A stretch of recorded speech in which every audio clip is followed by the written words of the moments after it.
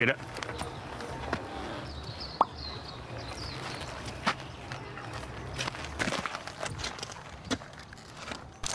Thank you, Hero, for bringing me...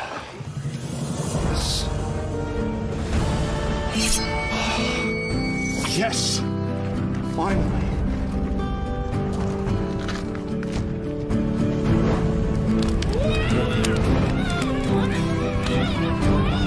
Yeah, big NPC, man.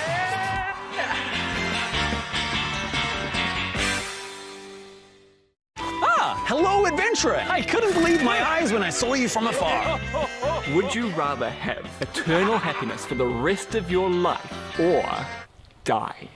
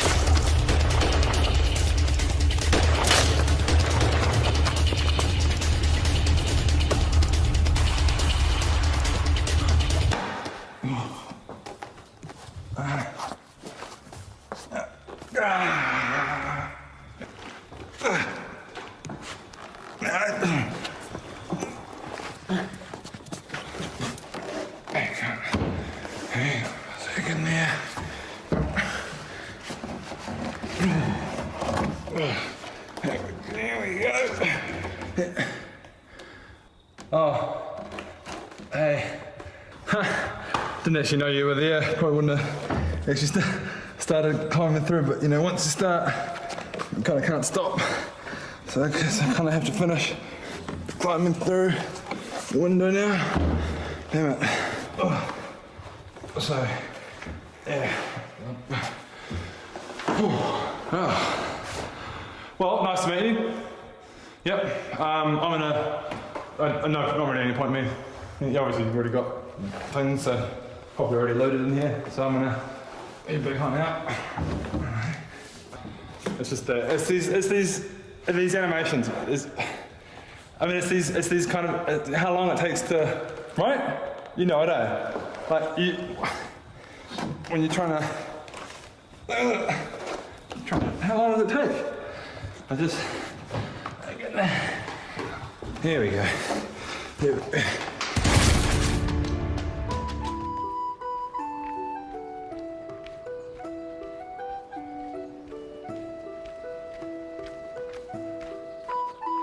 Morning! Nice day for fishing, ain't it?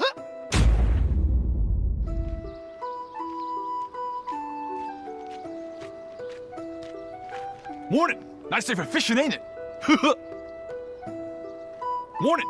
Nice day for fishing, ain't it? Morning. Nice day for fishing, ain't it? Morning. Nice day for fishing, ain't it? Morning. Nice day for fishing, ain't it? Okay, enough, enough. You, here, okay? You're gonna get a taste of your own medicine. Yep, this is happening. You turn around and you watch this.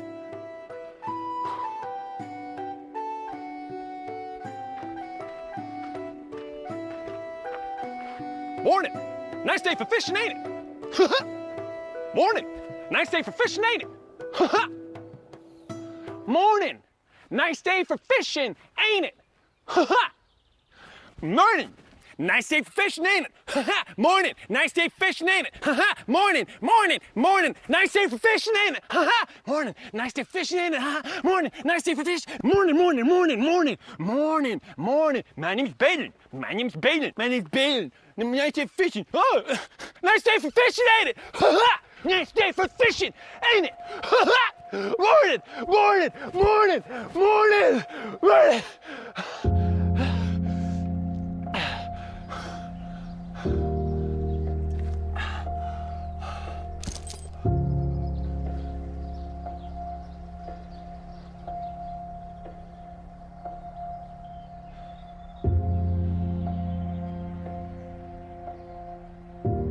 Morning.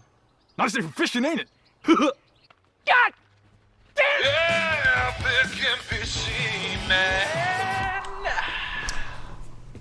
Hi. Oh, an employee will be with you in a second. Oh, okay. Oh. Hi. Just looking for a gaming laptop. What? Sorry, a gaming laptop? I don't work here. Yeah, totally. It's just I'd like to ideally be able to run like Warzone at top resolutions, that kind of thing. So I'm just keen for some recommendations, really. Yeah. I see. I don't work here, sorry. Oh, look, money isn't an issue. I've been saving up so I can spare no expense. I see what's happened. The people who do work here, the employees, they wear red. And I am also wearing a red shirt. That's just a coincidence. Sorry, I don't work here. Like this morning, I just put on a red shirt, didn't think about it. What is happening? I'm just waiting for you to show me some options. I'm not going to. Oh, no, I think you should just show me some options. I don't know what you want to see. Some options. I don't know what the options are. I don't work here. Well, just show me them. Show me the options. But I can't. I don't work here. I don't know what to... Just show me the options. What would I say about them? I don't know what the options. What's going on? Your employee is refusing to show me the options. Sorry, why are you not serving this customer? I don't work here. Don't be ridiculous. Of course you do. I'm so sorry about this. No, it's okay. I don't know what's gotten into him. I don't work here. Oh! Woo! Okay, I'm so sorry, sir. I'm going to be back here to serve you in 1 second. I'm just going to have to deal with my employee. Great. Get out the back right now and stock those shelves, thank you. But I... Oh, I have had it up to here with you. Out the back right now. Go on. Go on. Yep. I'm going to go home. Did I give you leave to go home? Sorry. Did I give you leave to go home? Did you get leave requests from me? Did you? No, I don't... Well, get out the back and stock those shelves right now, thank you. I need to... No. Out the back. Out the back. Out the back. Get out the back.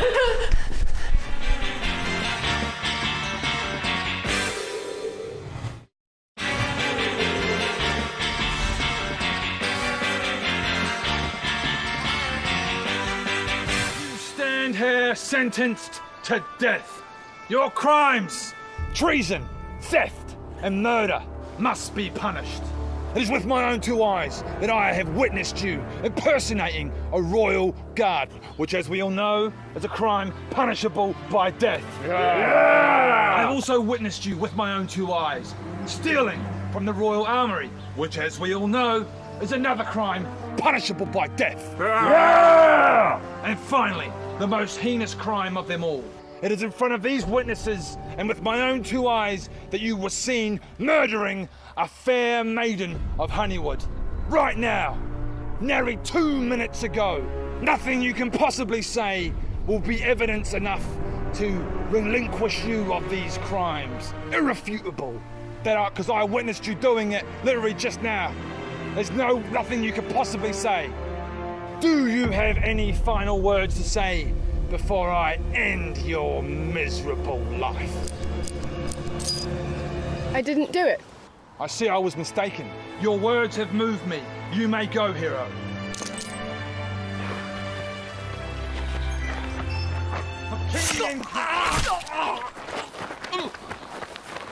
For a piece of the kingdom. Yeah, it can be seen, man. StarCraft 2 requires way more skill than Dota 2. I mean, in Dota, you're controlling one unit. You got to think about getting last hits so you've got enough gold to buy better items. I mean, in StarCraft 2, you can control up to 200 units. 200. I mean, you got to think about infrastructure, battle plans, harassment, defense, positioning of units and buildings. So while I respect your opinion, and I respect you as an individual, I'm gonna have to disagree, sir.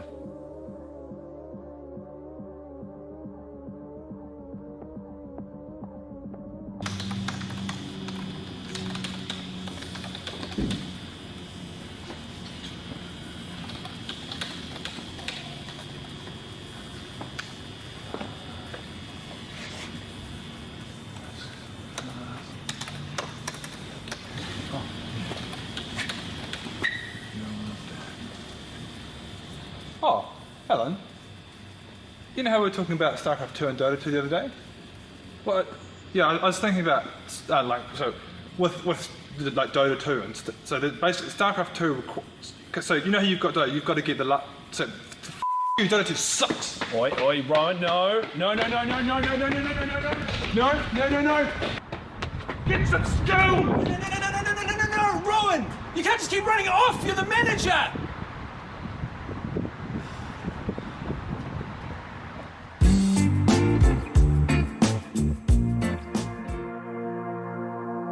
We're in the top 10 and the circle's closing in. We're in a good spot, but there's something on your mind. And you say you haven't found much loot, you need a scope, but mainly you need more time.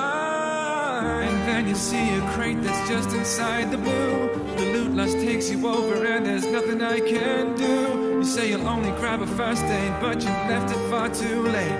And I see the realization on your face.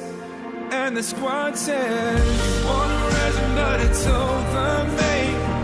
Blue's coming and we gotta get away. It's never easy to walk away. Let him go, it'll be alright. I look back and see you just outside the zone. I see you crawling on your knees. You're in danger and alone. And logic tells me I should leave and get to cover.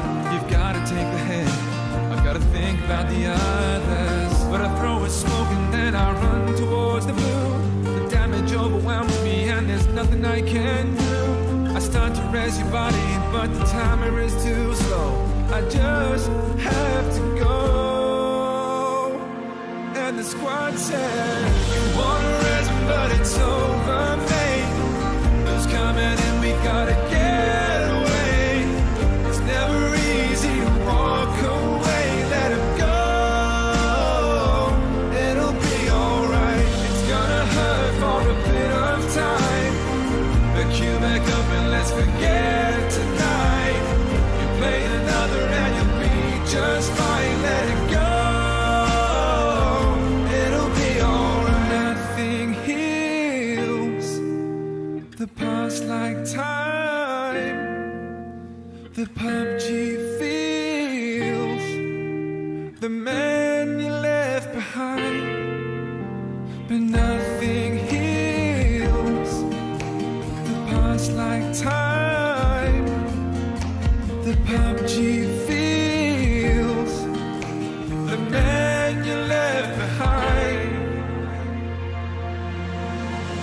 You wanna rest, but it's over, mate. Blue's coming and we gotta get away. It's never easy to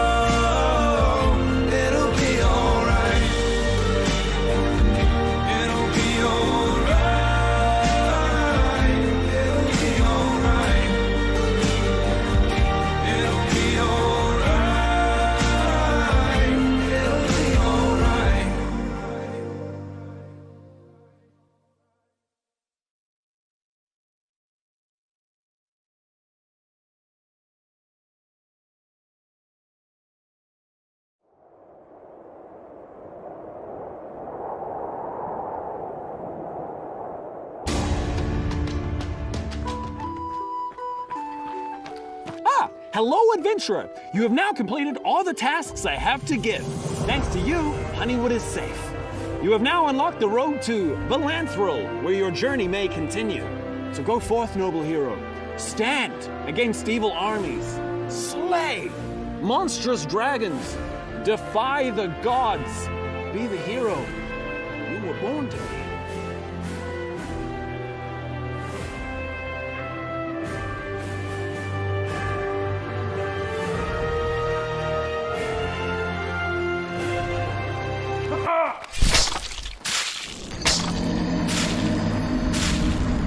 Yeah, big and busy, man.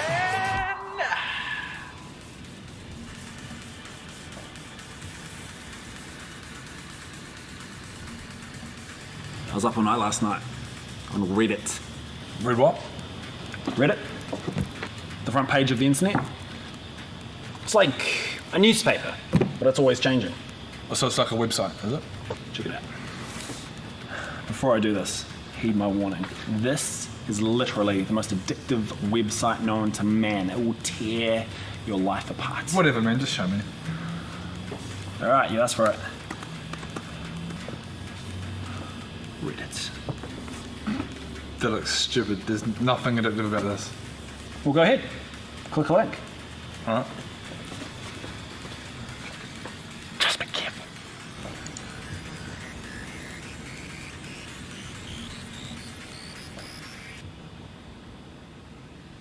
You coming, bro? Okay, you're looking up.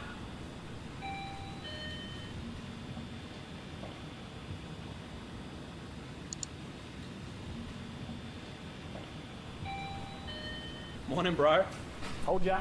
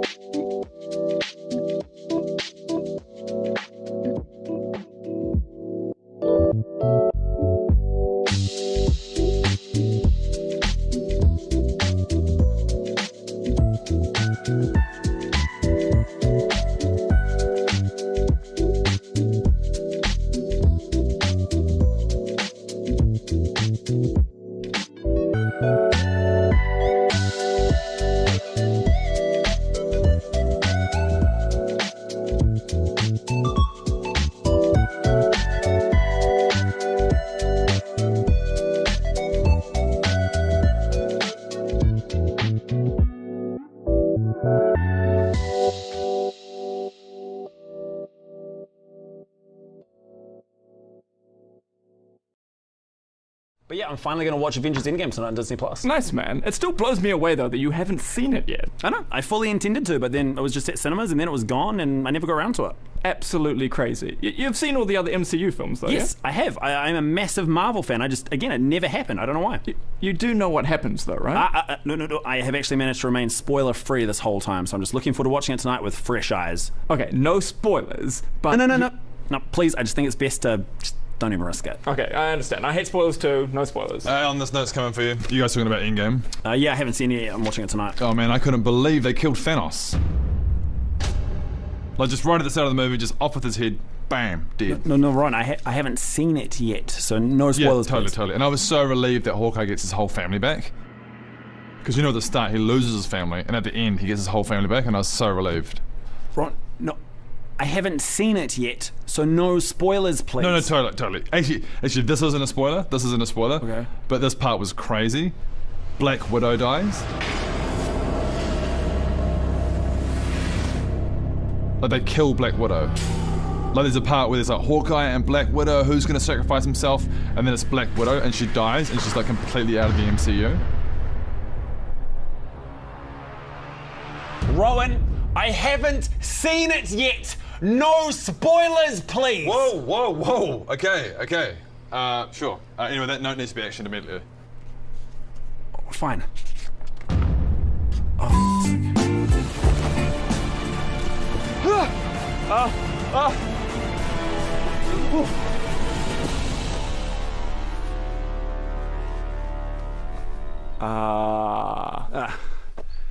The guns haven't spawned, so... Yeah, guns haven't loaded in. Classic PUBG, right? It's getting a lot better though. Oh, don't get me wrong. Great game. Great game, love it. Apart from some issues from time to time. All the time.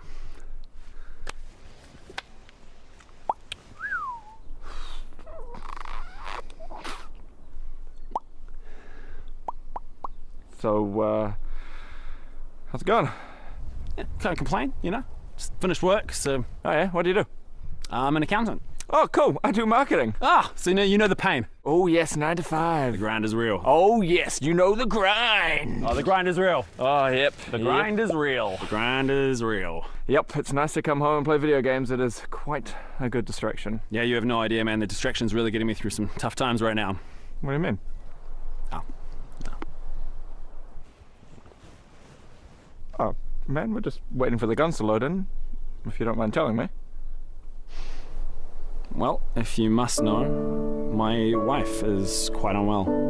She's really sick, and I spend all day, every day, just kind of stressing about her. Oh, man. And the only thing I can really do to get me out of that space is to just play video games.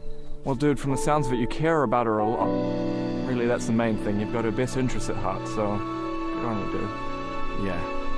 Yeah, I feel real guilty, but it's the only thing I feel like I can do. And the gaming community's been so great. Like, meeting great people like yourself is awesome. It's a huge help. I mean, the entire gaming community are just amazing. All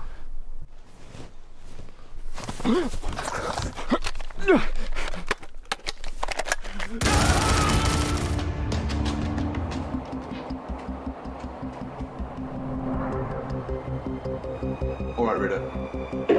You don't control me anymore.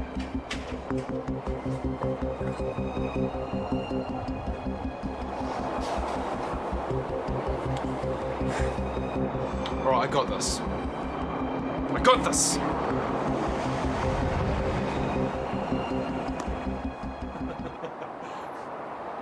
Oh, okay.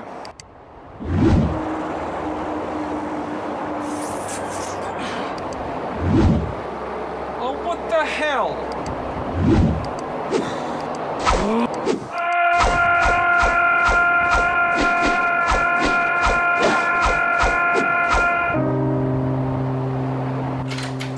Hey, bro.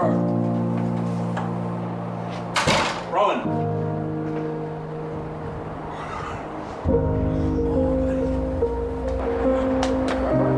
Okay.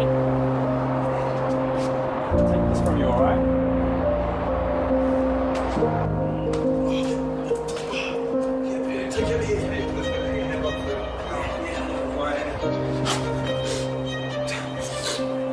I started in pics, then went to videos, and went to funny. Troopers. And then before I knew it, I was like, dead cats, and birds with arms, and space ducks. What are space ducks? Never go to space ducks. Why? Never go to space 6. Okay, man. Promise. Read it. The karma means nothing. The karma means nothing.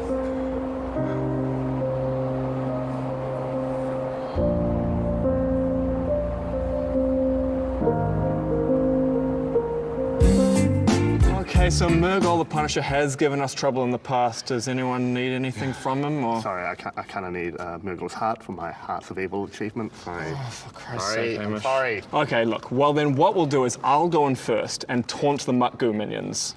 I will cast Intimidating Shout, so they'll scatter them so I don't have to fight them all at once. Yeah, and I'll cast Divine Globe over the party to protect us from the AoE attack of the Muck-Goo goblins. And I calculate they should give us a 32.3333 recurring, of course, chance of survival.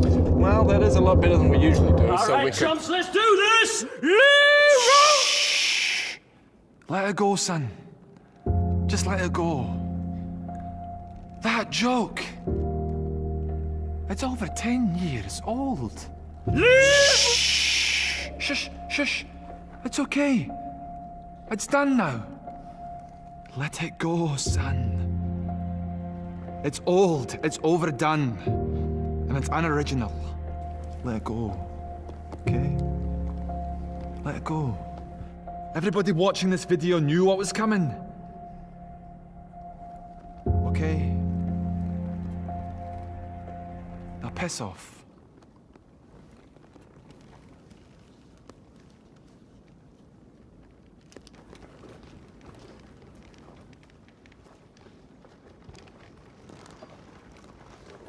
Excuse me. Yeah. See ya, bro.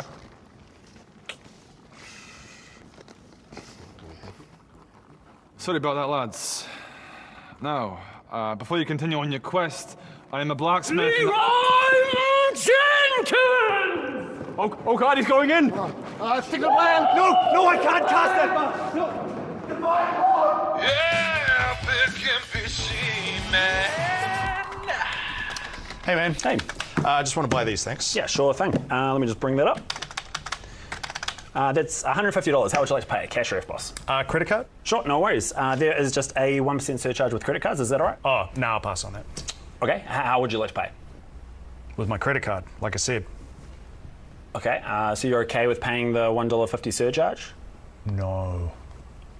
Okay. I think we're going to have to figure out some other way to pay. Oh, no, sorry. There seems to have been a miscommunication. Let me clarify. I want to pay with my credit card, but I do not want to pay the surcharge. Okay, you're aware I literally have no control over that, right? What do you mean? Just don't add the surcharge. It's automatic. It happens automatically. I mean, I don't care if it's automatic or not, just don't do it. Okay, I don't think you quite know what automatic means. It's beyond my control. I don't have any say in how that plays out. But surely it is, right? I mean, you're the one deciding to put the transaction through, so just make the decision to not add the surcharge. Okay, I am going to make a decision for you. Perfect. I decide, of my own free will, to charge you the 1% surcharge. Because I'm a greedy man. I'm greedy. Outrageous! That is outrageous. That's outrageous. Unless you can think of some other way to pay. Actually, yeah. Yeah, I can think of some other way to pay. Great, that's awesome. Good. Perfect. Great. So we're both going to be happy. I've got a way to pay. You're going to accept the way I pay. I'm going to get my way to pay. I'll see you soon. Yep. Great. Yep.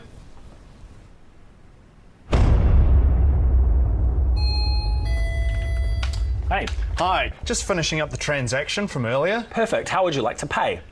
Cash. Good.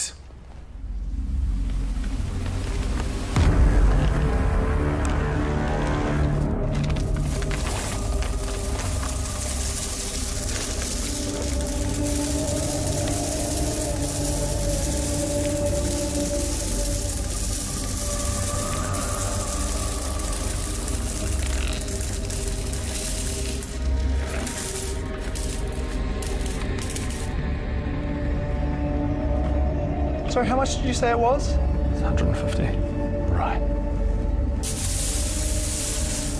Yep, 150. It's all there. Feel free to count it if you want. You can't do this. Can't do what? Pay for something with money? You guys accept cash, right? Yes. Great. Well, as I say, unless you want to recount it, I'll probably just take this. Thanks very much. Oh, actually, before I forget, second. 2, 3, 4, 5, 6, 7, 8, 9, 10, 11. Little 1% tip for you there. Have a good day.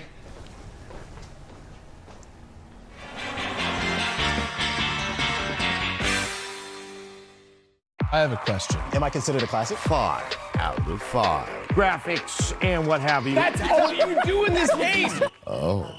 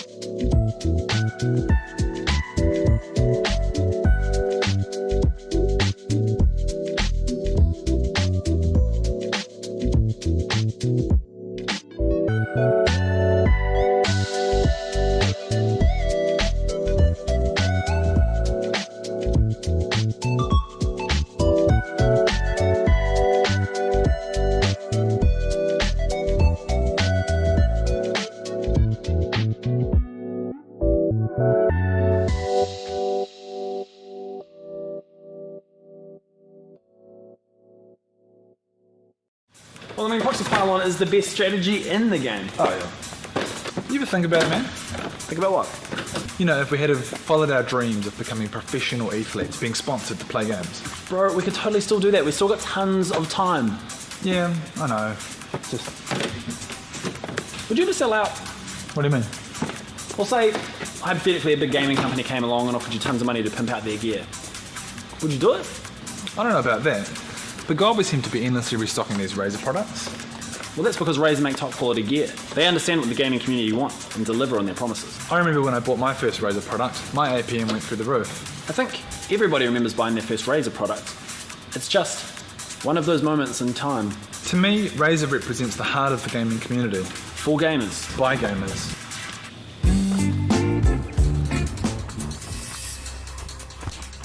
Where you want to go? Well, we are like literally right in the middle of the circle. Yeah, wow. We're pretty well looted. Should we just stay here? I mean, I don't mind the spot. This is a good spot. I mean, if we've literally got nowhere else to go, we might as well just stay here. Yeah. All right. Guess just stay frosty. All right, let's do it. I'm going to take the corner. I'll cover south. Okay.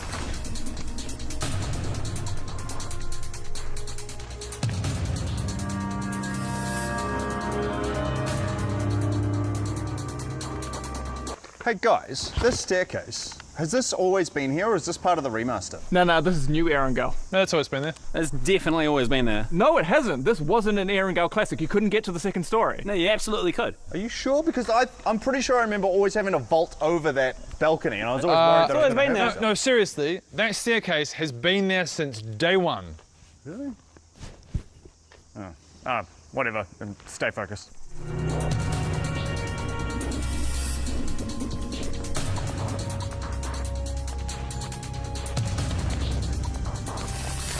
What are you doing?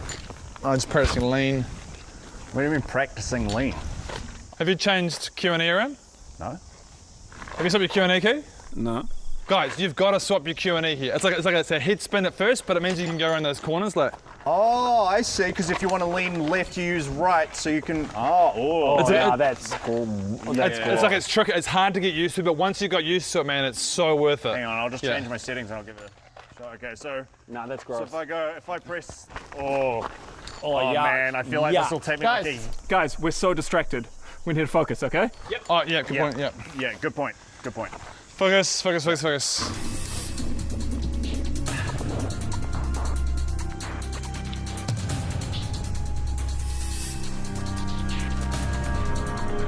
You guys said they're doing a Friends reunion? Really? Yes. What is up with that?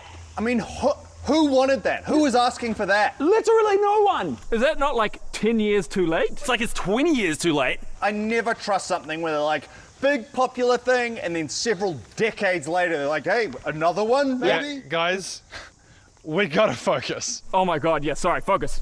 Like this happens every time we are like dead center in the circle, we just completely lose focus, okay? Staying focused. Focused.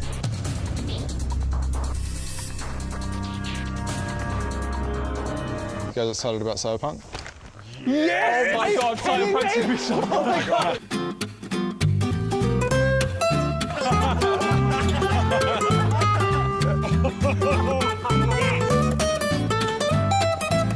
But I also have pickup too. Oh, snap. Okay, guys, I'm back from the bathroom. Oh, it's all good. I'm just browsing Reddit. Oh, what?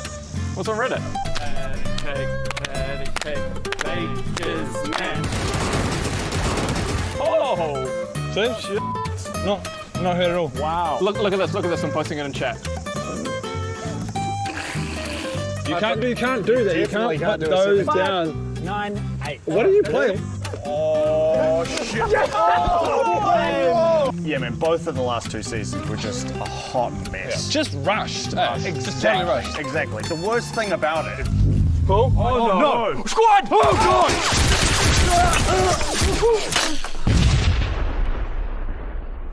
All right, good focus, guys. Nice. We kept that focus, didn't we? Guys, we need to stay focused. God. Thanks, Alan.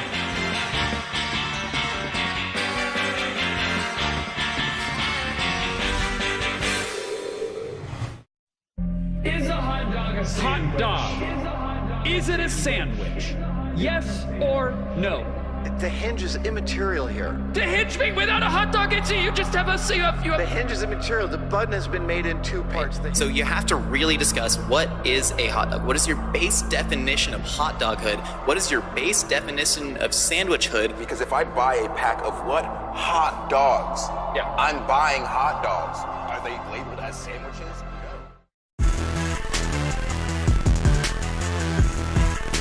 Today on X-Play, we're covering the biggest games coming out of the Xbox Showcase. Plus, all my nightmares have come true with our first look at Callisto Protocol. Astronauts poop in their spacesuits, right? It's game time. Hey, and welcome to X-Play. We finally get a look at Starfield. We can say unequivocally, 1,000 planets is too many! According to Phil Spencer, one of the most anticipated games in Xbox history is Bethesda's new space RPG, Starfield. A lot of us at X-Play, well, mostly our producer Emily, have waited with bated breath for official gameplay regarding the first new Bethesda IP in 25 years. That gameplay landed during the 2022 Xbox Bethesda Showcase and showed off everything from combat and character creation to a tentative release date. That's right, nerds. Todd possibly didn't put that May 7th there for nothing. While a locked release date has not yet been confirmed, May fits within the 12-month timeline, and it looks like Papa Todd's planning to squeeze out a big old baby just before Mother's Day next year. We're burning starlight, so let's dive in.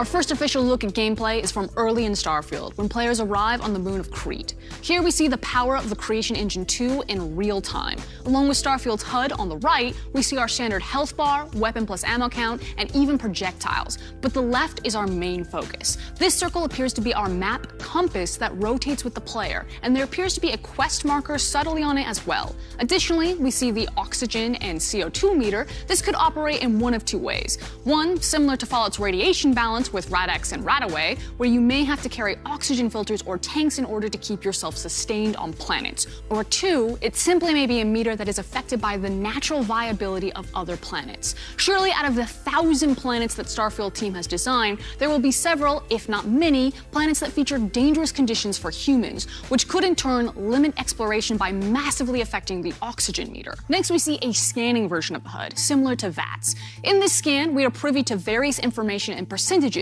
all research pertaining to the moon the player is currently on. As members of Constellation, it only makes sense that it's our mission to research and document the various planets we will encounter in our travels. Moreover, our left-hand HUD now shows the planet's information including temperature, oxygen levels, and gravity. And the bottom bar is packed with the option to scan, enter photo mode, toggle a guide, and most interestingly, set up an outpost. Speaking of the HUD, in this demo we also see it utilized in material mining and combat. Specifically in combat, showing an enemy's difficulty level, health bar, and for a brief moment, the pickpocket option for when this NPC is alive, and then quickly the take and transfer options upon their death. Typical Bethesda loot and shoot corpse style. Let's dive into Starfield's combat for a second. Now, while we didn't see a ton, there is enough to compare and dissect. As we mentioned in our Fallout 4 retro review, Bethesda did an impressive update on the combat in Fallout 4, making it fluid, creative, and fulfilling. In one sequence, we see this creative, fulfilling combat exemplified by the player shooting the jetpack of a pirate, causing them to explode upwards into the sky like some kind of terrifying NPC firework. And on the topic of jetpacks, there are jetpacks! Jetpacks will allow players not only the option to get creative in battle, but to explore the various planets in ways we haven't before. Move over, physics-defying Skyrim horses, it's jetpack time. And on the note of physics, it looks like gravity will play a unique role in not only combat, but surface traversal as well. As we noted earlier, the scanning version of the HUD provides the value of gravity on that planet. Hopefully we can look forward to a variety of gravity options on various planets and moons, ranging from light to heavy, providing a true intergalactic exploration experience. Lockpicking, a Bethesda staple, is back and comes in the form of a creative digilock puzzle this time, rather than just maneuvering a lockpick or bobby pin into place. Moreover, while we don't see hacking in the demo, as the player exits the facility, there is a computer right next to the door, which could possibly mean that the terminal/computer hacking from Fallout has been added to Starfield as well. Now, space combat is great, but it's time to dig into the thing that sets Bethesda apart, its RPG elements. All of us at XPlay were genuinely surprised to see the return of the first-person punch-in for NPC dialogue. Honestly, we haven't seen this since the Oblivion and Fallout 3 days and considered it obsolete in the post-Skyrim era of the studio, even if they do look a little cross-eyed in this trailer. And the Monday after the showcase, Bethesda came out and said that Starfield would be in a traditional Bethesda RPG first person, and that the main character would not be voiced. I repeat, would not be voiced! We mentioned in our previous Starfield video that the game will feature a persuasion system similar to that of Oblivion, but not nearly as effective as Todd Howard's persuasion on the Fallout 76 announcement. So now let's talk about you, or rather the character you get to create. During the extended look, we got a quick peek at character creation from the beginning of the game. There, we see the customization tabs for biometric ID, body, face, background, and traits. In these tabs, we can expect the same customization options we've seen evolve throughout the last 10 years of Bethesda titles, in addition to new options like choosing a walk style. Most importantly, you'll be able to choose your character's background from a wide list, including bounty hunter, chef, diplomat, and even gangster. Based on your background, you'll be given a set of 3 starting skills that relate to that choice. And most importantly, your background will be referenced and known by characters around you. It says here you spent some time as a diplomat. Similar to another great space RPG game. Your dossier says otherwise, Shepard. You were trapped on a cruise all those years ago, and you were the only one to make it out alive. From there, you can select optional traits that come with a unique set of advantages and disadvantages. For instance, if you pick introvert, you have more endurance when adventuring alone versus with companions, as opposed to the extrovert trait, which will most likely provide the opposite. Now, a lot of folks have been noting the similarities to No Man's Sky in regards to gameplay, but we'd like to take this time to point out a space game that Starfield's RPG elements look similar to, Obsidian's The Outer Worlds. In the Outer Worlds, you not only select your background, which impacts your various skill levels and abilities, but throughout the game, you have the option to select traits that provide both a boon and consequence to your character. Starfield looks like a serious and grounded space RPG compared to its colorful and chaotic cousin, but it will be interesting to see if Bethesda's writing can keep up with the immense lore, humor, and creativity that Obsidian has brought to the space RPG table. Now, it isn't a space game without space travel, is it? And Bethesda has delivered. Not only can players look forward to piloting their own spaceship through space and engaging in space combat, but you'll have the opportunity to build bases on various planets and customize your ship. Now, we could get really cocky and tell you that our outpost crafting, and even ship flying were just a few of the Starfield elements we correctly predicted in our Everything We Know About Starfield video. But like Space Icarus, we don't want to fly our ship too close to the sun, so we'll settle with a very subtle celebration. See? Nothing but humility here. The customization of your ship isn't purely cosmetic either. Oh no. Ship parts will have individual functions, bonuses, and health levels, allowing players to build the ship of their dreams, from speedy vessels with a high level of maneuverability to powerful bastions bulked with shields and health. The bottom of the ship customization menu is where we can learn about the different specs of our ship will have to balance. Our weapons, ranging from lasers to missiles, shield cargo, crew size, jump range, top speed, and more. There is so much to customize in this game, it's honestly overwhelming. Like an all-you-can-eat Las Vegas buffet. The choice can look super appetizing to some, but at the same time unappealing to others. Overall, Starfield is what we predicted in our Everything We Know About Starfield video, a sum of everything Bethesda from the last 20 plus years. You can see the Oblivion and Skyrim influences in Starfield, along with the Fallout 4 and, yes, Fallout 76 influences in the game as well. Starfield is the culmination of Bethesda's past and a look to its future. But Todd and Starfield are promising a lot. Over 1,000 planets to land on freely and openly discover? It sounds almost too good to be true. But so did Cyberpunk 2077, No Man's Sky, and recently Fallout 76. Starfield looks and sounds impressive, but these last few years have taught us to take these big promises with a grain of salt, or perhaps a whole industrial salt shaker. Do we want these developers to deliver these incredible and impressive gameplay experiences? Yes, but not at the expense of their workers or exaggerating their capabilities just for press and clout. We'll keep an excited yet watchful eye on the upcoming Starfield updates and look forward to the day that we get to traverse the settled systems ourselves. The universe is vast and full of ads, and we'll be right back with Redfall and Diablo 4 and more after the break. So many planets. Too many. I hope there's something on there to explore. None of them will work. Don't say that, Jerome.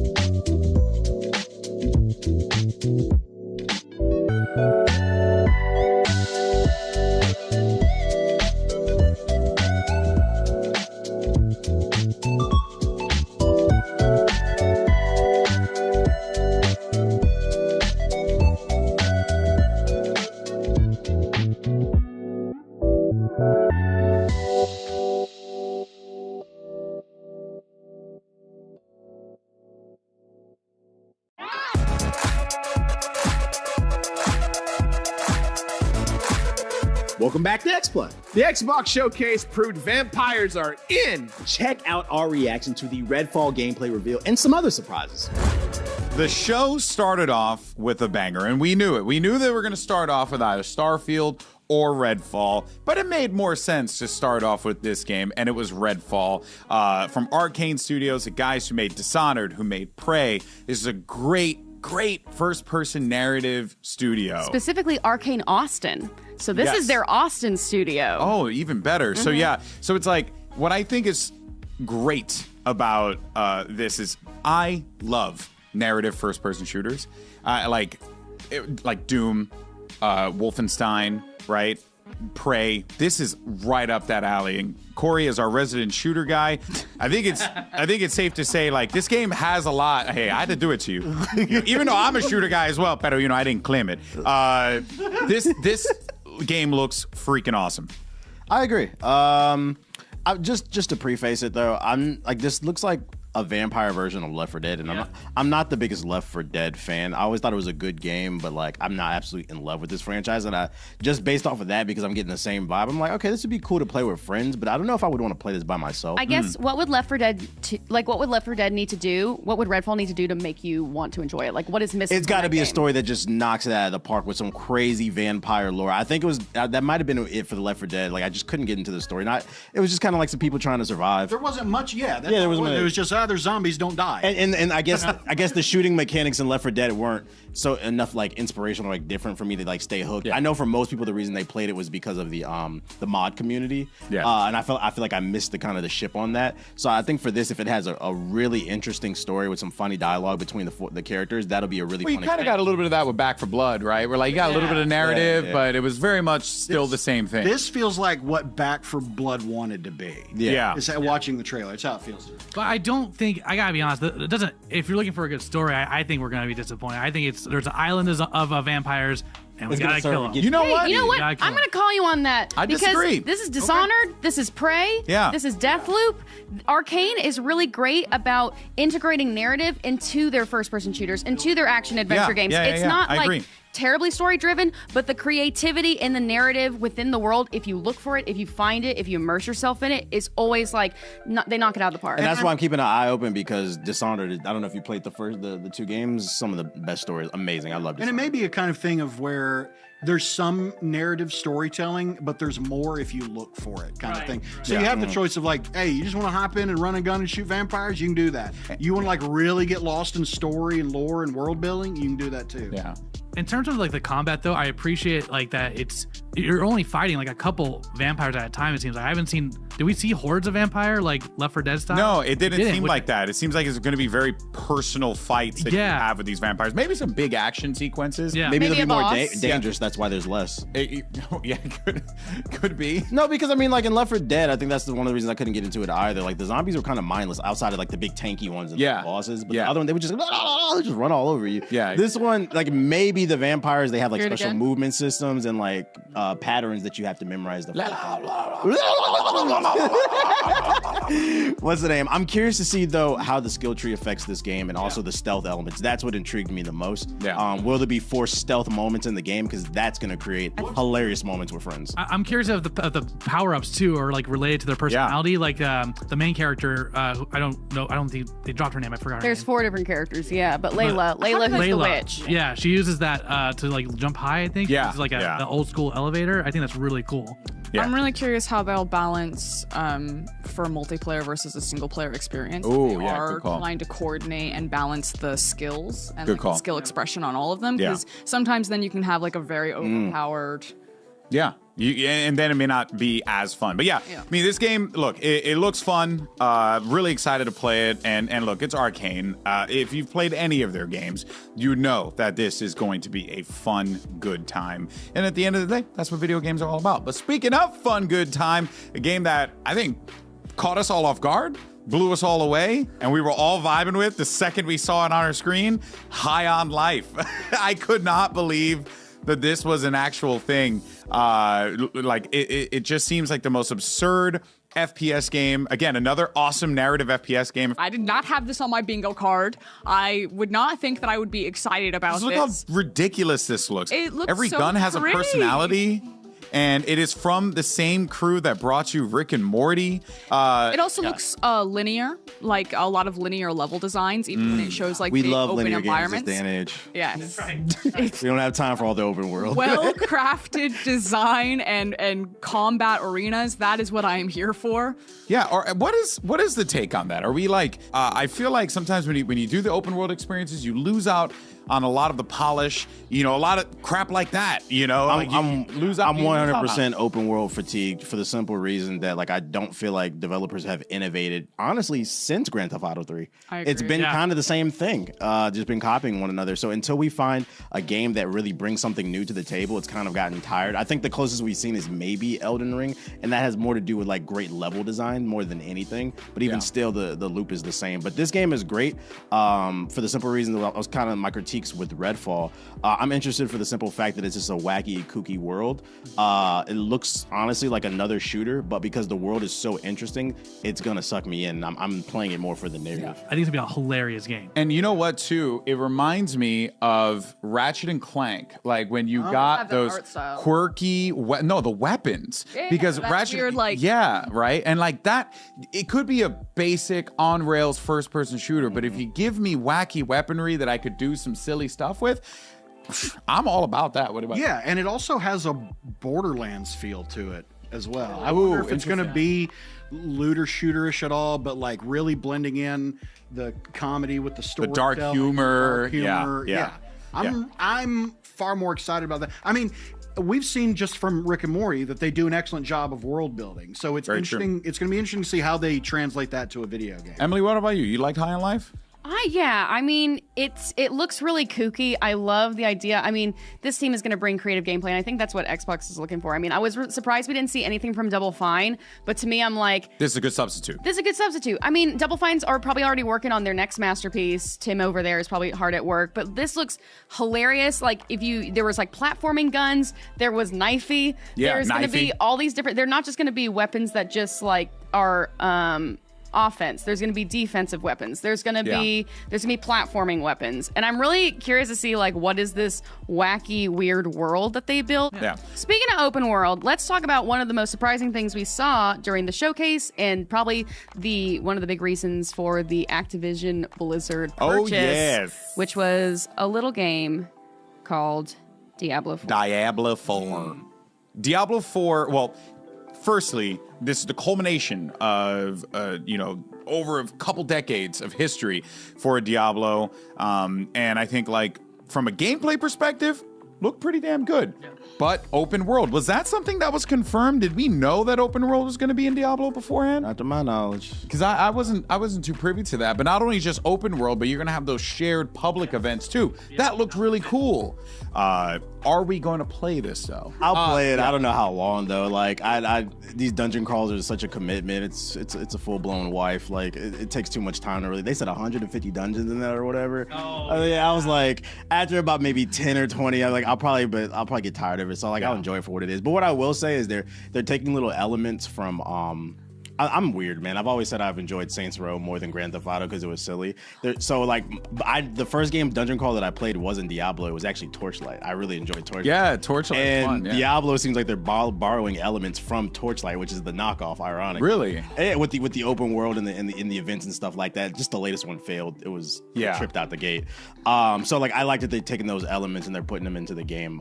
So I mean, I'll play it. It's just a matter. I don't know how long. It looks really good though. Yeah. It's if you love the isometric dungeon crawling experience, Path of Exile, right? Like those types of games. Oh, that's great. Right up your alley. This is literally for you. If you play Diablo, you already know what you're getting yourself into. And hey, it looks like it's going to be a fun time. I am in serious danger of losing myself in Diablo 4 Tron style. Which is scary, but not scarier than what's coming up after the break. Callisto Protocol goes all the way to 11 on the gore scale. It's time for Space Nightmares right after the break. It's gonna be so sick. It's gonna be spooky.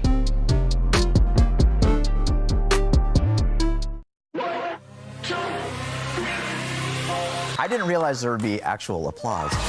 Yes! Life-changing. That's all you do in this game. Graphics and what have you. Marvel Spider-Man by Insomniac Games gets a 5 out of 5. So I have a question. Am I considered a classic? Zelda! Oh.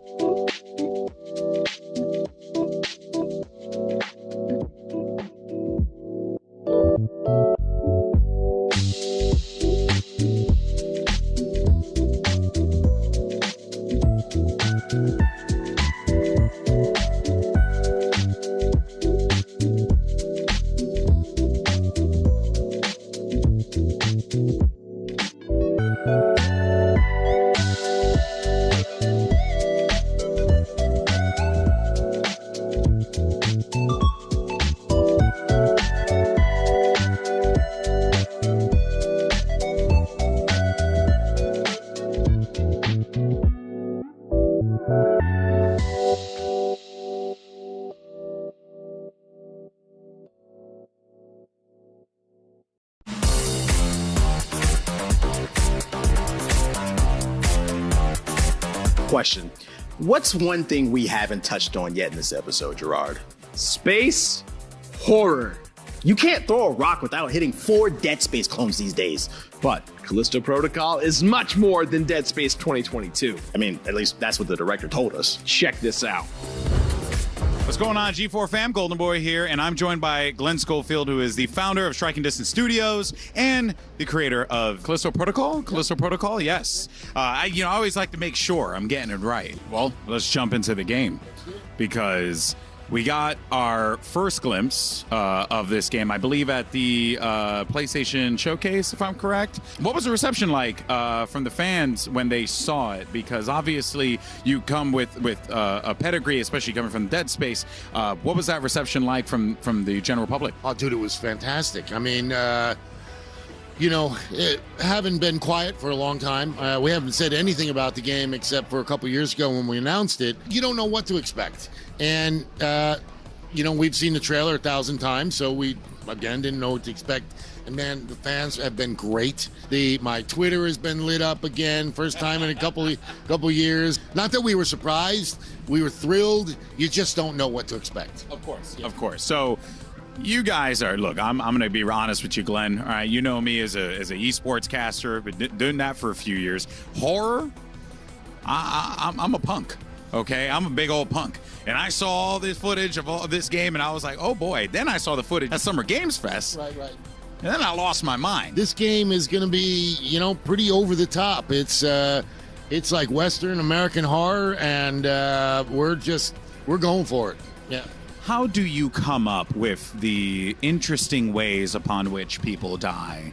Because there was that one in Summer Games Fest where the guy's arm got trapped inside of the thing, and at that point he's basically screwed, but yet somehow he's still trying to make it happen. What is there like a person you talk to? It's like a director of psychotic things that handles this stuff? Well, can't take the blame for all that myself. We got a team with a big imagination. They come up with stuff like that.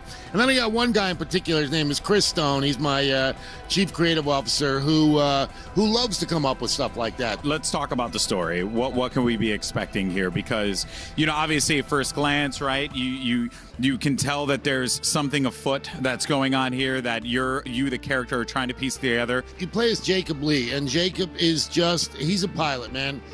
He's been flying parcels and packages and stuff like that around the a galaxy or more along the colonies around Jupiter. And, you know, he gets caught up in something sort of bigger than him. And you find out that, you know, he's not maybe completely innocent in some of this stuff, but he is kind of an everyday guy, right? He's not a fighter or a warrior. They throw him in prison. Not too long after he's there, all hell breaks loose. Where Dead Space was like, you know, no cutscenes and that was all in. This is we tell a story, because you got to learn about the characters, because there's a few more, and what the heck happened. There is a lot to find out in this game. So what you want to do is go around and try and explore as much as you can. It's hard to explore a horror game because, you know, we're going to try and scare you half the time. But I think this game also has a lot of replayability because we've got beta pass we've added. Like I said, a lot of stuff to find. You can't upgrade everything at once. You're going to have to, you know, go through probably again.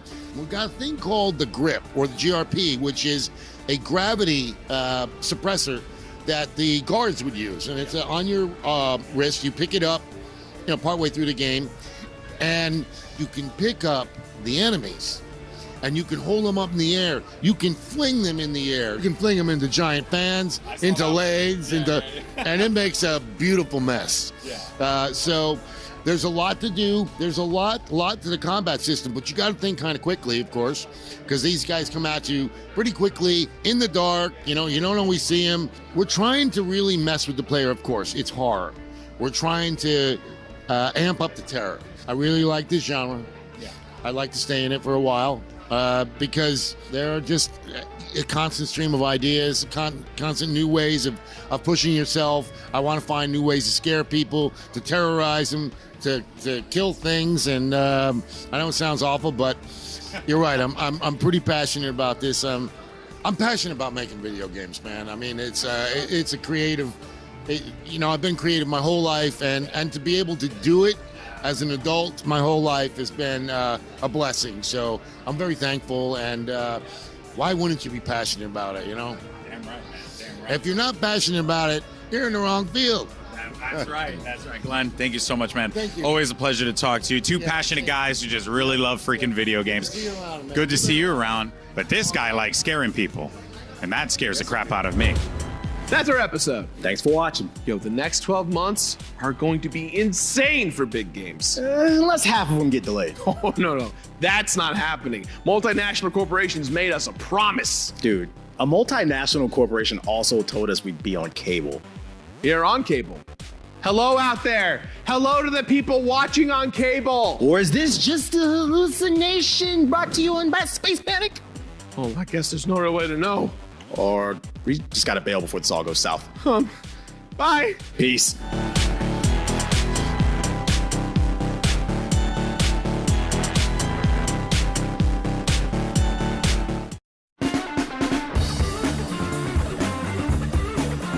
Today on X-Play, we pass judgment on a bunch of teenagers in our review of Teenage Mutant Ninja Turtles: Shredder's Revenge. It's just like Instagram, but with more salmonella.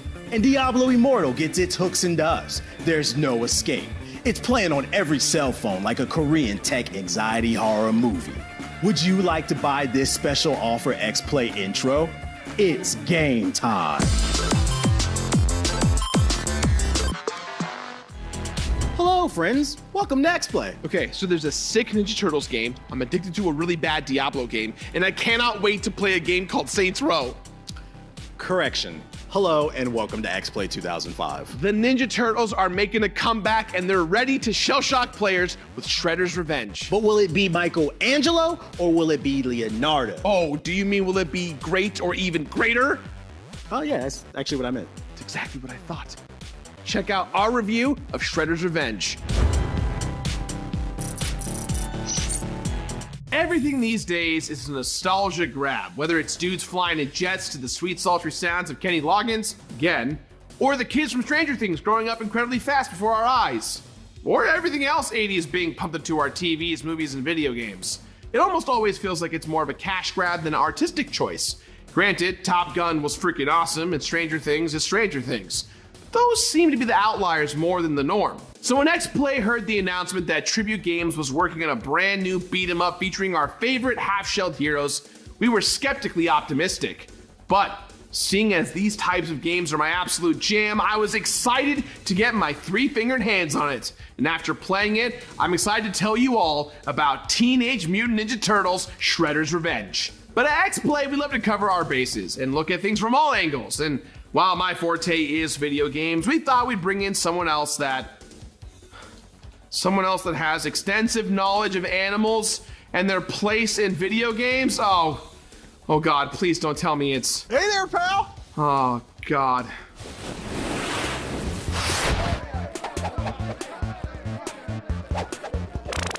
Why? Why are you here?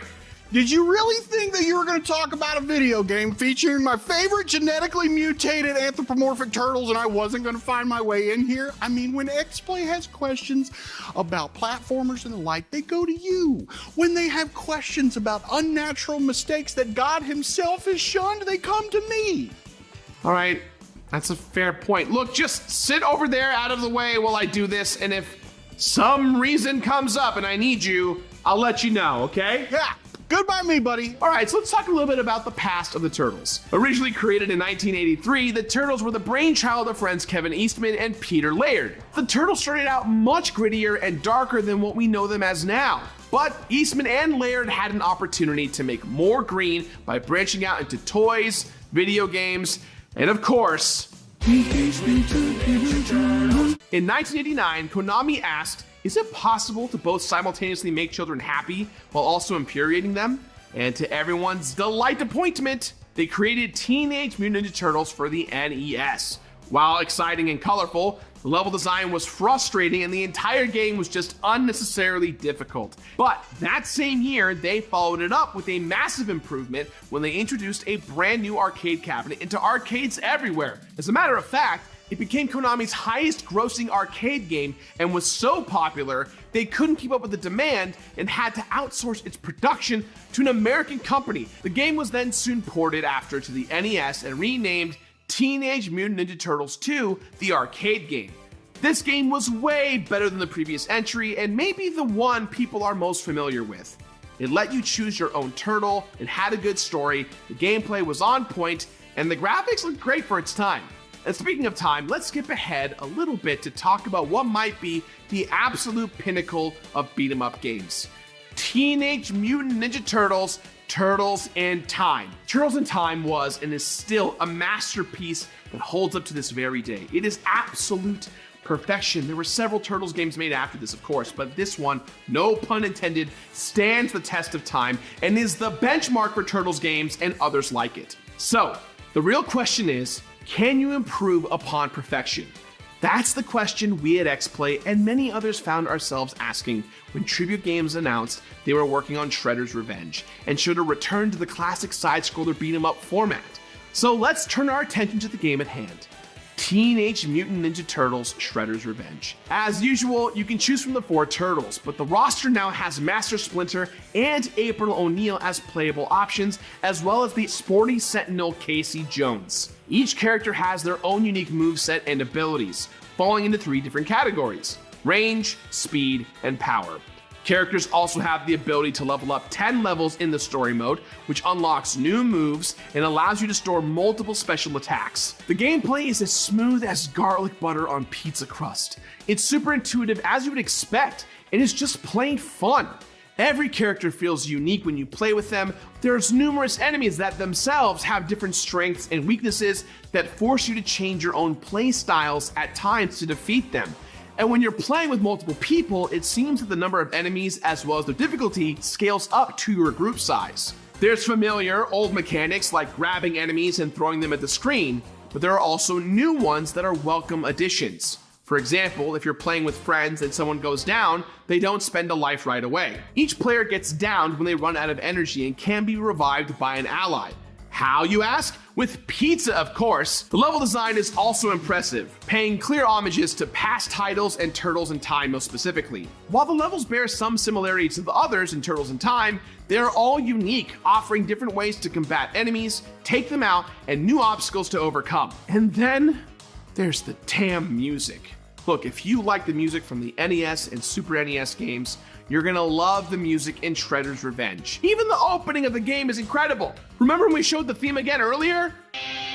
Teenage Mutant Ninja Turtles, Teenage Mutant Ninja Turtles, Teenage Mutant Ninja Turtles, heroes in the half shell. Look, this game had a lot to live up to, knowing exactly what it was modeling itself after. Shredder's Revenge is everything you want from a Ninja Turtles game. It has couch co-op and online play. We actually gave it a try with 6 people, and it was an absolute madhouse in the best way possible. So with all that said, we at XPlay are giving Teenage Mutant Ninja Turtles Shredder's Revenge from Tribute Games and .emu a 5 out of 5. I did it! What did you do, Kenny? I was finally able to replicate the beautiful mutagen by my colleagues at TCRI. Oh, this can't be good. No, Gerard, I present to you the latest from Bitsco Industries, the Ooze 2.0. Okay, look, you need to be careful with that. We're not insured here. I'm gonna be fine. Don't worry about it. I'll be careful. This is not what you do with something when you're trying to be careful. Come on, man. Ooh. Oh, you know what I'm gonna do with this bad boy? God. Yeah, I'm gonna become the most terrifying, intimidating thing you can possibly imagine. I'm gonna go ahead. Ooh, it's got a very fruity afterbirth there. Oh God! Oh God! Oh God! Kenny, are you okay? I did it! I'm invincible! Oh yeah! Need a bigger coat. What the are you looking at? If you need a pizza break after that face full of turtle action, now's the time. The show continues right after the break. Hey y'all, Scott here. Online personality test. I have no idea who I am. Just think about how different my life would be if I had this as a kid. Well, I'm done. I'm not going to game stores anymore. I'm gonna stick to doing what I do best. No manners, no subtlety.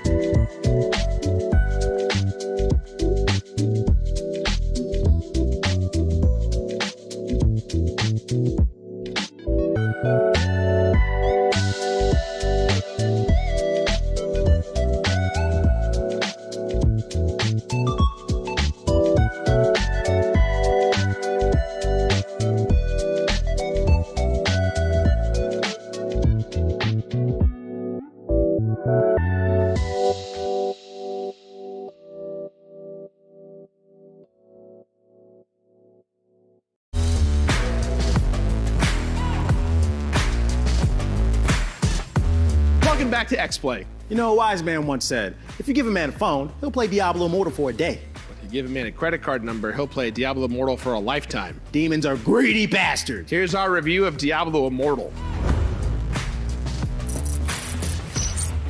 When Diablo first debuted in 1996, it felt revolutionary. There weren't many other games like it at the time, and it has maintained its popularity ever since. So, when Blizzard announced Diablo Immortal, a mobile version of the franchise we know and love, gamers were understandably hyped.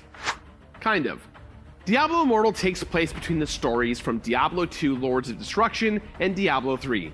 Deckard Cain tasks you with destroying shards of the World Stone in order to save the world of Sanctuary.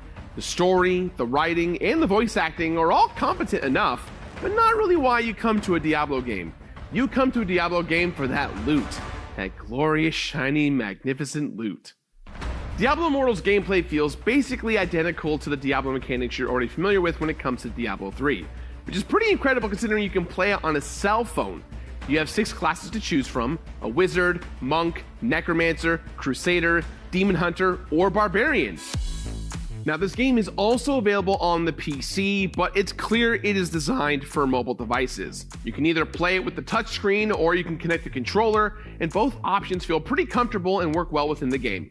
And while it doesn't look all that great on a PC, it does look pretty impressive on a phone. Obviously, the graphics aren't going to compare to the latest consoles, but I'm also not playing it on the latest consoles.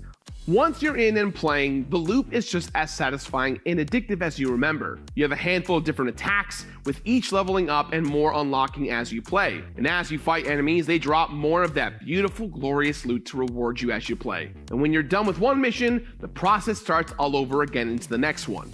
It's all incredibly mindless, but in a way that is really satisfying. The reward loop scratches that itch in my lizard brain that I imagine my ancestors felt when they went on a successful hunt and brought food home to their families. But as someone whose job it is to sit in front of a screen and only get into digital danger, this is as close as I'll ever get to those roots. I hope my kids enjoy the taste of digital venison and disappointment.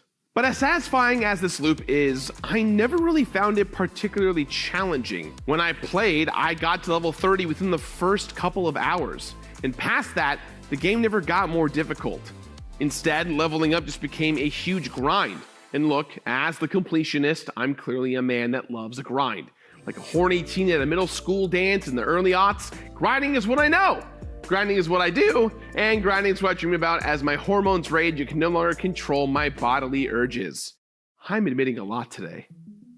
But all this grinding talk does bring us to the big, uncomfortable, expensive elephant in the room. Diablo Immortal's in-game purchases are so broken, predatory, and not worth it that it mars the whole experience for me.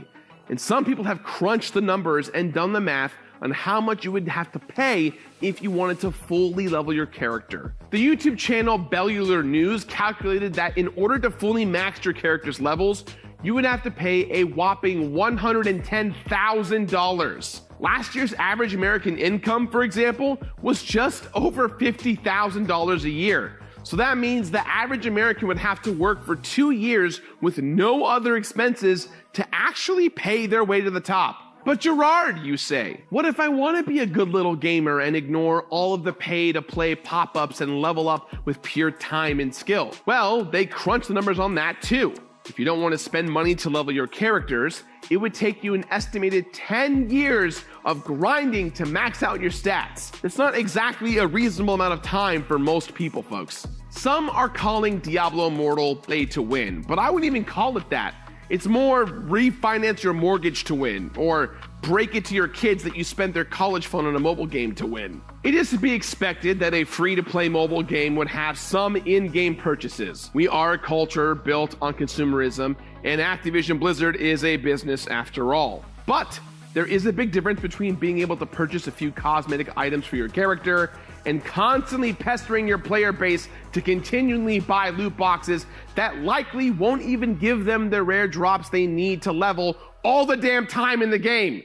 Yes, that's right. Even if you do buy the in-game currency, the rare gems are hidden behind loot boxes. That means there is no guarantee to even get those legendary gems to slot into your best armor. And the percentage chance of getting those legendary gems is so low, it's almost zero. This means that even if you are spending money, you don't have a guarantee to get the best stuff. If I spend money on a game, it better hand deliver me the best items in the goddamn game, as well as a little kiss on my forehead. Is that too much to ask for? A kiss? Some gems? I'm spending money here. Now, to be clear, I am not against a free-to-download mobile game having in-game transactions, but these transactions must be balanced. If you're offering anything more than cosmetic items or DLC missions, you should be able to achieve the same levels and unlocks in a reasonable amount of time without paying to level. And if you do pay, those rare items better be a guarantee. I even paid for an outfit in Diablo Immortal just so the game would stop pestering me with pop-ups. Did it make me feel good to have my digital wardrobe change? Not at all. It just made me realize that I cannot fill this hole in my heart by buying things. This hole is a part of me, and the only way to fill it is to realize that it was never empty at all. My heart hole has always been full of love from my family and friends. But let's be real, filling the hole with money is way more fun, and my friends and family are complex human beings, which means they can kind of be annoying sometimes, damn it. The unfortunate downfall when it comes to Diablo Immortal is that it matches the parallels of Diablo 3, which means you're going to keep replaying this game over and over again via expansions of seasons, getting your friends to play with you, and of course, Paragon leveling is back. It's not necessarily a bad thing, but considering how bad the leveling is in its current state, those 10 years of leveling will heavily weigh on you as you progress. As frustrating as the broken microtransactions are, there is still something pretty incredible about playing a Diablo game on your phone. Really, aside from graphical and UI choices, it doesn't feel as though the game compromised too much to get it on our mobile devices. If you're someone who really enjoys the Diablo games and isn't one to invest too much on actually maxing out all of your levels, Diablo Immortal can be great. It's a free experience that is perfect for playing on the bus or if you want to take a crap at your house. Can I talk about that still? No, Gerard. Look, if you want more than a mindless experience that constantly pesters you to cough up some dough, perhaps Diablo Immortal is not for you. This is all to say that Diablo Immortal is a really impressive mobile game, but perhaps nowhere near the greatest Diablo game of all time. That's why we're giving Diablo Immortal a 2 out of 5.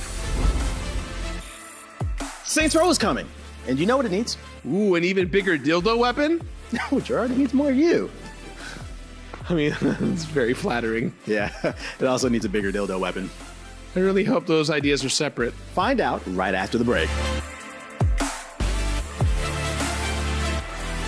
I have a question. Am I considered a classic? 5 out of 5. Graphics and what have you. That's all you do in this game! Oh.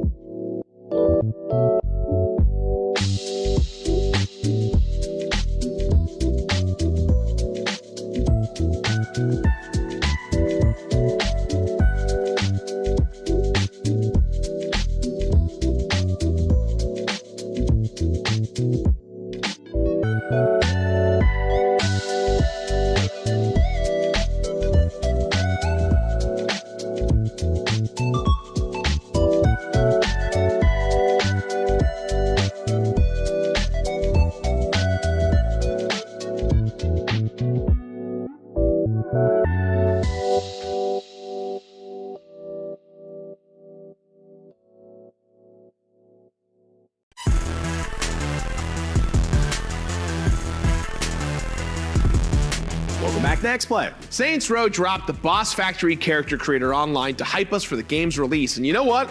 It's working. The community has already created eerily accurate renditions of Shaggy, Ronald McDonald, and Morbius. Oh, it's Morbid time. But what is it missing, Saints Row Flawless J? Can we just make fun of Morbius some more, please? No. The X-Play team created the best Gerard renditions in the Boss Factory, and the audience voted on which one will become the official Saints Row Gerard. All right, so it's both incredibly thoughtful and incredibly uncomfortable at the same damn time. Welcome to Saints Row Gerard Factory. So Saints Row Boss Factory is the new Saints Row character creator that allows you to create your Saints Row boss before the game even comes out on August 23rd, right around the corner. You can also share your boss with whoever you like, and they can play as your beautiful creations as well. You can download this in the Epic Games Store. The link's in the chat. I believe it's in the chat now. epic.gm/G4TV/G4TV Saints Row. Yeah. So the G4TV team and Epic Games have decided to team up and create our own unique factory, the Gerard Factory.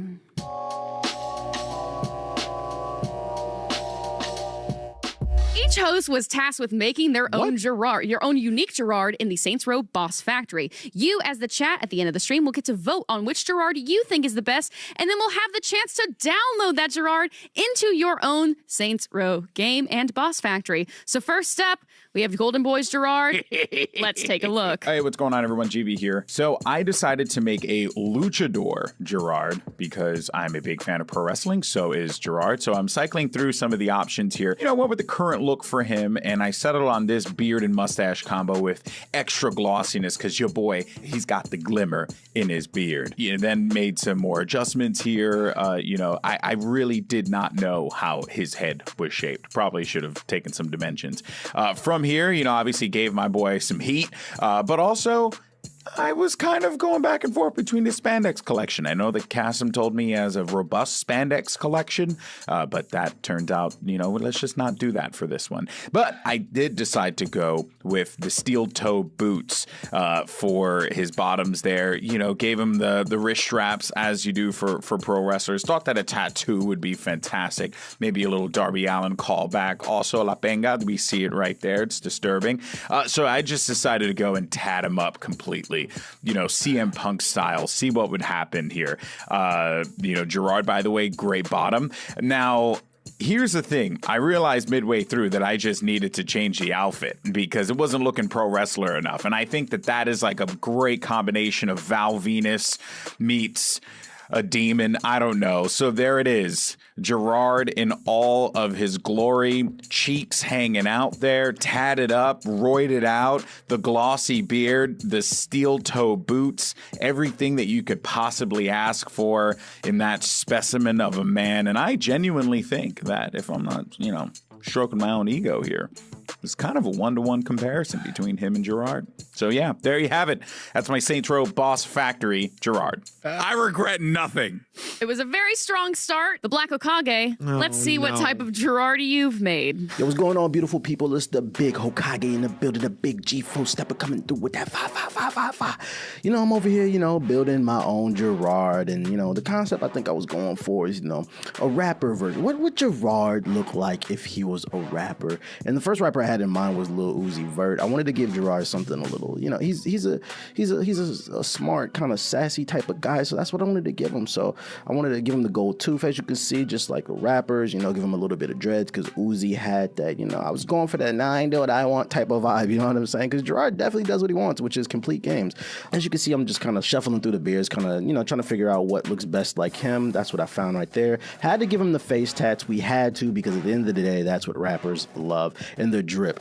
I think one of the things that I was looking for most importantly is giving them some Timbs, kind of give them that East Coast vibe. But lucky for me, I was able to kind of build my own with the puffer jacket. Rappers see, I'm creeping and growing. That's what Gerard likes to do. Look at me, I'm a rapper. And then, look, I think he's a dab right here.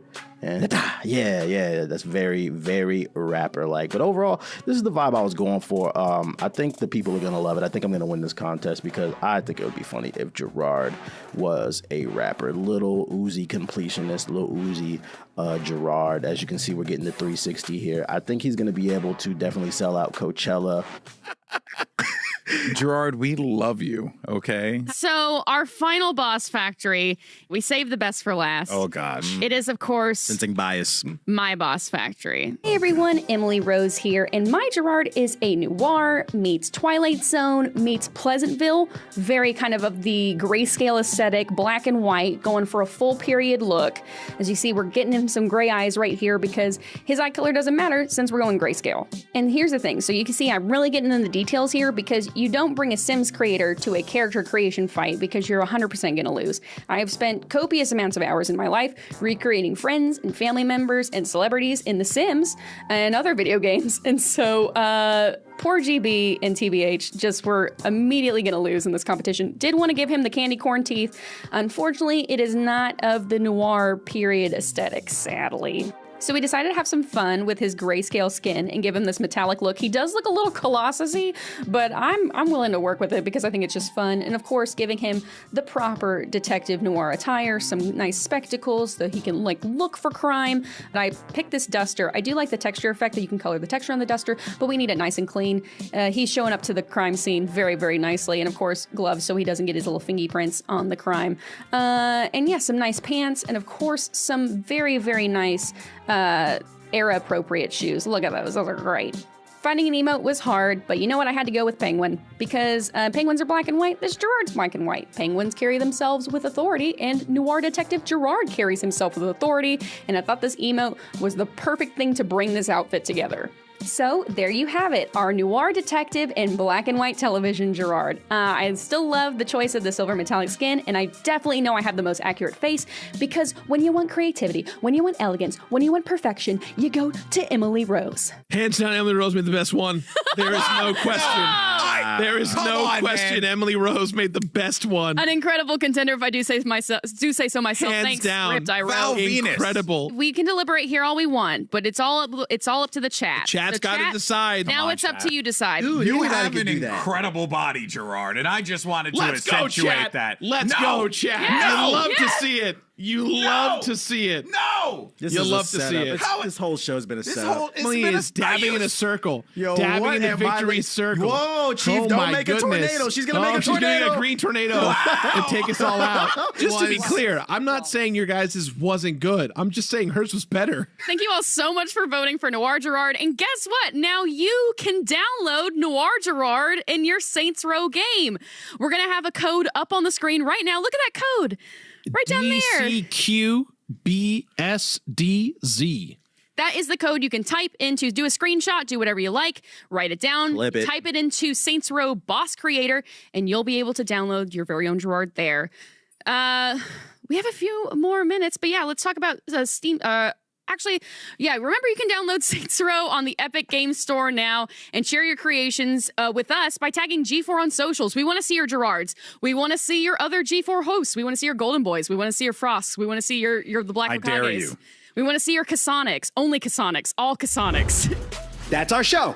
Thank you to everyone that voted for the Gerard character that will live forever in Saints Row. If you want to jump in on voting and asking us questions and occasionally having the chance to win stuff, check out our live stream every week. We'll see you next time. Peace.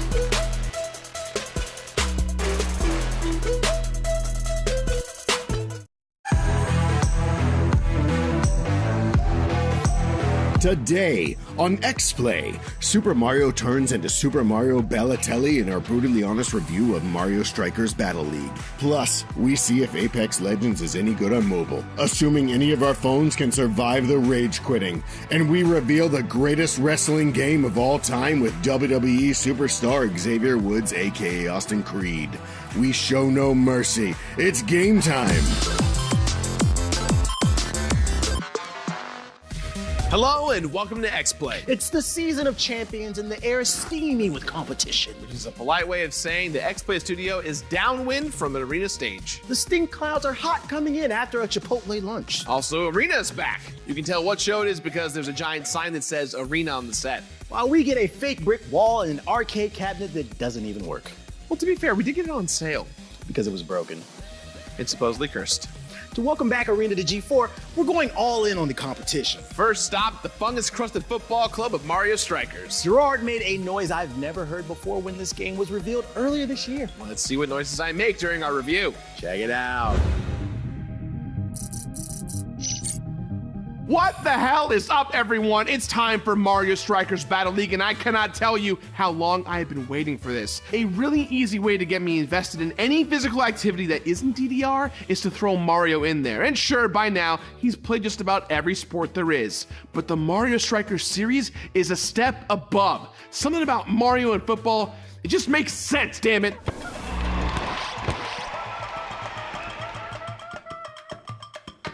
Mario loves all sports equally. Tennis, golf, baseball, whatever it is that he and Sonic get up to at the Olympic Games. And these outings always have a bit more personality than your Maddens and FIFAs and whatnots. But Strikers might be the sports series that most successfully translate that personality into a game that feels like the sport it's imitating, while also having room for shenanigans.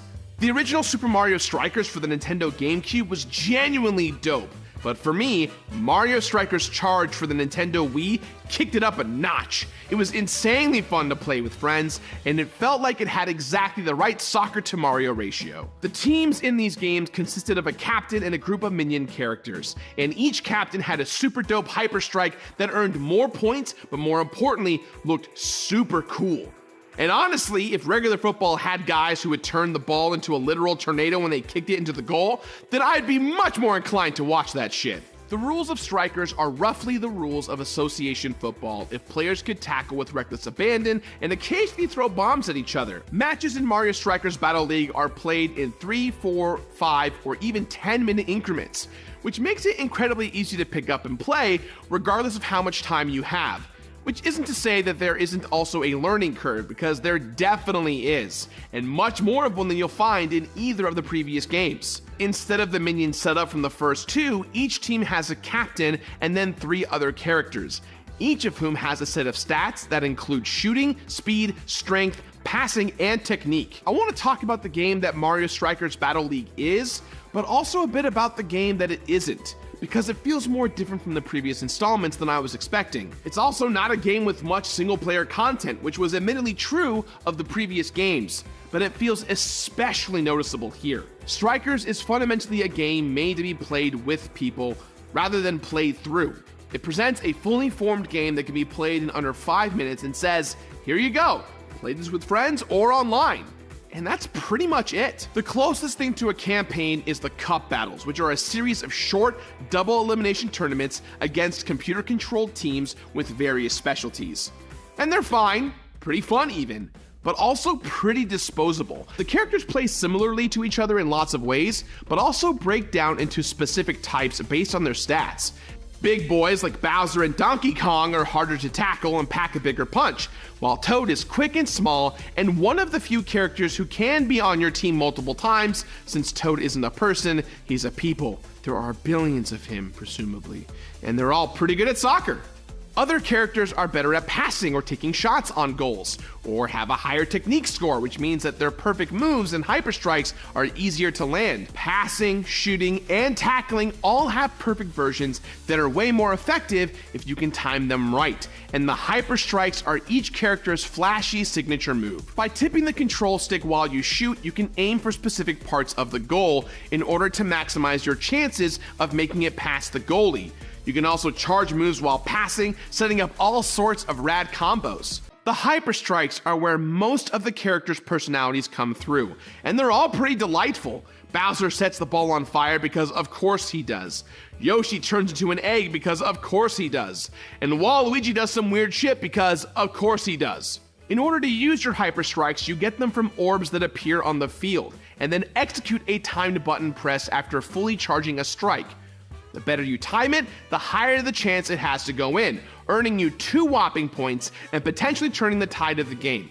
It feels great every single time. Also on the field are classic item boxes, team-specific versions of them, which get thrown out as a penalty for tackling someone who isn't in possession of the ball. It does feel kind of bad for Toad to get wiped out by Bowser, but hey, just because the characters and their personalities are expressed largely through animations in this game doesn't mean that the team comp isn't important. You need a balance of muscle, speed, passing, technique, and shooting abilities, and each character can wear up to 4 pieces of gear that modify their base stats. 1 piece for each stat for each body part. But each piece of gear also knocks another stat down, which means that even though everyone's set of gear seems largely the same, you actually still have to think about what you're doing. It also lets you mess around with how the characters look, to sometimes hilarious effect. Mario Strikers Battle League is a really great game, even if that greatness is part of what keeps me from loving it as much as I love the other games in the series. Which may seem counterintuitive, but a perfectly calibrated game isn't necessarily what I wanted from a Mario Strikers game. But I'm not complaining because it is a genuinely well-designed game, and the hyper strikes and character animations still give it way more personality than basically any other soccer game would have. It's very light on single-player content, just like the others were, but the cups are reasonably fun, and it's possible that the Strikers Club will make for a more compelling online experience, where you can feel a real sense of ownership over your club. Currently, it's too early to know, but it is a great idea. Throw in some DLC characters, and it can start to come closer and closer to living up to the legacy of its predecessors. Which is why Mario Strikers Battle League gets a 4 out of 5. Kicking a ball around is great, but we need some more real life or death stakes in this episode. You know, speaking of which, did you hide Emily's Ecto-1? Because if she finds out you took it, she will turn you into a ghost. Nah, that wasn't me. Hey, have either of y'all seen my little Ghostbusters car? It is missing from my desk. Interesting you asked that. On an unrelated topic, I'm gonna go run an errand. I gotta go. X-Play's official shooter guide takes aim at Apex Legends on mobile. We'll be right back after the break.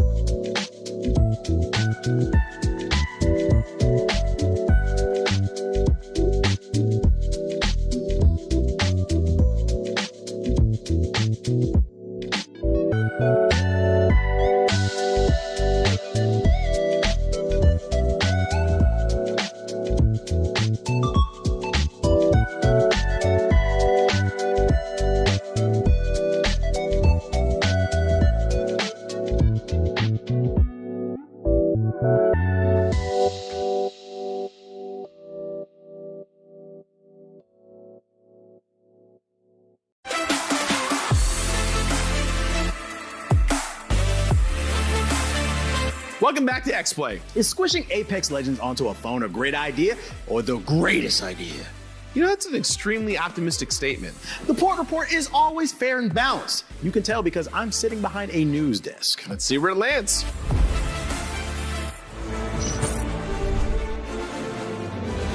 Greetings, nerds. The Black Okage here, aka TBH, and to be honest, I'd like to welcome you back to the Port Report, the show where we give you the latest news on all the oldest games. And on today's edition of the Port Report, I'm returning back to my natural habitat, shooters. Now do me a favor and close your eyes. I want you to picture yourself back in the year 2019. The Mandalorian was still teaching us the way, Spider-Man battled the Prince of Persia, and Remedy Games had us all feeling like we were in control. The key word in that previous statement, though, is we felt in control. Little did we know that a new virus would attack the hearts and spirits of the world next year, and Trunks was nowhere to be found to save us. But you know what else happened in 2019? Apex Legends. Respawn Entertainment dropped a new BR title with a marketing scheme akin to Beyonce's album releases. Nobody saw it coming, as we'd all been waiting on Titanfall 3, and we still are, by the way. But I guess a new IP set in the Titanfall universe would just have to do. Initially, I was a little skeptical of this game. Apex had no press before its release, but it was complemented by a full-blown media blitz the day it dropped. EA utilized all the money they made in their microtransactions from FIFA and Madden to pay every major influencer on Twitch and YouTube to promote Apex. As Offset and Cardi B said in 2019, some people will do anything for clout. So I had to see for myself. I downloaded Apex Legends the day it dropped, and I thought it was cool, but it felt like it was missing something for me. And for that reason alone, I played it casually for the first few months after launch. Then Season 1 dropped, and I found that thing that was missing, or shall I say that person. It was Octane. I fell in love with the fun-loving, acrobatic speedster. Some might say it's problematic if this game's drug addict is the reason I got addicted to the game, but I'd say mind your business. I can quit Apex whenever I want. But do you guys want to hear a sad reality? These days, I don't have as much time to sit at my computer and live stream myself saying weird and obscene shit on Twitch while I play Apex. Since I was hired by G4, they've been forcing me to touch grass. Enter Apex Mobile. It recently released on iOS and Android devices, and I have to admit, I'm thoroughly impressed for a multitude of reasons. First and foremost, this port is optimized. I've tested it on my iPhone 13 and my iPad, and somehow, this mobile port runs better than the Nintendo Switch version. The game is similar to its big brother, but there are two major differences I spotted. In the mobile version, players have the option to run the game in first or third person. Third person with a limited time game mode in the console PC release, but it's permanent in mobile. Pacing is a bit different here as well. It's easier to bounce around while sliding, so you'll find higher level players slipping and sliding all over the map like Trick Daddy's record label. The sped up gameplay works because if you're playing on mobile, your time is most likely limited. My only issue with the gameplay is the controls. I played several games utilizing the default touch controls, and I was able to get some wins in, but I'd be lying if I said it was easy.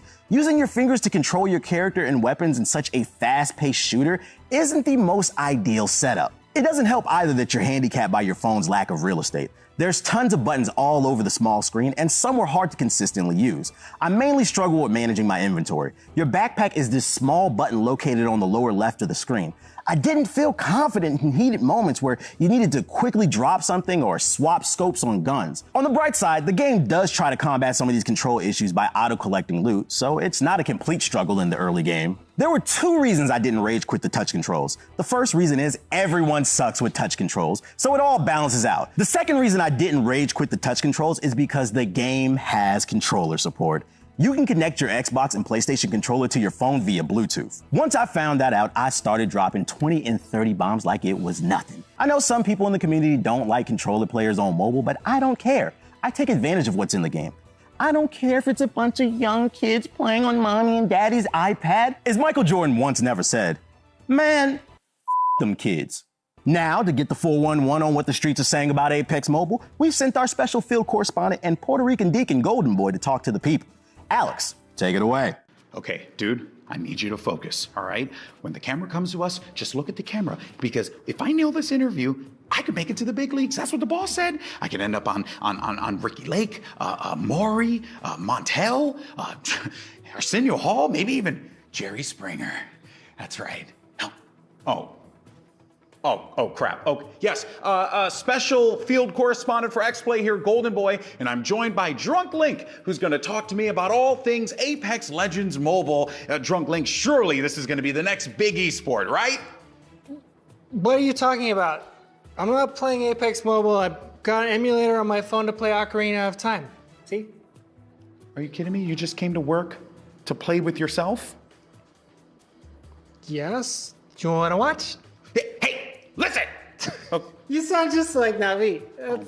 This is it. I'm gonna kill this man. We apologize for that interruption. While our G4 interns work on trying to fix our connection to GB, allow me to tell you a little bit more about the game. At launch, Apex Mobile contains 10 legends, 9 you're familiar with, and 1 new legend named Fade. That's right, this game features a whole new legend. His passive gives him a speed boost every few seconds. You'll know it's in play when anime speed lines hit the screen, but there's more to it. Those speed lines also mark where he'll land if you choose to use his tactical. His tactical ability sends him back in time to his last known marker. This makes Fade an assassin. Overall, Fade is a fun addition to the game. He fits the faster playstyle of the mobile game, and I can't wait to see what other legends come to the game, whether they're new or old. Apex Mobile also contains exclusive skins, exclusive game modes, and limited time game modes. The highlight is Team Deathmatch. It's a great way to warm up your aim to get ready for BR or Arena. What's also exclusive to the mobile version is the new perk system. Each legend has a skill tree. The more you play that character, the more you unlock perks to equip. Perks are modifiers for this game. An example being Octane. He has a perk where if an enemy cracks his shield, he gets an auto hit of that drug that gives him that speed boost he loves. I'm getting word from my producer that our interns got creative and found a way to fix our connection to the Special Field Correspondent Golden Boy. Special Field Correspondent Golden Boy, take it away.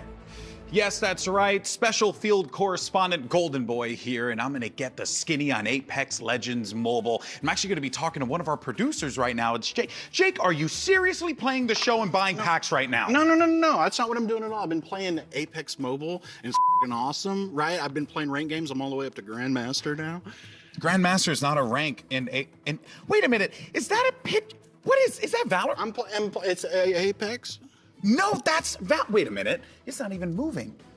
That's a picture of Valorant, Jake. Are you serious? Look, what do you think? I'm not good enough to play? I'm all the way up to Grandmaster. Did I make that point yet? No, Grandmaster is like not even a rank in Valorant. It's a rank in League of Legends. Are you trying to imply that I'm not good enough to be highly ranked in League? Is that what I'm hearing right now? Yes, literally that. Well, let me tell you something. What? Yeah, you got me. I'm not very good at it. I had to pay a bunch of friends to like throw a bunch of games so that I could get up to Grandmaster. I guess you could say that I boosted. Okay, that's enough. I can't do this anymore. This is ridiculous. You know, lose a job over a boosted, show gets canceled, heartbreak ensues. Then I come over to X-Play thinking that I'm gonna have myself a grand old time. But no, I gotta deal with some more. Thank you, Golden Boy, for yet another useless report. Anyways, this is a mobile game, and I know the biggest question you probably have is about the business model. I've spent about 8 hours on the mobile version, and I was able to unlock the majority of the game's characters for free within the first 2 hours. Some skins are free and can be unlocked from playing the game, and some are exclusive paid skins just like the mainline game. Honestly, nothing about its business model is super predatory. You can get a lot out of this game for free. The only annoying thing is the constant pop-ups. When you boot up the game, you're met with like 5 pop-ups to buy something before you can get to the game. Overall, if you've been dying for a way to play Apex on the go that doesn't involve that busted-ass Switch port, Apex Mobile is the way to go. Not only does it successfully translate the base game to phones, but it also introduces new game modes, mechanics, and legends that provide the game with its own unique identity. Is Apex Mobile the most ideal way to play Apex? No. But to paraphrase JPEG Mafia, if you need to put the keyboard down but still get the Mac out, Apex Mobile is a more than serviceable experience. As always, I'm the Black Hokage, and this has been the Port Report. Question, Gerard. What does head-to-head Mario Soccer and sci-fi battle royale have in common? Ooh, they both pale in comparison to the greatest wrestling games of all time. WWE superstar Xavier Woods, aka Austin Creed, spits facts right in Cesar's face right after the break. Oh, he's very excited. He spits facts! Don't go anywhere!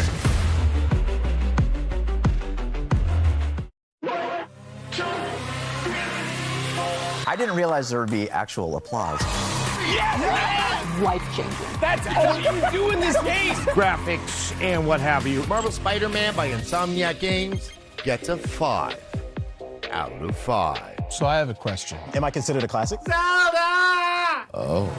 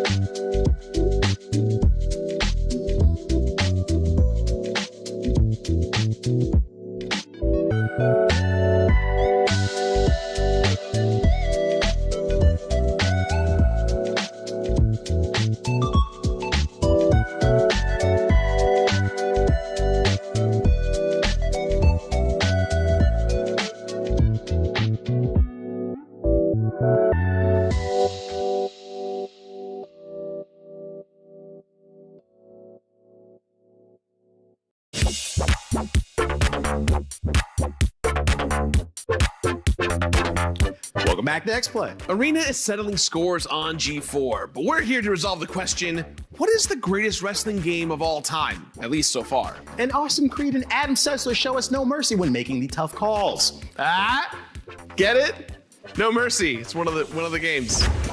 The battle of Titan versus Titan. The struggle of good versus evil versus a folding chair. It's a new day in the cesspool, and we're talking about wrestling games. Okay, now it may surprise you to learn, get ready, I'm not much of an athlete in real life, which is why I prefer to experience wrestling athletics in video game form. But which wrestling game is the greatest show of shows? Okay, I actually have no idea, but I had one idea, which is why I have WWE superstar and G4 host, Xavier Woods, a.k.a. Austin Creed. Whoa! What up, Sessler? Okay, so obviously, as you being a wrestler, intros are kind of important. Does that, what you just did, qualify as an intro? And was that designed specifically for me? And how should I feel about that? 100%. You should feel honored, very happy. I made sure that was for you specifically. You're an entertainer yourself, so I assume you've got some sort of entrance too, right? I had a feeling this was going to come up, so I actually recorded one earlier. I can only do so many.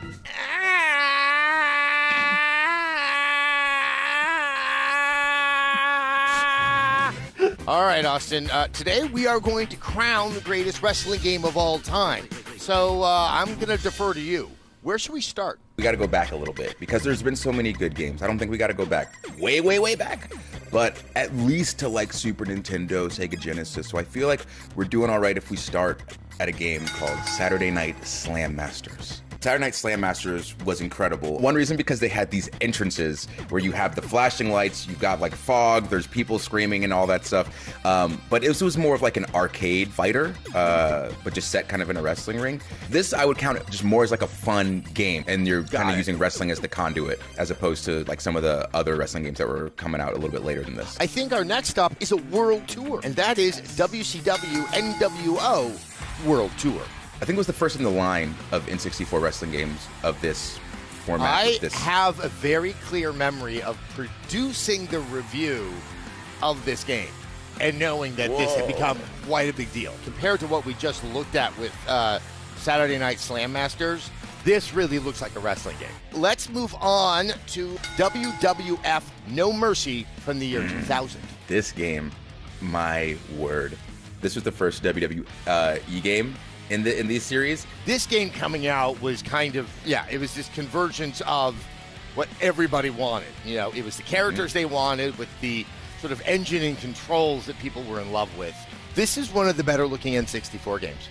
It really is quite impressive. All right, let's move forward into the year 2002 with WWE SmackDown Shut Your Mouth. We're now moving out of the N64 era, and now we're on the PlayStation 2, and wow. I mean, we're once again talking about a very, very significant jump, both graphically and, I mean, it's moving faster, it's moving smoother. I mean, just look at this frame rate. Definitely. I believe in this one, they had Ric Flair and Vince McMahon were in charge of each of the shows, and they had like rival storylines, and you'd work on one show, go interfere with the other one, and so that was kind of cool. Now, speaking of having an effect, here is a game I played a lot of. From the moment I heard it sort of announced as a concept, I was so into it, it's ridiculous. And this is Def Jam Vendetta from 2003. I think that this is a fantastic one because it took a bunch of Def Jam rappers, Def Jam artists, and gave them these Aki mechanics. And that's when you realize, like, yes, the fact that it had like the WWE for WCW skin on everything, yeah, because those are things that we're familiar with, but it's this game system, it's this engine that's good. Austin, you played WWE SmackDown vs. Raw 2006 on your show Up, Up, Down, Down all the time. The fact that there's so many new things to the franchise, so the most important one for myself being general manager mode. So that's what we do on the channel. So general manager mode is you're either in charge of Raw or SmackDown. You draft your rosters, then you build your show. You pick 5 matches, whether you want them to be regular matches, a Hell in a Cell, a First Blood match, a hardcore match, a backstage barroom brawl. You've got all of these different options for that. And it's kind of like the first time we get the chance to have a simulated wrestling show. Let's move quite a bit forward into recent history. And this is Fire Pro Wrestling World. They have taken the time to take the 2D format and make it look as crisp as possible. And by doing that, they've then allowed themselves so much more space to create other things. So I think this game has the most moves of any wrestling game ever. So when you make your creator wrestler, you've got so many incredible options. This is like the old game doing everything you imagined it was supposed to do back then. It takes that old school look, but gives you all of the assets and the modes from the newer games. So it's got, like you said, that nostalgic feel, but it's just so well done to the point where you can't really deny that this is a quality game. All right. I personally feel like I've lived a lifetime through your eyes with all of these wrestling games. There's no question that you have affection for everything we looked at, but you know there can only be one. Which one are you crowning as the best wrestling game of all time? All right. Yeah, right? I'm going to have to say the greatest wrestling game of all time as of right now is Fire Pro Wrestling! Wow! It's the most recent on our list. It is. And I'm not going to question you, because if I did, you'd probably snap me over your thigh like a twig. But if you wouldn't mind saying why this rises like the cream over just the milk. Well, because the cream else on the list rises to the top. Yeah! So this game won out for me because everything that we've talked about on why all of the games on this list are so good, this game has every single one of them. It's got the crazy creator wrestler. It's got the general manager mode. It's got like the most moves of any wrestling game. It's crisp 2D in a 3D space with the cameras moving as well. All of the things and all of the reasons all these other games are good, they've wrapped it up into one game and given it to us. So that's why I say, for right now, because we don't know what's coming in the future, and we don't know if somebody's going to make some sweet mod for games in the past, Fire Pro Wrestling World is today's victor. And that's our show. Ooh, you thought we were done? Oh no. X-Play's content is a world champion. We've got more episodes heading your way. We upload YouTube videos every week. Plus, we're streaming on Twitch and YouTube channels all over the place. You'll see us when you sleep. You'll think about us when you're driving to work. X-Play lives rent-free in your head, and we're painting the walls without prior written permission, baby. Woo! That was just a fancy way to say we'll see you next time. That's right, we're coming for you. Peace.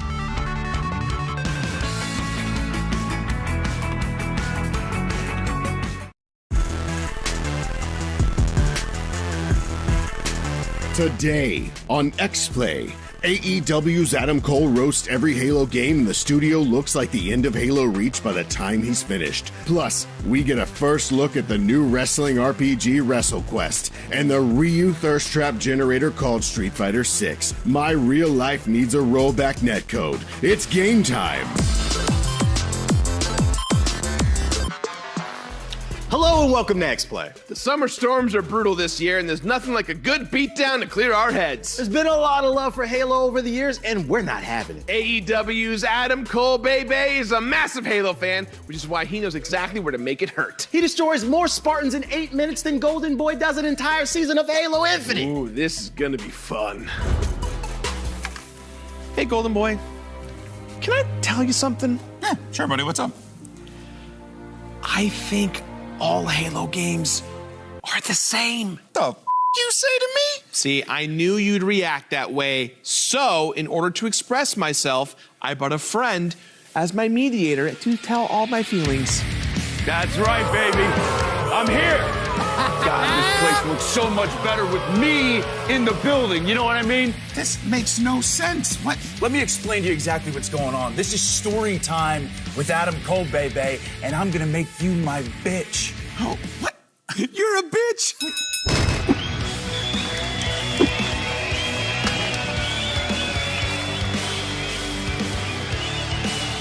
I'm AEW superstar Adam Cole. Baby! When I'm not busy kicking ass up and down the AEW locker room with the Undisputed Elite, the greatest faction in all of pro wrestling, I'm playing video games, which you can see every single week on twitch.tv/thechugs. And as a god-tier gamer, I'm more than qualified to tell you why your favorite Halo game sucks. Okay, but how you gonna roast Halo Combat Evolved? It's like the perfect game. Great music, compelling story, an art style that's still striking to this day. Halo Combat Evolved?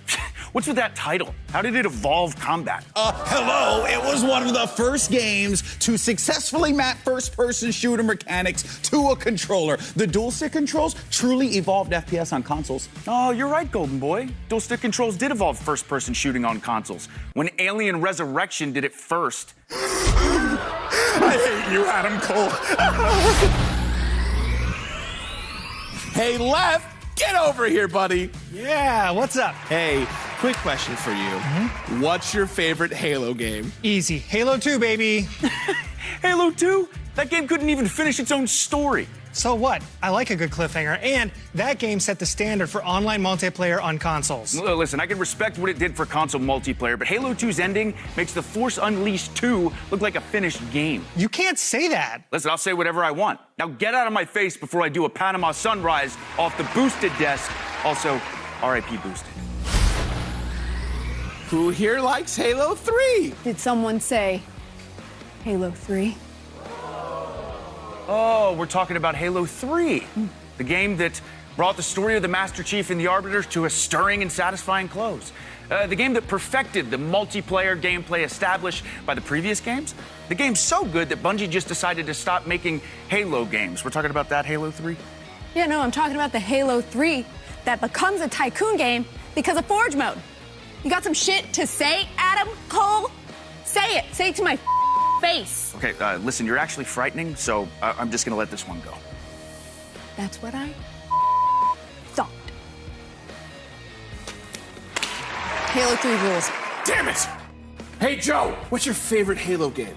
Oh, ODST, easy. Ooh, my name's Joe. I read books, listen to jazz, and think I'm better than everyone else because ODST is my favorite Halo. Okay, first of all, Adam Cole, I do think I'm better than everyone else. Oh, what's wrong with books? Everything, dude. If I wanted to walk around in the rain at night, I'd go to Seattle. Hey!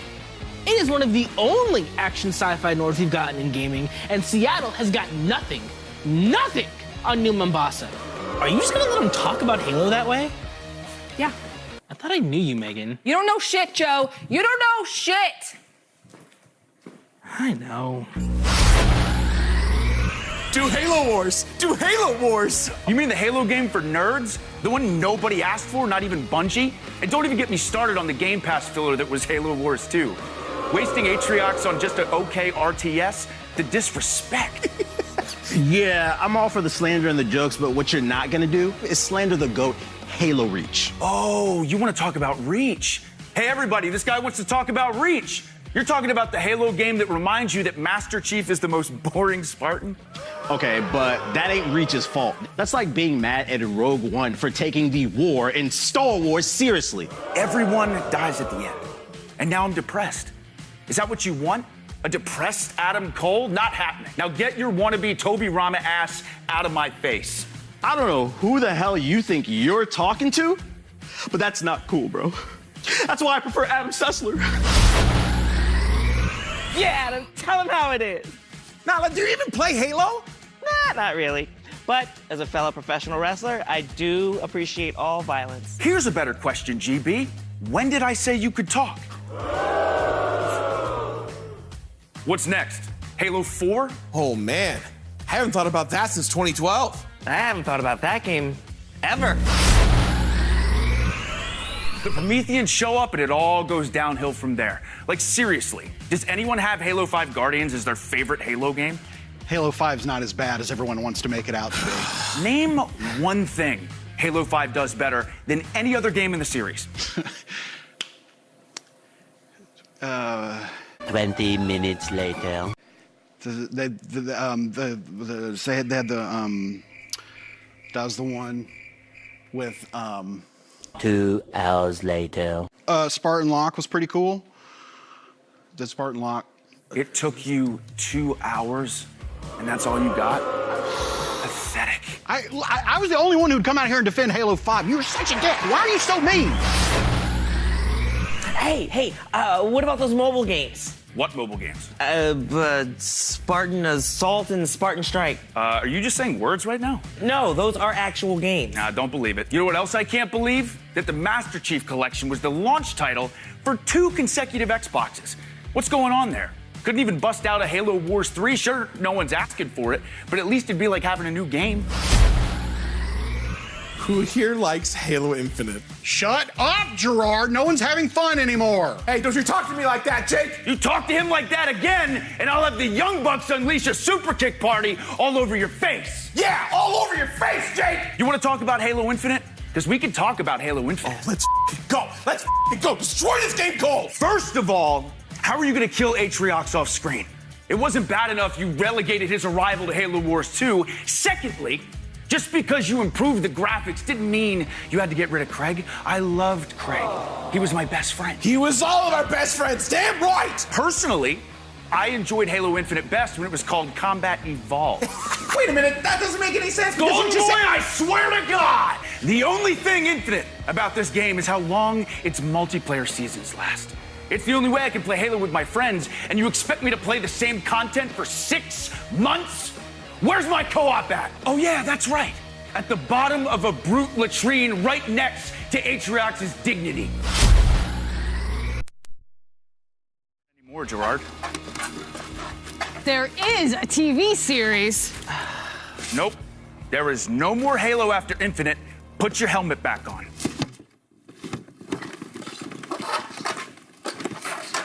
So I guess that's it, huh? It's finished? Yep. And, do you have those 1,600 Microsoft points as promised? Yeah, it'll be in your account by the end of the day. Please keep it on the down low, though. I don't even think Halo's a bad game. I'm just sick of everyone talking about it. Well, I mean, it is a pretty great series. Honestly, it's one of my favorites, but I'll always talk trash for the right price. Hey, can you do the same thing for Final Fantasy? Joe's been talking about Lightning Returns, and I'm just so sick of him talking about it, man. Oh, yeah, I could do that, no problem. I would greatly reconsider that, Gerard. Yeah, you know what? We don't have to talk about Final Fantasy, right, guys? Spider-Man games, though? Oh, yeah, you mean the franchise that's only produced 3 good games in the last 18 years? Oh! It's time to trade verbal fists with actual fists. We got a first look at Street Fighter 6 and put on our sparring gloves right after the break. Don't go anywhere or Burly Ryu is gonna have a problem with you. A new era for the LCS. And it never felt this good to be bad. Evil Geniuses are your LCS champions.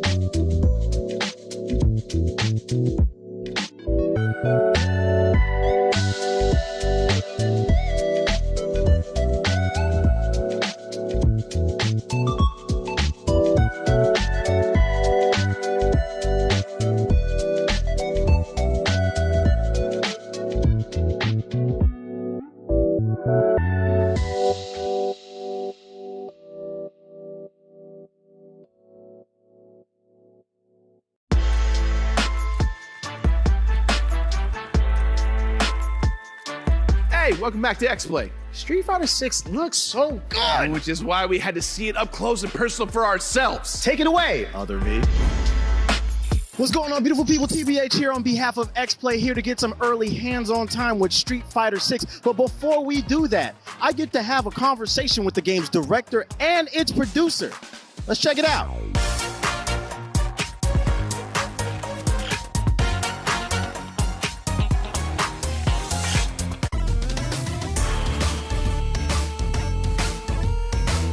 We've got Capcom in the building. We are super excited to talk about the world premiere of Street Fighter 6. And sitting with me today, I have the chief producer and the director. So on my left, we got Tsuchiya-san, who's the chief producer, and Nakayama-san, who's the director of Street Fighter 6. And we appreciate you guys joining us on G4. We're super excited to talk all things Street Fighter 6. People are really excited to hear what's different about this game. I mean, this is the 6th iteration of the major franchise, and people are curious to know what's different between this and the old ones. What was the key focus with trying to find something new, but also keeping that familiar flair to it? Within the Street Fighter 6 team, there are also the core team members of Street Fighter 5, and they definitely put an emphasis to focus on the battle aspect of the game so that our core fighting game fans continue to enjoy a well-balanced game that's more updated. They also made an attempt to try to emphasize including newer modes that will allow new users who might not be as versed into fighting games to slowly, gradually get comfortable with the game leading up to like the core fighting game aspect. One of the things I saw that you guys announced is there will be a new control scheme that makes it a little bit easier for some people to play.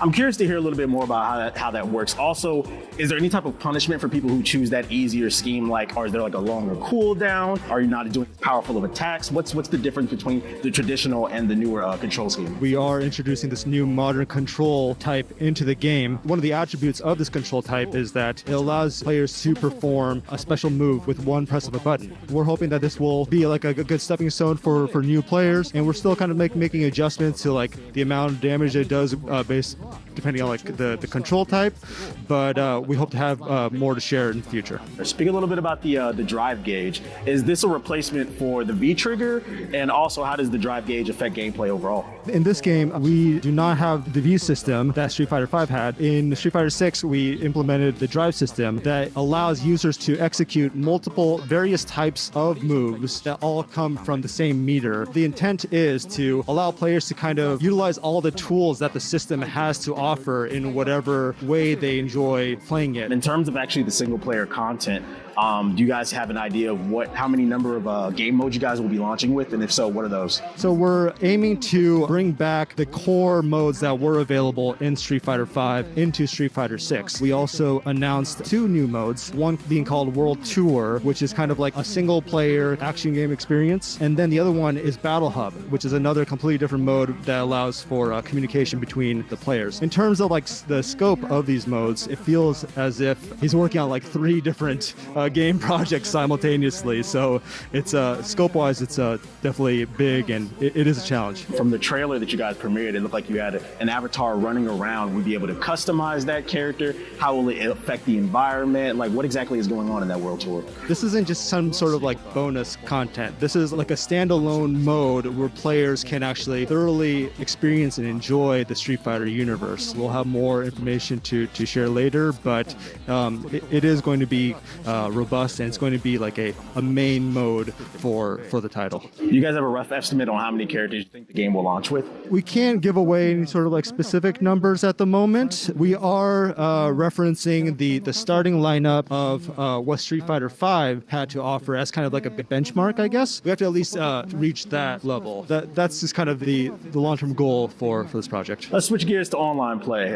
When it comes to the online fights, will there be rollback netcode? And then also, will there be crossplay between what platforms? First, speaking on the online netcode, Street Fighter 6 will support rollback netcode. Since Street Fighter 5, the team has been putting in a lot of effort to kind of optimize the online experience based on what they learned from Street Fighter 5. And even like the battle team is heavily involved in testing like the netcode to ensure that the actual like battle experience is very smooth, even under like a lot of like stress testing conditions. There's a lot for for players to look forward to in terms of the online netcode. Street Fighter V also did support crossplay. In these modern times, it is very important for titles, especially our title, to support crossplay. I want to talk a little bit about the new commentary feature that you guys announced. What exactly is that about? What inspired it? And then also, how's it going to work? Is there going to be like updates are people going to be brought in to bring in like new lines, or is it kind of the way it launched is going to be? How's that going to work? First off, thank you so much for paying attention to that announcement. We're very proud of, and it's a new challenge. It's very new to Street Fighter, obviously. In terms of like new content regarding the commentary feature, that is something that you can experience and play in the current build that we have inside. You can select up to 2 different commentators within the current build, and you might notice that there are some like blank spaces next to the existing characters. We have some more surprises to share down the line, so we hope you look forward to it. What do you feel like is the number one thing that's going to surprise the public about Street Fighter 6 the most? We understand that one of the biggest selling points and the things that people actually really look into for Street Fighter are the characters and like their personalities and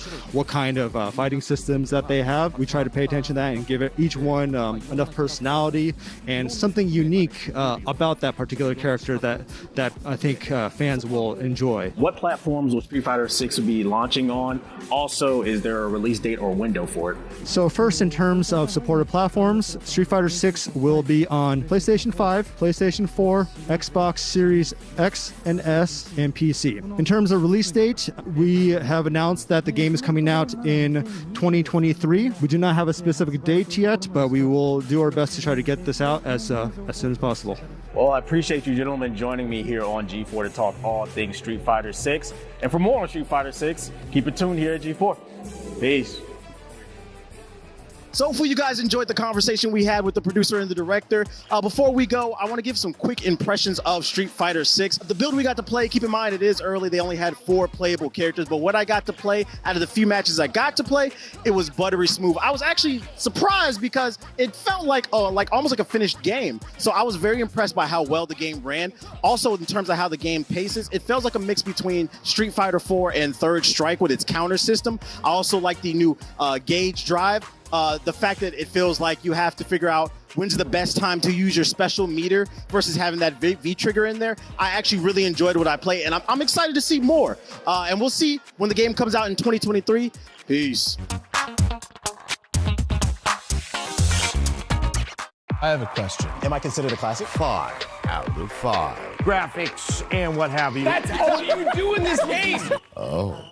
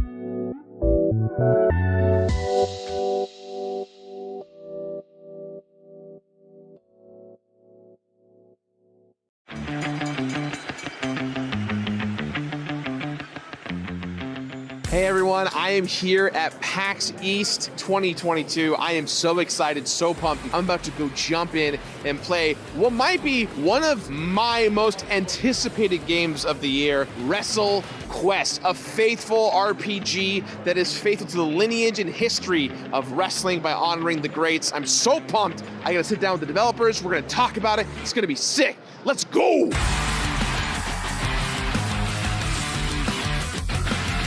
So this is WrestleQuest, the world's first heavyweight pro wrestling RPG. Yeah. And as you noticed, we have some real wrestling legends in here. Guys like Macho Man, Jake the Snake, Junkyard Dog. They're kind of like these monuments, these shrines to these legends. At each statue, there's a side quest based around that character. So if you go to Jake the Snake Shrine, you'll go into Jake the Snake Quest. So like some RPGs will let you summon a monster to the battlefield for like a heavy attack.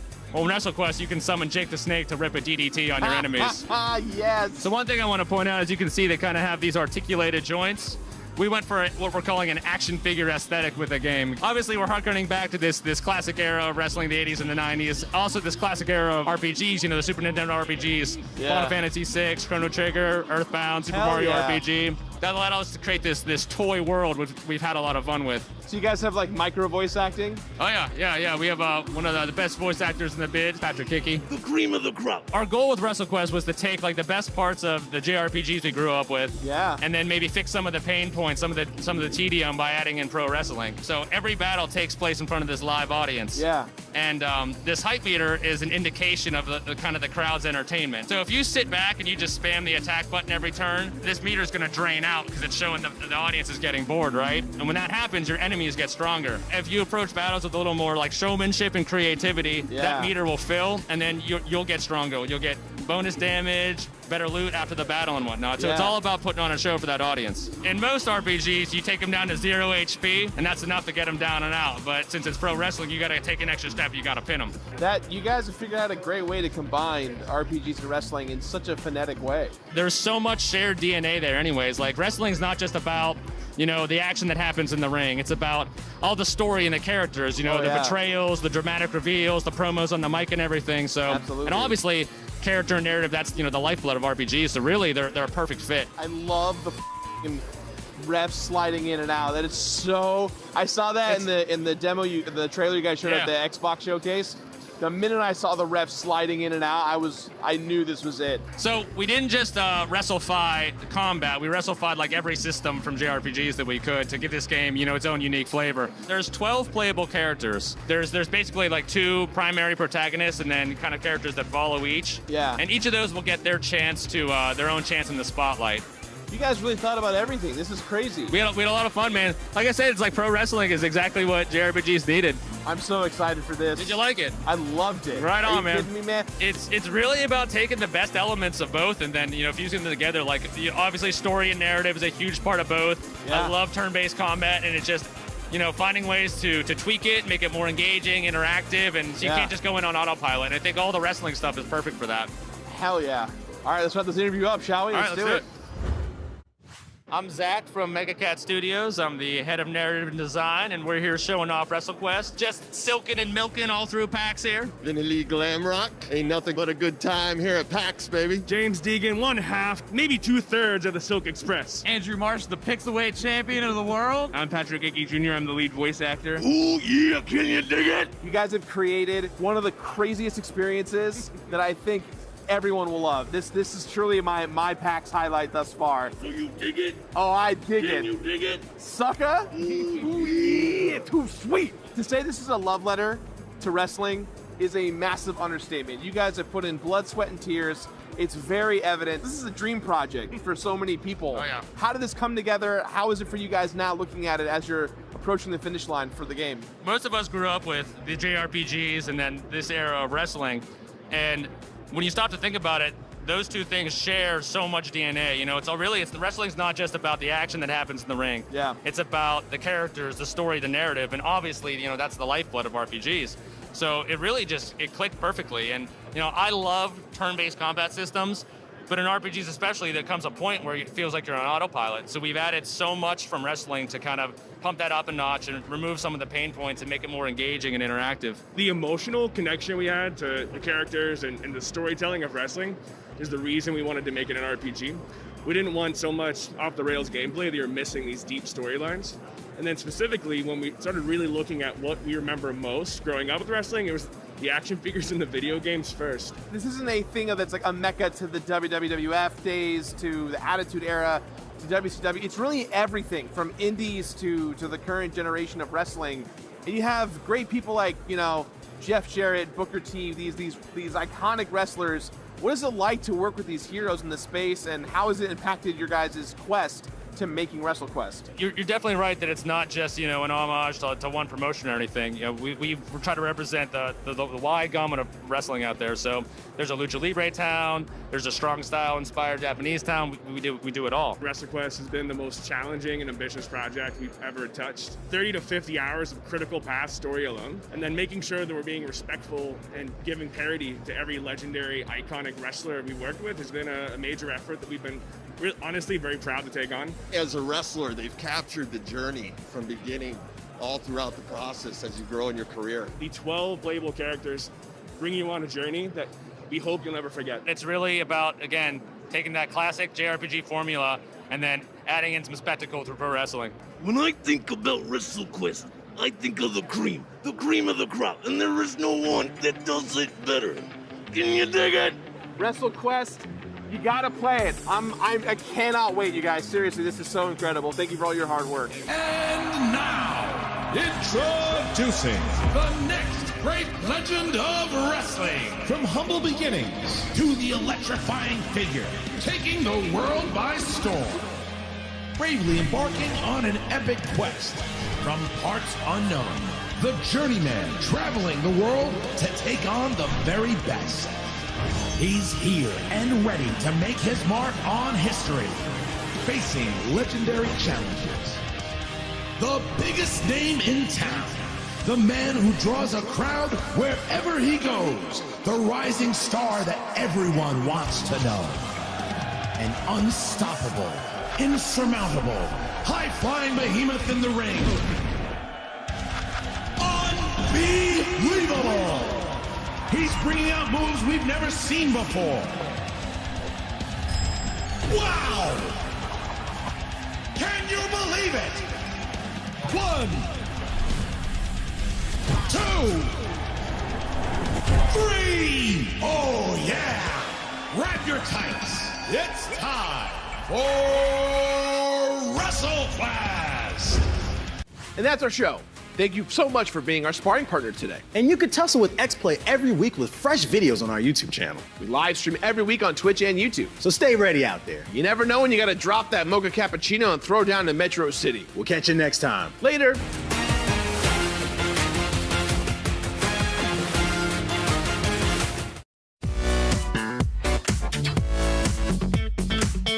Today on X-Play, we relive the trauma that is every Jurassic Park game. I've never seen a T-Rex look so stupid. Plus, we clash lightsabers to determine which upcoming Star Wars game deserves the most hype. And no, we're not biased. Some of our best friends are meatbags. It's game time!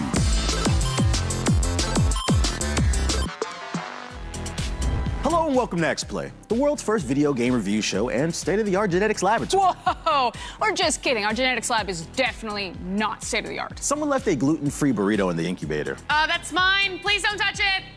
Nothing quite blends science on frozen burritos quite like the Jurassic Park series. And we dug up every single Jurassic game from the last 30 years. For science. And we shouldn't have. Check out our part 1 of our walk with dinosaurs. In 1993, Jurassic Park blew the collective minds of kids and grown-up kids everywhere. It was a huge popcorn movie. Of course there was going to be a video game adaptation. It's perfect, which is why Sega and Ocean Software made 7 of them? That's right, 7 different Jurassic Park games dropped the year the movie came out. And 6 more hit the year after. That's a lot, but we're gonna start with 2 games that made a big impact for mostly good reasons. Jurassic Park on the Sega Genesis was the default console title of the cool kids. And you know it's cool because the T-Rex says Sega at the beginning. The gameplay is a vaguely Prince of Persia style platforming adventure game, which is perfectly serviceable. Do I question how or why a Triceratops is living 300 feet up in the tree canopy? Sure, but this is Jurassic Park. I'm sure it has something to do with DNA, but right out the gate, this game hits you with the choice to play as a human or as a raptor. It's a memorable choice that instantly sets the game apart from most other movie tie-ins. The gameplay is aggressively mediocre right up until you either drop a skeleton on a couple of raptors or do whatever this is to make Alan Grant run away. The raptor ending has you stowing away in a crate destined for the mainland. The endings of Jurassic Park games fall largely into two categories. 1, you fight a Tyrannosaurus in a final boss battle, or 2, you run or slowly walk to an evacuation point, usually a helipad. Now, if you were an arcade kid in the 90s, you would know what this next one is. The Jurassic Park arcade game was a plastic replica Jeep, and it was the absolute bomb. Yes, you spent half the time shooting rocks, or Gallimimus, which just seems wrong, but you did it while sitting in a Jurassic Park Jeep, and at the end, you killed the T-Rex. I told you, almost every game. Those were the Sega titles, but Ocean Software opted for a more top-down experience. They took the same basic game design and adapted it for a number of different platforms, including the Super Nintendo. In the main game world, SNES Jurassic Park is a flat, limp experience. You collect eggs and read park employee ID cards. It's an entire island made of the same 2 tree and building sprites over and over again until you walk to the helicopter evacuation point. Ocean Software also made versions of the Jurassic Park game for the NES and the Game Boy, which at least has a catchy chiptune soundtrack.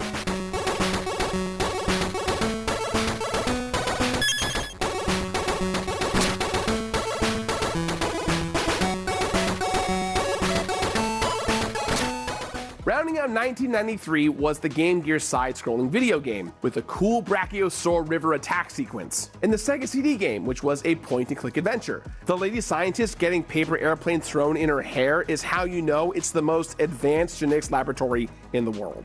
A Jurassic Park Rampage edition hit the Sega Genesis, which sounds like a Game of the Year re-release, but it was actually a completely new game. The goal was to shoot a lot of people to protect dinosaurs, but you also shot a lot of dinosaurs. Yeehaw! And the raptor side of things, your jump attack has been upgraded to kill helicopters. The Super Nintendo and Game Boy game at least have the decency to slap a 2 on their title screens and promise that the chaos continues. In a stunning trifecta, all 3 of these sequels end with the classic T-Rex showdown. If you're keeping track at home, that's 6 final Tyrannosaurus boss fights. Now, who remembers the 3DO? This console cost a jaw-dropping $700 in the early 90s. And when you've dropped a dinosaur-sized amount of cash like that, what puts butts in the seats? Johnny Williams. Dinosaurs like the vicious and intelligent Velociraptor, the Dilophosaurus, or Spitter, with its deadly venom, and of course the most ferocious of all, the Tyrannosaurus Rex. Jurassic Park Interactive brought the heat. The intro pumped the Jurassic Park theme, and the vibe was legit. The gameplay included hot taser action, another yeehaw chase sequence, and whatever the hell this is. And then the Jurassic Park video game stampede stopped, and 3 long years of quiet followed. The Spielberg machine was back with the Lost World movie, and the desire to cash grab had survived. The Lost World Jurassic Park on the PlayStation upped the stakes and featured a campaign with 3 playable dinosaurs. And some gun-toting nobody gave a crap about. Look at him. He just jumps around with a grapple gun like an a-hole. Or Master Chief. The PlayStation 1 title lets you play as a compy, a raptor, and a T-Rex, and at the end, a guy fighting a T-Rex. The Lost World also spawned a new game for the Sega Genesis, a console in the process of going extinct. Look at the thrilling hovercraft action. There was a Game Boy Lost World game where they nuked the island, and a Game Gear title that added dinosaurs to pole position. But for the PC gamers, Chaos Island: The Lost World was the hot ticket. You play Command & Conquer, but instead of tanks, it's dinosaurs. And there are also tanks. But the real game changer was at the arcade. Sega stood on the shoulders of what came before and dropped one of the best dinosaur arcade games of all time. Yes, I'm aware how specific that category is, but this game was great. The Lost World arcade game got rid of the plastic Jeep in favor of a movie theater-like enclosed arcade booth. The experience was a new height for licensed movie games. It was a roller coaster of a game. The campaign was fast and beautiful. You even shoot a dinosaur in the ass while it's pooping. This game knows exactly what it is and why everyone is there. The Lost World arcade game earned showstopper status at E3 the year it was unveiled, and Spielberg himself received a cabinet as a gift from Sega. Plus, the final boss fight battle is not one, but two T-Rexes. The franchise had hit a new peak, which means it's about time to shit the bed. While Lost World fever was washing over the mainstream public, a team at DreamWorks Interactive was burning through cash, developing a state-of-the-art Jurassic Park first-person shooter with real-world physics. Jurassic Park Trespasser was meant to be a sequel to The Lost World that pushed the boundaries of what a game could do. Unfortunately, it only pushed the boundary of what your arm could do. Every time you pick up a weapon, we get a flashback to that time our friend crashed his bike and broke his arm in 4 places. Trespasser promised to have fully AI-driven dinosaur animations and realistic combat, but when they couldn't get the main character's arms to both interact properly, they just removed the left arm entirely and made the right one twice as long to make up for it. This is the crazy part. There are still so many Jurassic Park games left. And if an asteroid hit the studio during the commercial break, Frosk, I wouldn't be mad at it. We'll be right back after this quick message. I wouldn't either. Yeah, I'm already dead inside.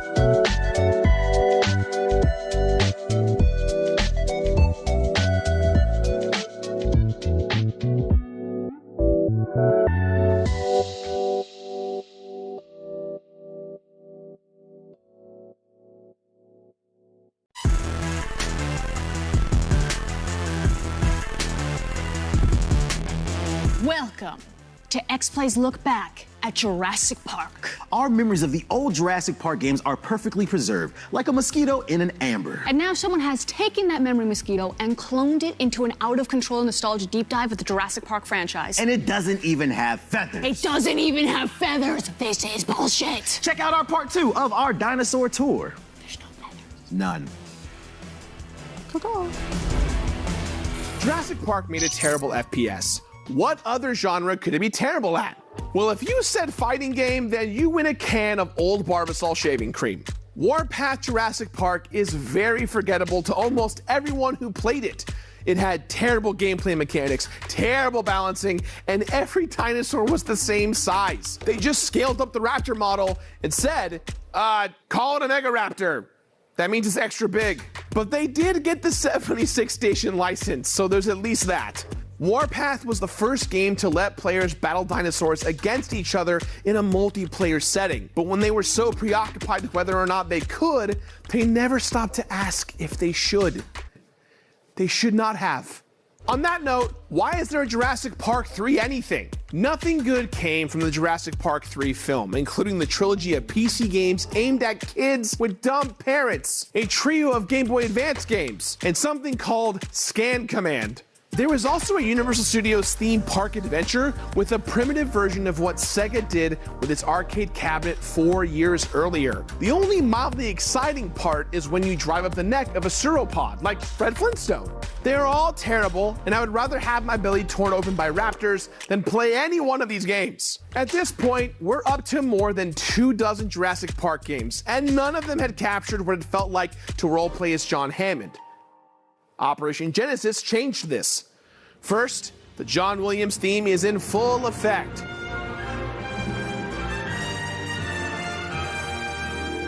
And that, my friends, is huge.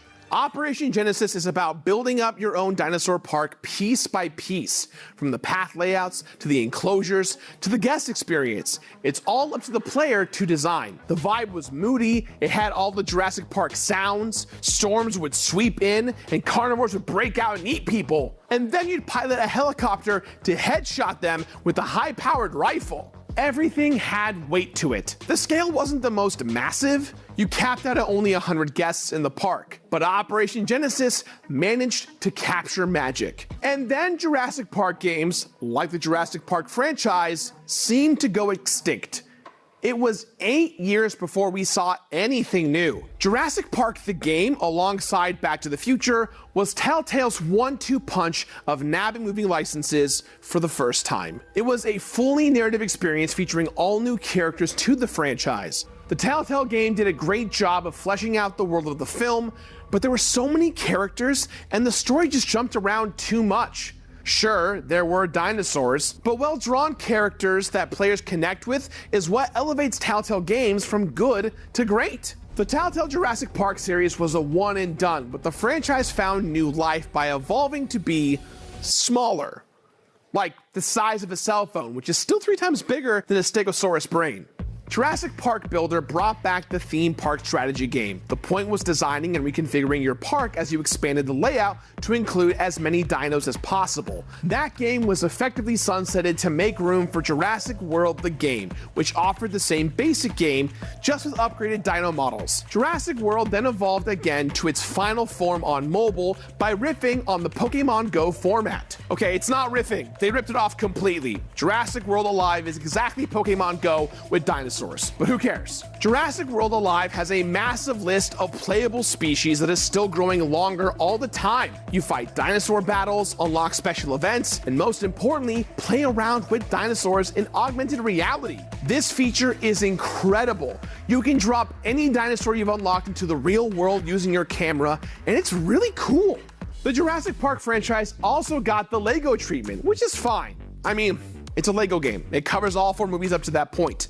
It's a good reminder just how iconic many of the films are, but also how the world is not big enough to sustain a full, expansive Lego game. One game genre that does feel like a perfect fit is VR. Jurassic World Aftermath VR takes place in between the first 2 Jurassic World films and places your boots firmly on the ground of Isla Nublar. After a Pteranodon crashes your ride, you spend a few tense hours in hallways and control rooms and more hallways. VR seems like the perfect tool to experience the expansiveness and wonder of the Jurassic franchise. Imagine looking at a brachiosaur for the first time, feeling the real science scale of the animal, or looking out from your crippled SUV as a Tyrannosaurus tries to pry it open like a Happy Meal. But no, you are stuck in a virtual shoebox. Now, as we move on to the final installment of Jurassic games, there are a few evolutionary dead ends we failed to mention, like the Jurassic Park theme park ride web browser game, or the browser game for Jurassic World Fallen Kingdom.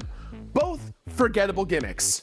Or the Paint and Activity Center game, which is not really a game at all, but more of a toy. Or the aggressively kid-focused Jurassic Park Institute tour for the Game Boy Advance. Or the DVD trivia game. And yes, they did pump out a Jurassic Park 3 arcade game, and more recently, a new arcade cabinet that covers the original trilogy films. But these are fleeting variations on a theme, and the 2015 arcade cabinet feels like something from the Dino Crisis universe more than it does Jurassic Park. But the latest full swing at bringing Jurassic Park to life as a video game is the Jurassic World Evolution series. This franchise launched to a sustained fanfare, and the chance for players to finally build the park of their dreams. The dinosaurs look great, and the species list is long, but the gameplay is more focused on managing all the buildings and resource needs than it is on capturing the magic of a theme park full of dinosaurs. The Evolution games are a valiant attempt at a serious park builder in the modern gaming epoch, but the experience falls flat, and we find ourselves wondering which great building is where they genetically sequence the fun. After excavating all these games, most of them are trash, but there are a few games on this list that are diamonds in the giant pile of Triceratops poop. Our number 3 pick is Jurassic Park Operation Genesis. Operation Genesis gave us what we wanted from a Jurassic Park game.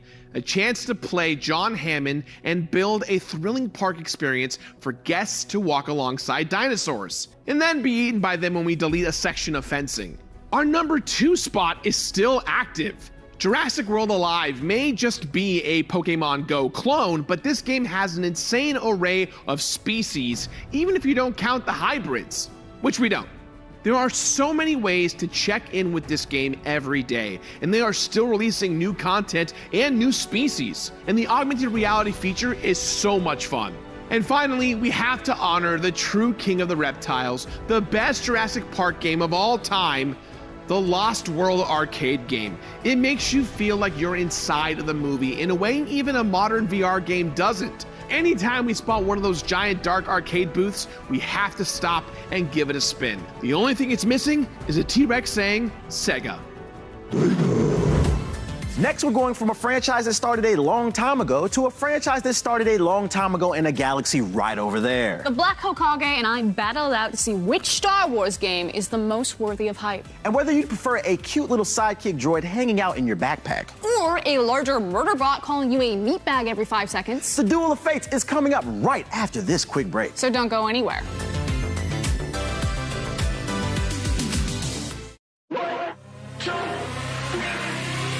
I didn't realize there would be actual applause. Yes! Life-changing. That's all you do in this game! Graphics and what have you. Marvel Spider-Man by Insomniac Games gets a 5 out of 5. So I have a question. Am I considered a classic? Zelda! Oh.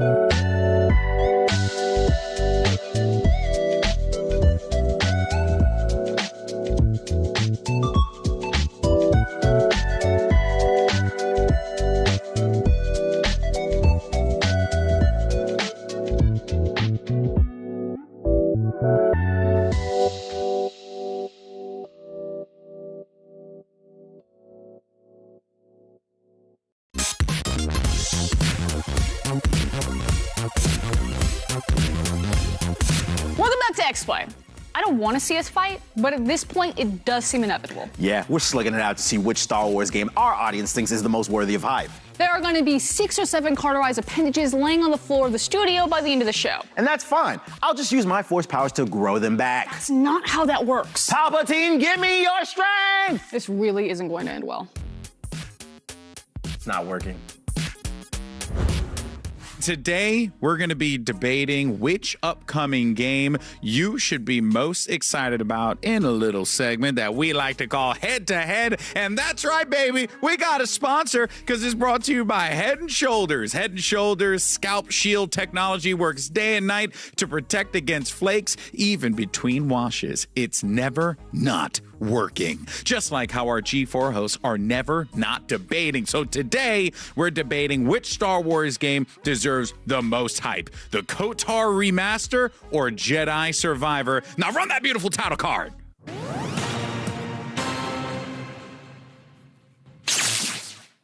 All right, arguing in the corner of the KOTOR remake is our resident Knights of the Old Republic stan. It is Froskjuren. And arguing for Jedi Survivor is our self-proclaimed Star Wars guy, the Black Hokage. And the winner receives a super cool crown and trophy that I totally didn't just make while we were prepping for the show. Wow. The loser gets the stinging disappointment of failure. And I don't know, I'll like give him my gym socks or something. Frosk, Corey, are you ready? Let's get the timer on the clock. You have 60 seconds. So Frost is going to be giving her opening statement. And 3, 2, 1, open statement. For my opening statement, I have prepared a slideshow of why KOTOR is better. Suck a duck, TBH. Wow. Number 1. I'm mad she came with notes. Better side characters, including HK-47, Meatbag. Number 2, Dope Boat. The Ebon Hawk is way cooler than any other ship you're flying around in. We've got gay shit. They respect your abilities and I care for you. One of the first games to have romanceable options for same-sex relationships. Tight. The greatest reveal of all time. Spoiler warning, not gonna tell you what it is, but maybe you can guess.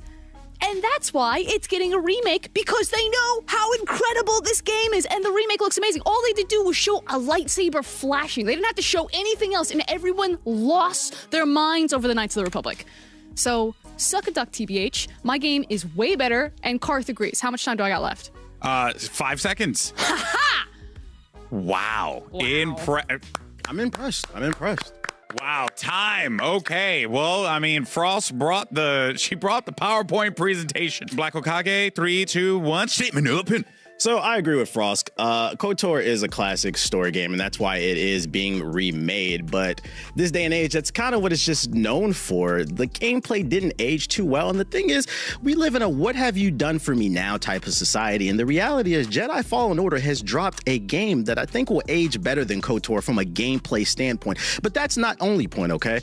The story is also great for a what have you done for me now because it has bigger implications for the future of Star Wars. There's a lot of hints that Cal Kestis might show up in Obi-Wan since it's around the same timeline. And since he's a young man right now, that means because we don't know what happens to them at the end of this series, he could show up in the new movies as well because we don't know if he's going to die in the games. He could. Also, we do know that he's not going to save the Jedi Order, but he could do some type of Constellation Prize. There's a lot of what if and how it's going to affect the future of Star Wars. And that reason alone, that's what keeps me excited. I'm 100% in. Ooh, the Survivor. Time. Okay, well, now it is time for the rebuttals. Let's go ahead, add 60 seconds to the clock right there. And Frosk is going to go first. So 3, 2, 1, get your butt on. Homie, you just said what if that Cal could show up on Obi-Wan? Darth Revan is already canon. KOTOR has already been written in blood in the galaxy. Darth Revan, probably one of the greatest Sith Lords of all time. And did you just say that the gameplay will age better on Fallen Order? It's a Dark Souls game. That gameplay has already been done better by other games already, even including before it. It's like baby's first Bloodborne, Dark Soulsborne game. KOTOR, it made a dialogue system classic. It started off BioWare. They would be nothing without KOTOR. Jade Empire died for KOTOR too, and that was a great game, and that just shows how good Knights of the Old Republic really was. How much time do I have left? 10 seconds. I can't believe you would say any of that. I am so upset. 5. Can I rebuttal? 4, 3, 2. We have to let the graphic play out because that's how it works with production. 1, and there you go. Moving on. Let's get the timer up there. Boom. Okay. Corey, it is now Black Hokage's time to strike with his rebuttal. 3, 2, 1, rebuttal! We might actually have a video on Jade Empire coming. Wink, wink. Anyways, wow. I stand by the gameplay is superior in Jedi Fallen Order compared to KOTOR. I enjoyed the story for what I have played so far, and I could tell when I played it, when I did that port report, I was like, okay, I get it. I understand. It laid the foundation for what we would eventually get, which would be Mass Effect, which is the greatest trilogy of all time. Isn't that your favorite game? Yeah, that doesn't. But KOTOR's not. KOTOR's you can't talk. You can't talk. 30 seconds, Corey. Go. Jedi Fallen Order, sure, it is baby souls, but it does it great combined with the Star Wars universe, and that's why I said it'll age better. KOTOR, it's just kind of stiff. The way you move around the world wasn't as interesting because of the graphics. I think the graphics will age better with granted, it does have an advantage because it is new, but I'm just working with what I got. I think this is a case of different strokes for different folks. We'll never see eye to eye on that. I just think mechanically, the Fallen Order series is better regardless of where it draws inspiration from, because KOTOR draws inspiration. Wow. Go ahead, everyone. Let us know who you think won. Emily, what do you think? I mean, I'm going to say both competitors came in here. Come on, Emily. Really, I'm playing the field. I'm your producer. I have to be neutral. Come on, Emily. I mean, Frost started off with a PowerPoint presentation. I mean, Frost came in really prepared, but then Corey's brought in nothing but a variety of points. That's true. My points don't have variety? No, they were very good. And you also brought in the BioWare. Ladies and gentlemen, I think either way we could all agree this was fun, though. It was fun. We have a winner, and I shall wait for Emily to get into position to go ahead and crown our winner. I don't know why I'm talking like this. I demand a song. But the winner is Frost. This was a setup. The Empire. This was a setup by the Empire.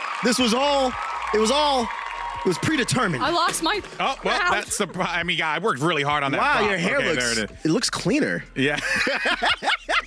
And if there's one person we know who could use Head and Shoulders, it is Frost. It is definitely me. From the old boosted days. All right, well, congratulations, Frost. You got your crown. How do you feel?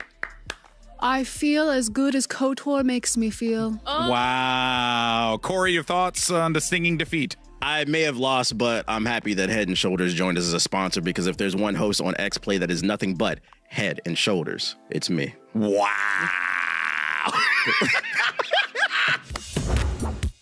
And that's our show. It was a blast, but now we must say goodbye like a lonely brachiosaur standing on a dock about to be killed by lava. Whoa, the second Jurassic World movie is brutal. Yeah, but the new one has motorcycles and a raptor who has feelings, so it balances out. And remember, life finds a way. To our YouTube channel. Yeah, we upload new videos to the X-Play YouTube channel every week. See you next time. Peace.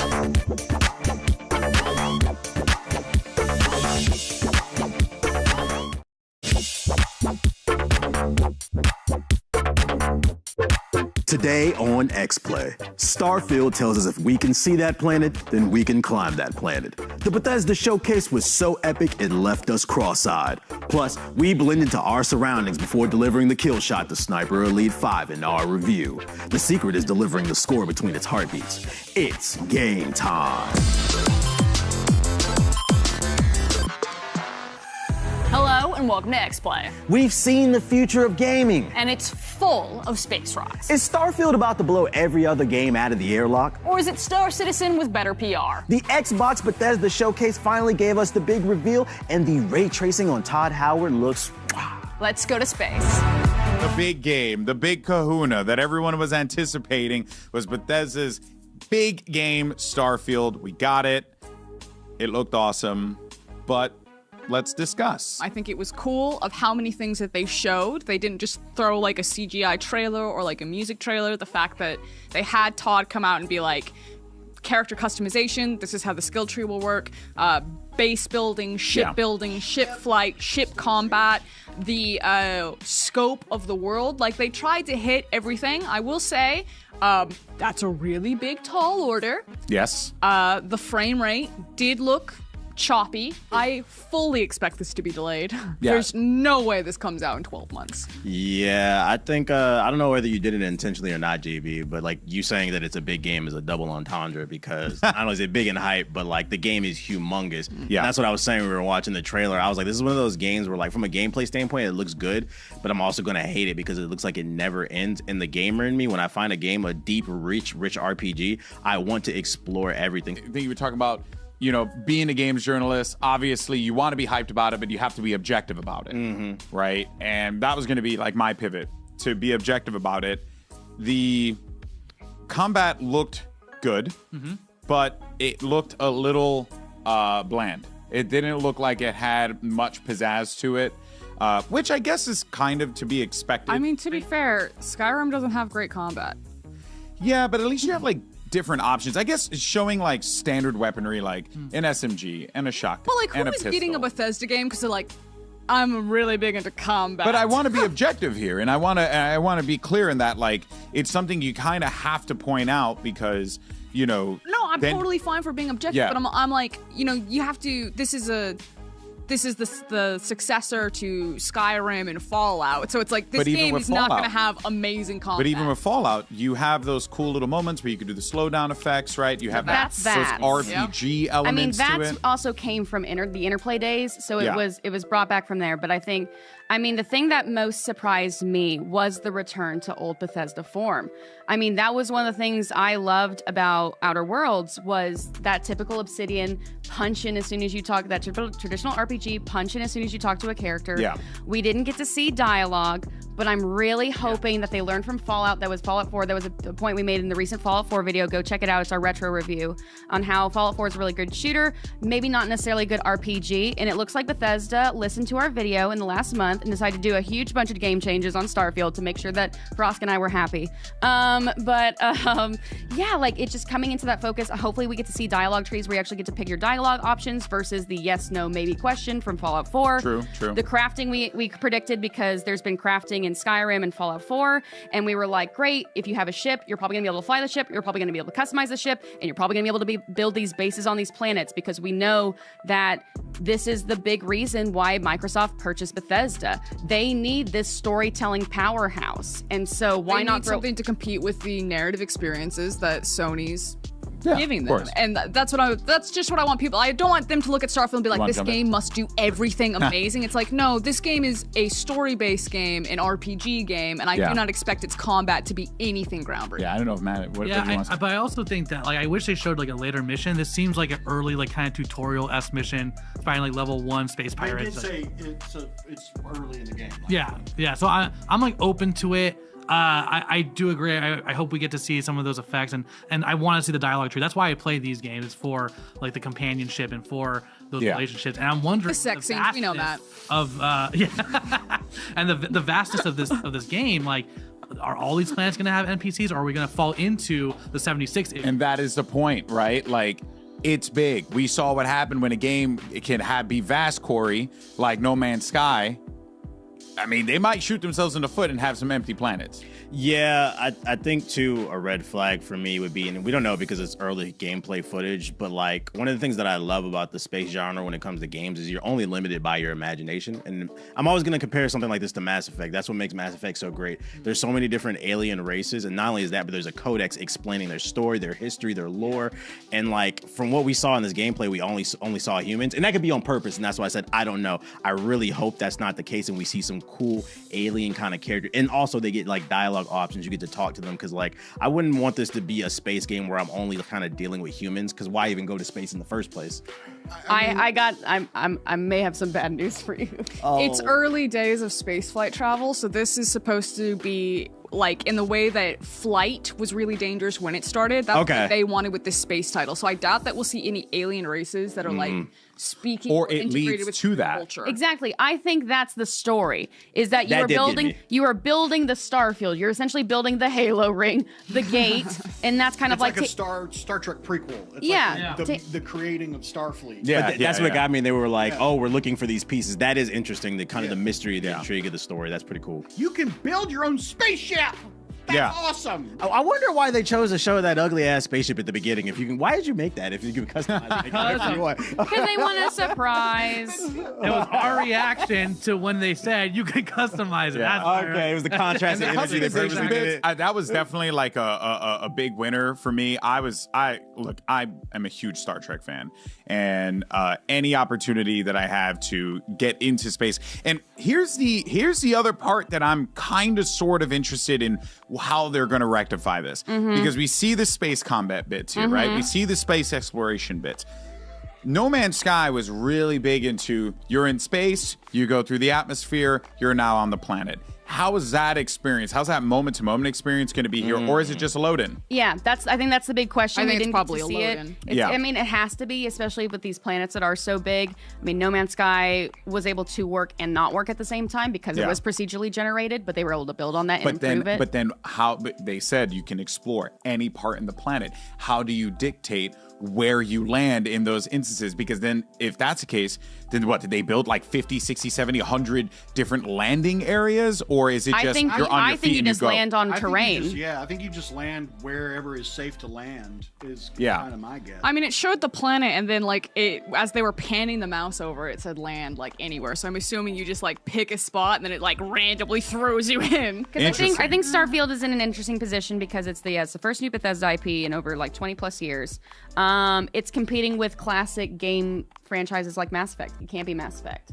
It can't. I mean, the Outer Worlds. This looks like the more serious version of Yeah. the Outer World. I'll pull it up right here.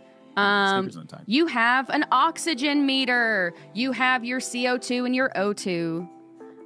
So I think different planets will have different kind of viability options, and like you may not be able to explore a lot of one planet based on your oxygen, like based on like your filters and how much oxygen is available on the planet, you name it. I'm curious to see how that works. I really hope that doesn't limit you. Like, I'm okay with it being like a little realistic, but I hope it's not like super realistic to where you can't even hardly explore half the planets. Yeah. I feel like that could ruin the experience. I guess I'm just coming again, like playing Skyrim as you're like running around, like.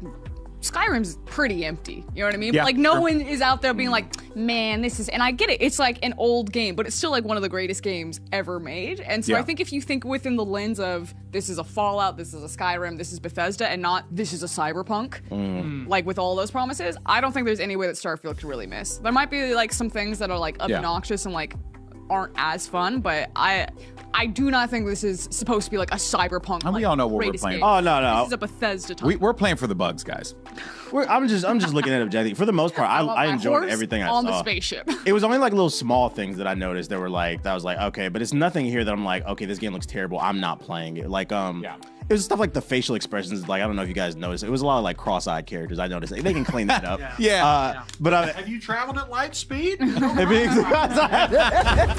The universe is filled with three kinds of people. People excited for Starfield, People excited to make fun of people excited for Starfield. and people who wasted their money pre-ordering Sniper Elite 5. After the break, we go full stealth with our review. Don't go anywhere. It's a primetime battle. 2 NFL Warriors. 3 epic challenges with WWE superstars Seth frickin' Rollins and Becky Lynch in the arena.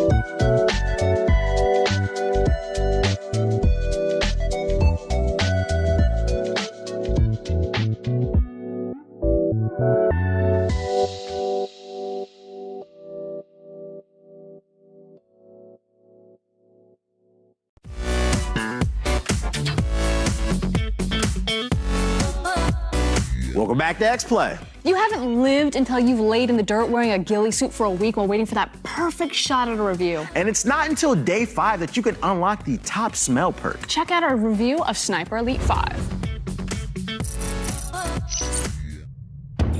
Oh my God, we still haven't got any news on the new Bubsy sequel, man. Wait a minute. Yo, all the beautiful people behind the camera, where's Jake at? We gotta do this Sniper Elite 5 review. We're wasting time. Dude, what are you doing?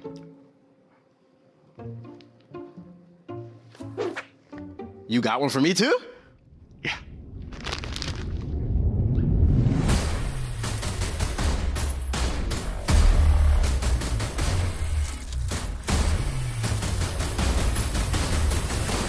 What the hell are you idiots doing? This was your idea, wasn't it? Yeah. No. Corey, review first, ghillie suits after. You, terrible influence, leave. Go. Okay. You know better than to let him do this. Just wanted to have fun. You guys smell like a bush.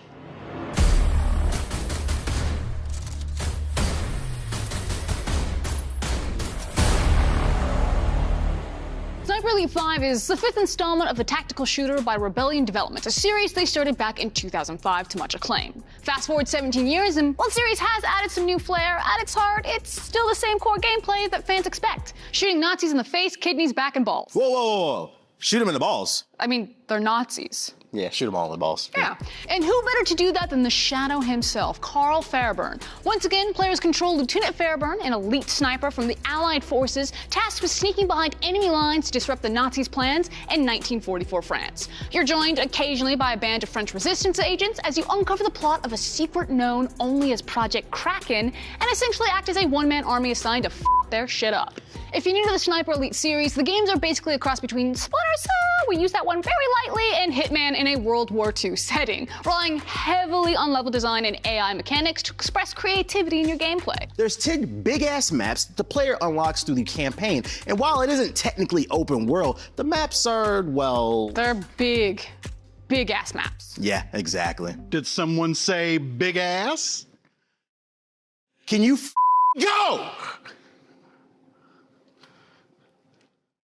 These big-ass maps are surprisingly vast for a game like this, and majority of the replayability factor comes with the mastery of these landscapes. Each map will have various missions, collectibles, and changing objectives that are revealed and adapt to your current playthrough. These big maps definitely encourage exploration since most are pretty unique and just cool to look at. I personally love the verticality was included in each map design. Being able to climb on stuff to get to better views or to tackle hits in a more dynamic way was an excellent and welcome touch to the gameplay. And of course, the sniping is fun as it's ever been before. Oh, no doubt. These slow-mo X-ray kills never got old. And since it's basically a sandbox physics engine, what you make of it can really determine how much fun you are going to have versus relying solely on the game to deliver that experience. And while the weapon variety and customization isn't the deepest we've seen from a game like this, I'd say it's more than serviceable. And there's several mechanics that make your takedowns even more satisfying. Hiding the report of your sniper rifle behind loud noises on the map is a nice, enjoyable touch that rewards people for being patient. Plus, the act of reloading keeps the combat engaging, especially in those tight spots where you need to reload quickly in the middle of close quarter combat. So there's a decent amount of stuff this newest entry into the Sniper Elite franchise does well, but there's just as much it doesn't quite hit the mark on. TBH, care to get us started?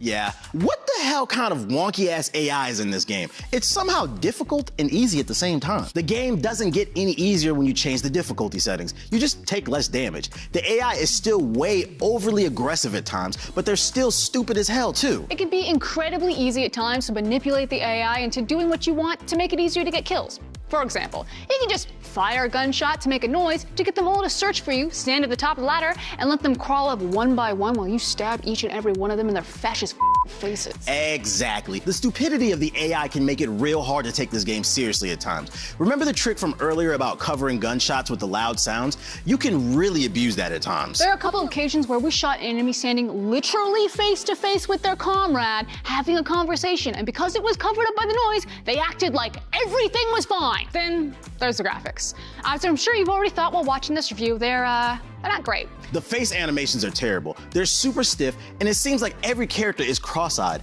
It can really ruin the immersion. Also, there's other mechanical issues in janky animations. For example, taking cover can be a massive pain in the ass. You walk up to a wall and hope to lean against it, much less in the right direction. This can really suck when you're in combat and need to be quick on your feet. Speaking of walls, for a game that tries to appear open world, there sure is a lot of invisible walls. I can't tell you how many times I tried to hop on a small stone wall in the middle of a map, only for it to tell me that it wasn't even an option. Overall, the game just lacks some polish. We did encounter some visual and sound bugs, and Corey in particular had a pretty bad one. Man, I was stuck in a damn wall for like 2 minutes straight, just spazzing out of it left and right nonstop. I had to reboot the game.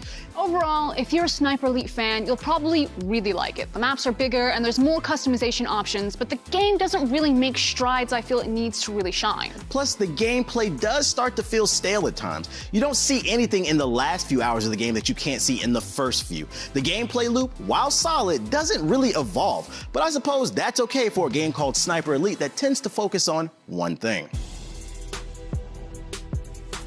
But for what that is, it does it really well. The sniping's enjoyable and the kill cams are cool, but beyond that, it's pretty straightforward. So with all that being said, we at XPlay are giving Sniper Elite 5 by Rebellion Developments a 3 out of 5.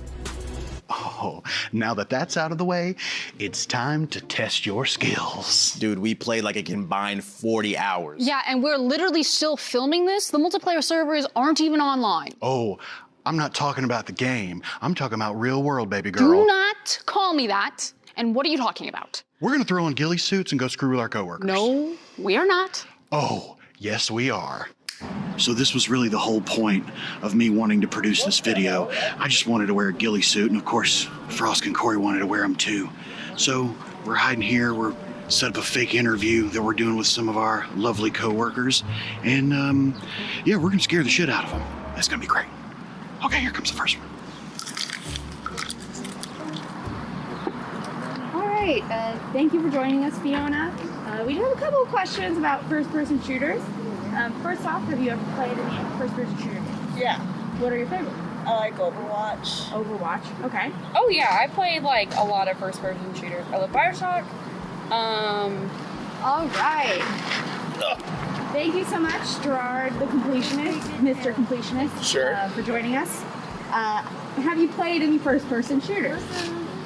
Yeah, I grew up playing a lot of Counter-Strike. So have you played any first-person shooters with like a good sneak capability?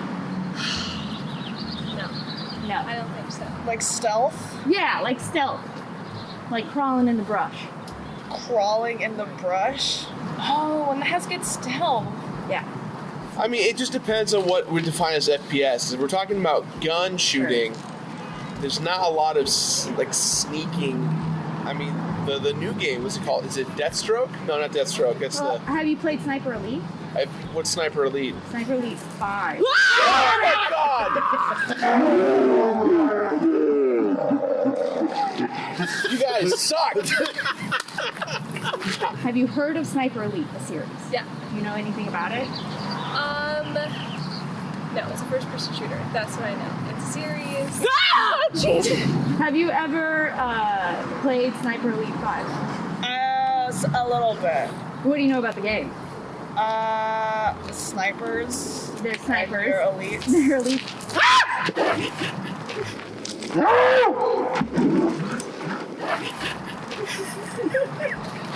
Boogie, boogie.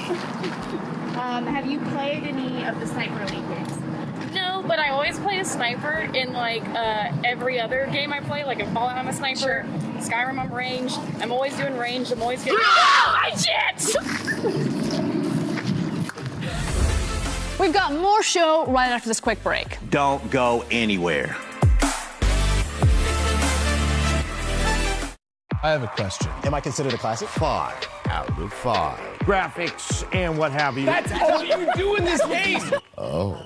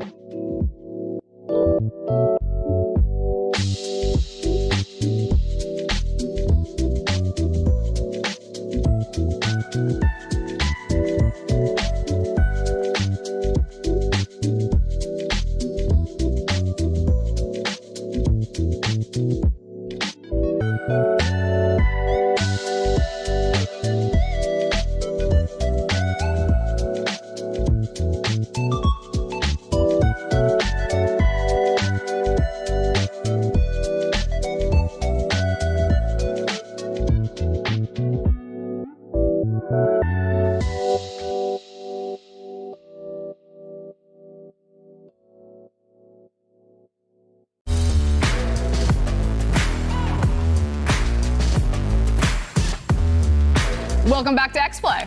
What if you had to immediately flee the state but wanted to be able to play your Xbox Series S while you're on the road? Jesus, what did you do, TBA? Nothing. And that's exactly what you're gonna tell the feds when they ask you, Frost. Check out our hands-on look at the coolest Xbox peripheral for gamers on the lam. So Danny, one of our awesome coordinators here, he got given this product called the X Screen. Now, the X Screen is this attachment that you put onto your Xbox Series S. It's a foldable screen that you can actually actively use. This is by Upspec Gaming. And so I thought it was so cool. I was like, hey, can I get one to try it out? And so here for you guys is that. They've given me one. I've been playing with it pretty consistently I'd say for the last month or so. I don't know if I can show you guys, but this is my Xbox Series S. I'll try and show you. We have some B-roll for you at home. I don't have enough slack to show you the screen, but I think you can believe me when I say I have one, and it's right here in front of you guys. I've been using it for about, I want to say a month, maybe 6 weeks now at this point. It's a really cool tool that you can attach to your Xbox. It's got these little clamps that work pretty effortlessly. There's a lot of little divots on your Xbox Series S, and there's little adjustable clamps here to attach it on. It is a 1080p screen, and it just kind of goes into the laptop format. You know, you close it down, you pull it back up. There is a built-in sound device for speakers, and the speakers are pretty loud. I was kind of impressed with how loud they are. I'm still holding up on the speaker here. This is full volume. That's pretty loud. It's really pretty dang loud. So if you wanted to terrorize everyone on the airplane. Oh yeah, absolutely. Oh my God. Does it heat up? Have you found that the screen gets hot, or not are you at all dealing with any burn? It has 2 fans in it, so it's pretty clean. Someone asked, is it running off of a battery? No, it is hardwired, so it does plug in. I don't have a battery pack for it. But yeah, this, I don't know if you guys can hear it now, but this is what it's like at that level. What kind of screen is it?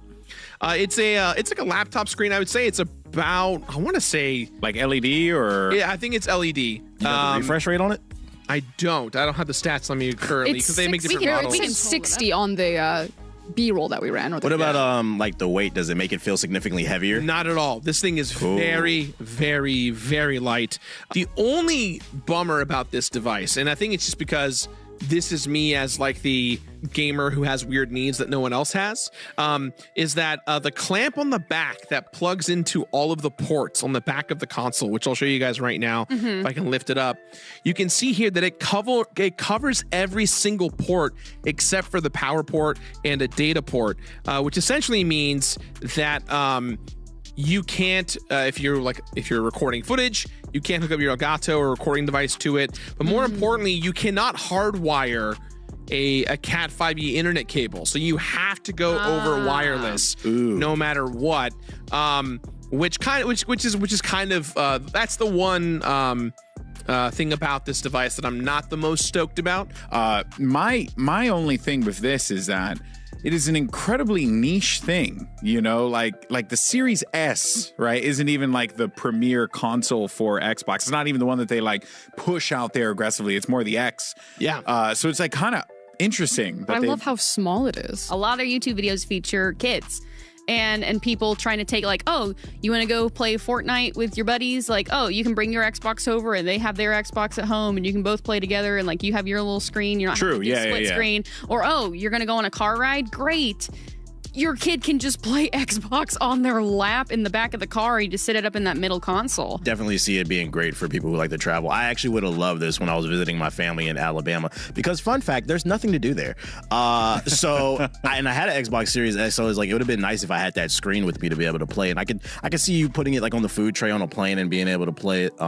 If you have a plug-in source, I could see it working. According to IGN, it says that approximately they're saying that it'll cost about $135 USD.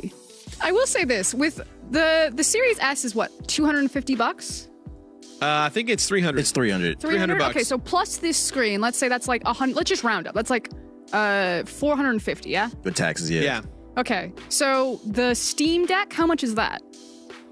The Steam Deck? Yeah. Some controllers. That's about, I think the base price is $400. Okay, so you're kind of getting in the same ballpark. So we're getting different options, and I love this conversation of like the Steam Deck, and it feels like this a little bit more is like competing with the Nintendo Switch, but for me the Steam Deck felt like it was competing with laptops and like portable gaming laptops. We're definitely seeing an era of, this competition regards in portability. It's great. We've got these big monster consoles that will sit at your house. You've also got your big monster PC that sits at your house. Now, how do I take this next generation of games that require that much power on the go? It's weird how gaming goes through these ebb and flows. So, like, you remember when like the 3DS and the Vita, bless you, or the PSP, right? So good. All these like, it was like, portability was like everything, and then it all kind of just like went away in a heartbeat, and now we're like very much focused on the in-home experience. Now we're going back to portability. It's like, make up a darn man. And that's our show. Be sure to head over to our XPlay YouTube channel to check out our extended versions of our reviews and video essays. And watch us scare the shit out of Gerard over and over. Never gets old.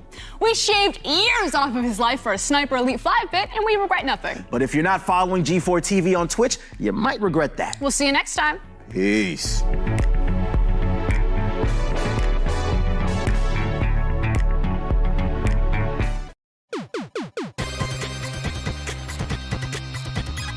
Today on XPlay, Switch Sports is out, so buckle up, Tiger. We've got 30 minutes to fill. Can Switch Sports live up to the legacy of Wii Sports, or should Nintendo stop trying to relive the glory days? My favorite event is Chimbara Swords. To the crotch! It's game time. Hello and welcome to XPlay, where we continue XPlay's legacy of stunning athleticism with our review of Switch Sports. I assume real soccer is also played with the ball bigger than the players? It's called football. And yeah, I'm pretty sure the ball is bigger than the players. Check out our review of Switch Sports. Athletes, sweat, balls. These are all been missing from our lives ever since I stopped visiting the YMCA locker room. Wait, no, I didn't mean to say that to y'all. What I meant to say is, ever since the world moved on from one of the greatest games of all time, Wii Sports. Switch Sports is the long-awaited spiritual successor to Nintendo's sports franchise, but while Wii Sports only got sillier with Wii Sports Resort, Switch Sports has taken a more serious turn. You're no longer alley-ooping free throws and shooting arrows at melons on a beachy island resort while your Shaquille O'Neal and Ellen DeGeneres Mies cheer you on. In Switch Sports, you're playing volleyball in a converted warehouse or bowling in a mall straight out of a newly gentrified Brooklyn neighborhood. But is the change for the better?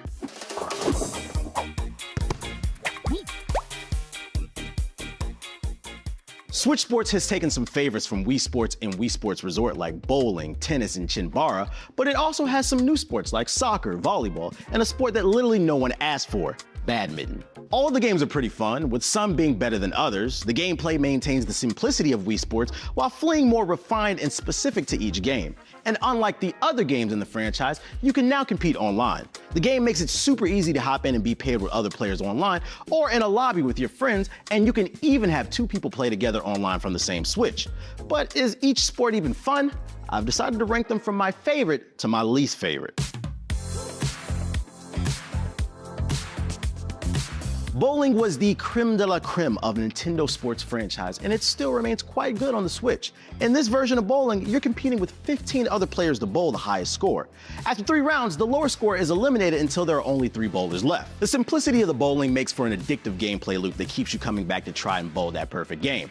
But also, once you get a hang of how to get a strike pretty consistently, there's not much challenge left. All that being said, sports bowling is still a tried and true classic, so it's hard to go wrong getting a turkey with some friends. My next favorite game is soccer. Some matches can occasionally feel a bit slow, and playing with strangers can make it difficult to get good teamwork going, but when it works, it just works. This is one of the few games that requires slightly more complex gameplay than just swinging your Joy-Con. You play with both your left and your right Joy-Cons like traditional controllers to move around the field, and you use motion controls to kick the ball. It's no Rocket League, but it's pretty fun. When the whole team's working together, it makes me feel like Mia Hamm. Soccer is also one of the few sports that doesn't feel as repetitive as many of the others on the roster. Because it's a 4v4 team game, a lot more can change depending on your teammate's skill, the skill of the other team, and where the ball wants to go. The next 3 games are squarely in the it's pretty good category. Volleyball is pretty fun, but sometimes it feels like you're stuck in the same pattern of bumping the ball, setting the ball, and then spiking your balls. And as somebody who has a set of balls, I'm tired of playing with my own, so I don't want to play with these. Tennis is good, but it doesn't add much new from the tennis Wii Sports past, and Chimbara adds some new sword options from the original game, but it can still sometimes feel like you're just swinging wildly and hoping things hit. Now, let's talk about the worst game on here, badminton. As much as I respect Nintendo for choosing to include the most boring game in the universe, badminton should not be a part of this pack, at least not as it is. The gameplay is too simplistic with not enough strategy. Each match is essentially a test of patience. You have some moments where you can spike the ball or make your opponent trip, but no, it's just dull as hell. And already having 2 other ball and net games, I'm not sure we really needed a third. Also, it's f***ing badminton. Literally, no one asked for this. This is a sport that at most you play on slow days in your middle school gym class, and then 10 years later, you're surprised to see that people compete with it in the Olympics. If Nintendo's gonna include a slightly more obscure sport like badminton, at least make it weird, or give us something like curling instead. Curling is just as weird and boring, but it would have given us a much different gameplay from everything else on the list. I mean, 3 out of the 6 sports in Switch Sports just require you to rally a ball back and forth over a net. If they choose a game like curling, not only would the motion controls and gameplay feel different, but the entire goal and strategy of the game would be different as well. Also, if they offered curling, then you could watch your friends and family make a jerk-off motion over and over again. Come on, Nintendo, give the people what they want. In Wii Sports and Wii Sports Resort, things don't feel nearly as similar across the game modes. We had airplanes that could explore the island or do different flight challenges. Or we could throw a frisbee at a dog who would get disappointed in you if you f***ed up. Even the lack of Miis feels like the safer choice. While Wii Sports had all your favorite Miis mingling in one place, Switch Sports offers for a new style of avatar. There are a handful of character customization options, but not nearly enough, especially if you want your character to look anything but white. There's this one short hair locks option for black hairstyles and no real curly default styles, and the only feature you can change on the face are the eyes and eyebrows, and even those look pretty similar. In Switch Sports' defense though, this game is designed to unlock more customization options the more you play. You get a random choice from whichever collection you choose until you finally unlock them all, which will give you the bonus outfits on offer.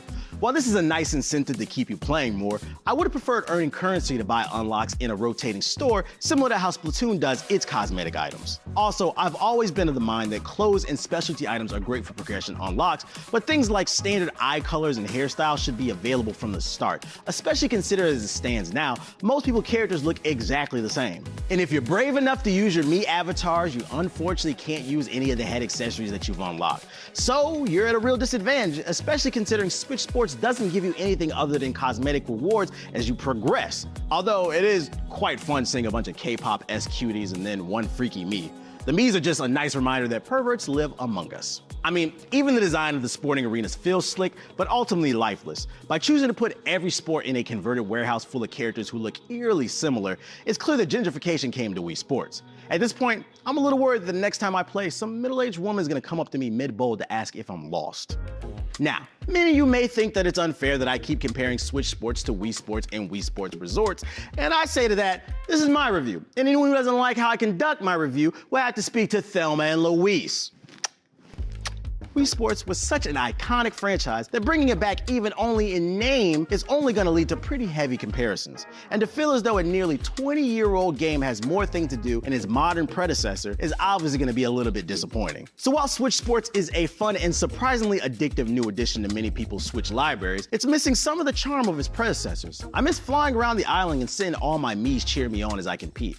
I also wish there were more games, more challenges, and some sports to feel less repetitive. And as much as I like the cosmetic unlock loop, I wish there were more rewards for leveling up your pro status and unlocks for the challenges in these single-player game modes.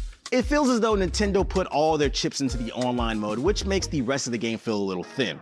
If you're not online, there's no campaign where you fight against all the pros in each sport, and very few challenge modes to play each game a different way. And the 2 challenge modes in soccer and bowling that are in Switch Sports don't even incentivize you to play with things like cosmetics or even a leaderboard. The cosmetics unlocks that are available are fun, but randomized and still often leave most characters looking very similar. It's also frustrating to leave cosmetic options like curly hair or beards as randomly unlocked items. And before you come for me in the comment section saying, but TBH, there's a default beard option, I would not call that Abe Lincoln-ass chin strap a beard. I'm glad your neckbeards have representation, but I want some options for the rest of us. All this being said, Switch Sports is still a fun game. It has nice simplistic gameplay that the whole family can enjoy and a really sleek interface for hopping into online matches. Yes, I wish there was more variety in the gameplay, and yes, I'm sad that Nintendo decided to strip away some of the weirdness that made the original sports franchise so fun, but this is still a pretty fun experience and a polished game, and that's why we're giving Switch Sports a 3 out of 5. Right after the break, X-Play will present our 244th annual Switch Sports Championship. Which we've been hosting since Batman was called Battledore and Shuttlecock. Hey, that's neat. And India was under British rule. Not so neat. Don't go anywhere. The competition begins right after the break. Can we add curling to the... Yeah, that was a stupid question.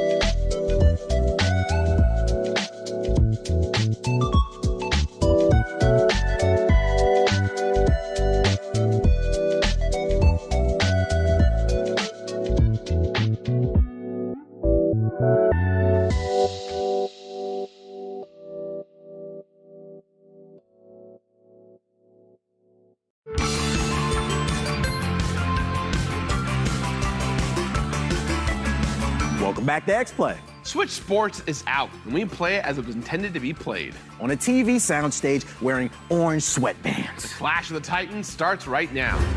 Hello, and welcome back to the 244th annual Athletes Corner by X-Play. My name is Abby Russell, and I'm joined by... I'm Jake Bennett.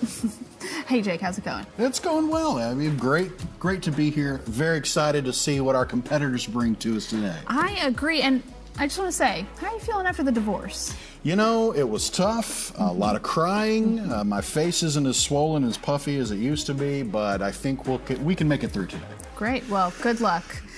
On that note, let's bring out our contestants, the athletes now. First up, we have the Black Hokage. It's time for the G4 Big Stepper and to show everybody the power that my family feared.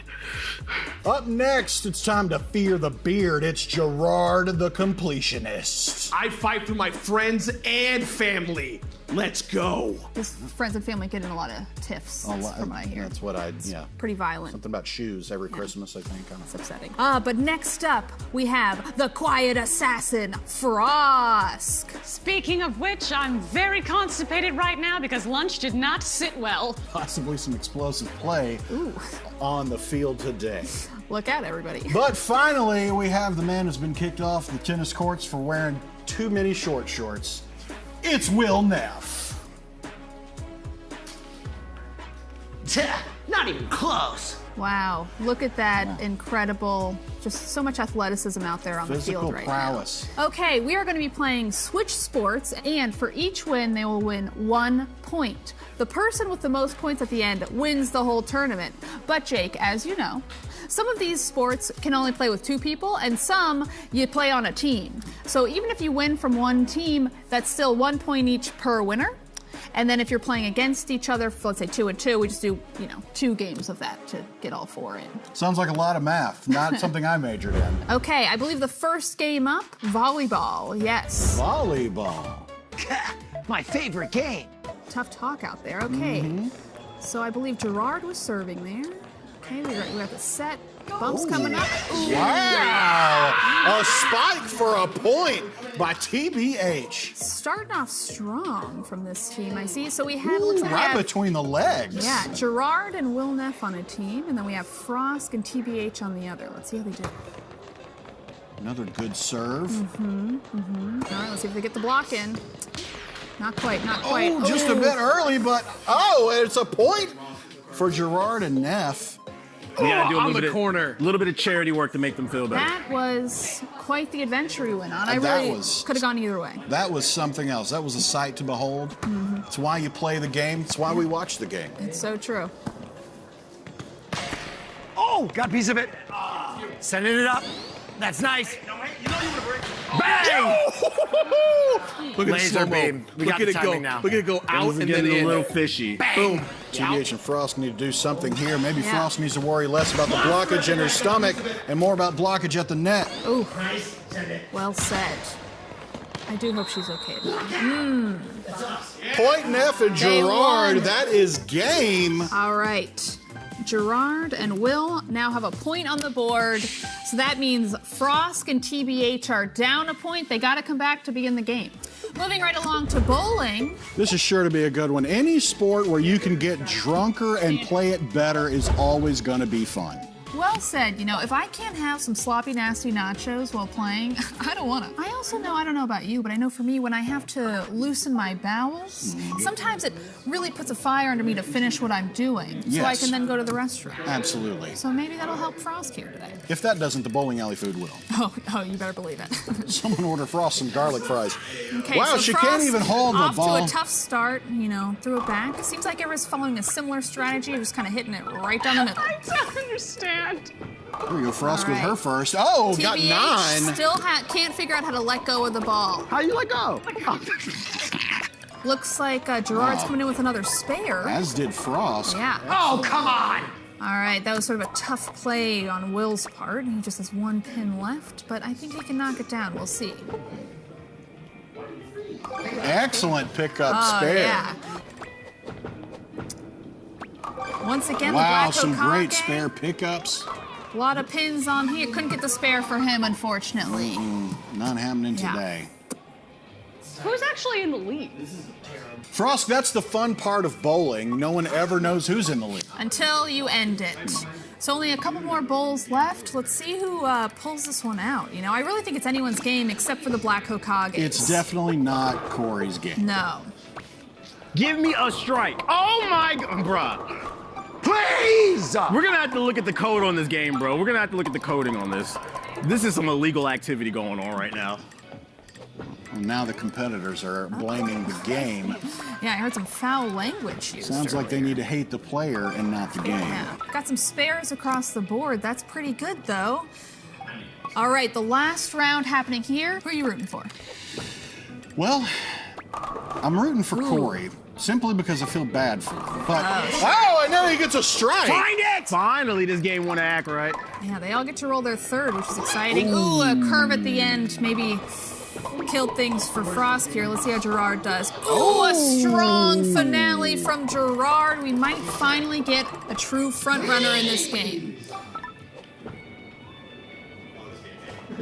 Wow, just a big whiff. Ah, it's hard to see. Well, let's see what the final scores are. Okay. Who's the winner? Could be anyone's game at this point.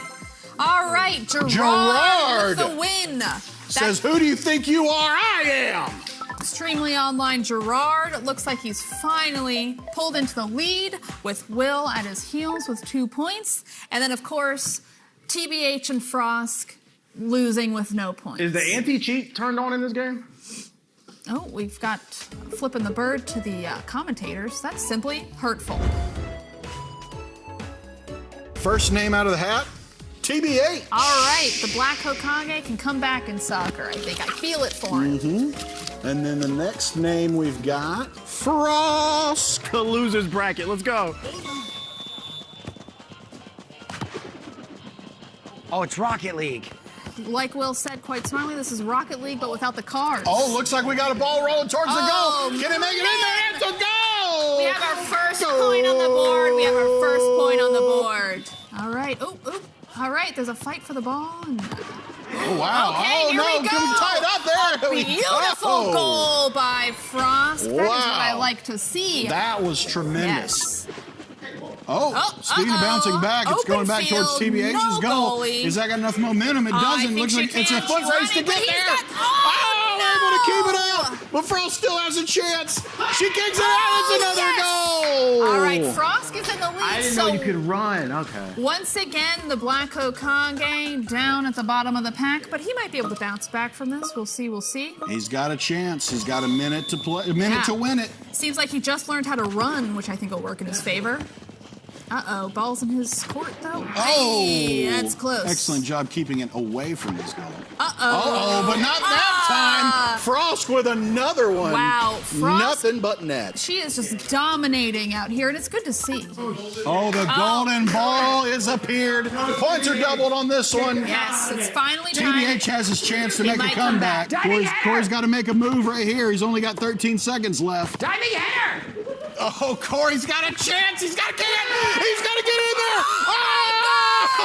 Oh! I love this athleticism. A tie game. I have never seen anything more exciting than the day your wife met her current partner. Yeah. Yeah, sparks just flew that day. Anyway, here we go. 3 seconds left. Can anybody get... Oh, maybe Frost could get a little something off, but we're going to overtime. Ooh, it looks like the goals have gone wide. Easier to nail those balls. That's right, folks. Net. TBH gonna hit it in his own thing. Okay. Frost making a kick over to the goal. All right, it's just close, a but little not bit quite outside. in. Able to Can't recover. quite get that aim. That one's going in. There we go. And Frost wins is it. the winner. Wow. So that gives Frost a point, and once again, the Black Hokage has 0 points. Nil. 0 points on the board. All right, this is anyone's game. Let's see how it goes. Okay. Neff off to a fast start. Good header by Will Neff. Let's see if he can get it in, though. Ooh. All right. Dude, I do not understand the kicking system. 15 seconds left in this match. We are still scoreless. Yes. Oh, but are we? No! Will Neff! Looks like that's it. That is the game. We are now tied. Yes.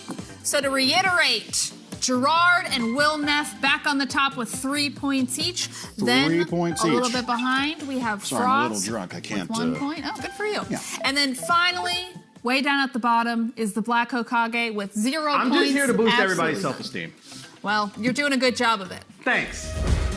I'll be honest, I have no idea who's winning. It must be the audience because no one on that stage is. Tune in for the epic conclusion right after these messages.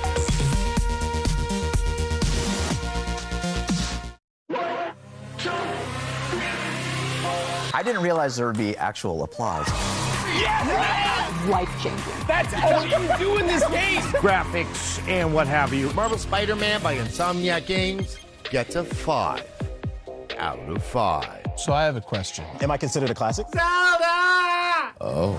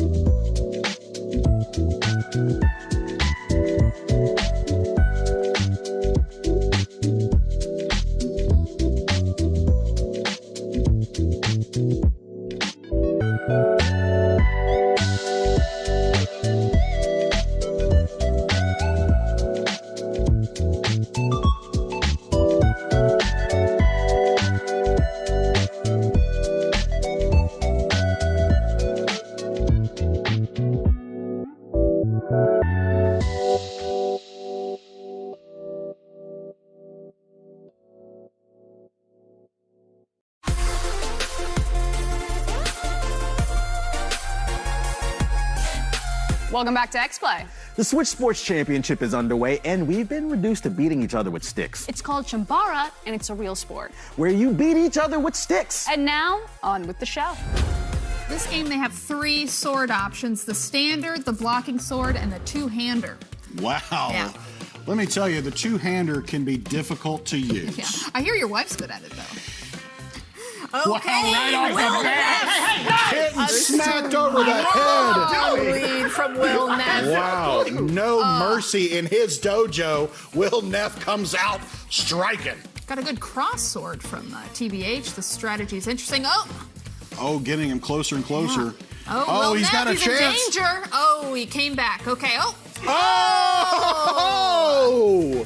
There it goes. Ooh, Will Neff comes out striking again, but TBH giving him the old what for. It looks like an even battle right now. Oh, no, TBH Oh, he's in on the danger. edge. TBH falls. Will Neff wins. That is another point for Will Neff. Oh, my goodness. Bringing him into the lead. If Gerard wins this next one, they will be once again tied. And if he does not, that means Frosk, still in third, but on her way, climbing back up. Okay, so far.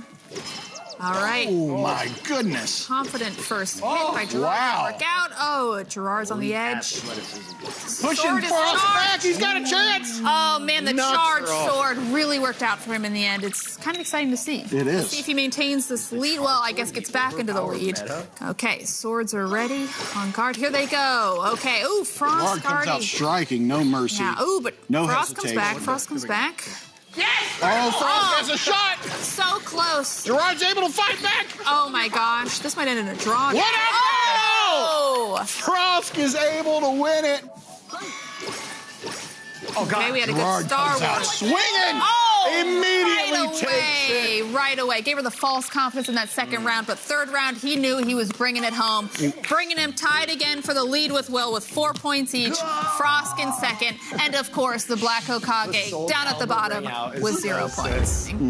I think that since this is our last competition, that it should be Gerard and Will on separate teams. You know, I love this idea. Yes, Who's on Gerard's his team? teammate will be TBH. Which leaves Frost and Will. together. Yes. And this is a battle to be the champion. Who will win? All right, solid serve from Frost right from the start.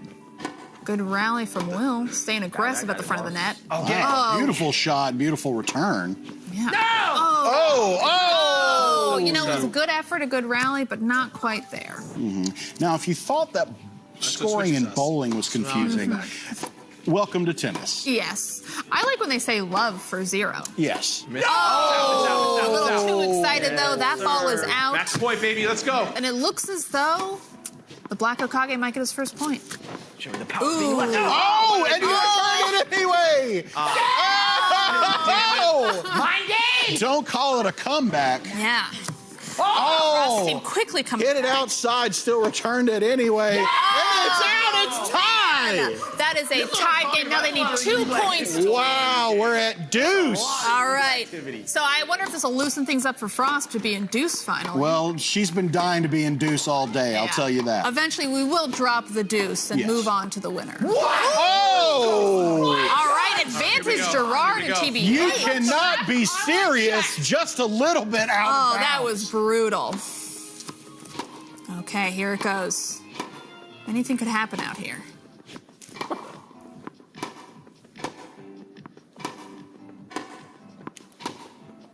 What a rally we have here. Oh. Athleticism just a little bit outside. Oh, and and Gerard. that. And TBH win.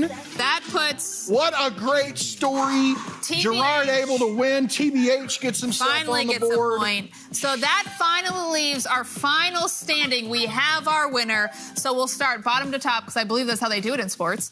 So trailing with the loss. Oops. I mismarked the winner. So trailing with the loss, TBH and Frosk share third place with 1 point each. A tepid clapping from our audience. Love to see it. Then, with a close second, we have Will Neff with 4 points. That's right. Oh, I think Mother will be proud. Mother would be proud. Yeah. And then finally, our winner, our creme de la creme of the athletes here today, Gerard the completionist. Able to complete completely dominate this competition. Yeah, with 5 points. Congratulations, Gerard, the reigning champion of the X-Play Switch Sports Championship. Oh, thank you. I'll be your tennis couple anytime. Really? Thanks. Yeah, no problem, as long as we win. Okay, well, that's our show. To see the extended version of our reviews and video essays, there's even a longer version of the Switch Sports competition, if you can believe it. Head on over to our X-Play YouTube channel. We upload new content every week and would love a sub if you like what you see. See you next time. Bye. Peace.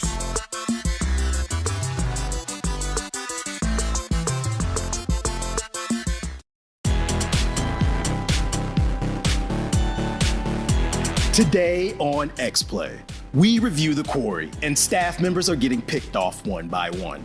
We're so excited to show you our completely natural performance capture faces. It's game time.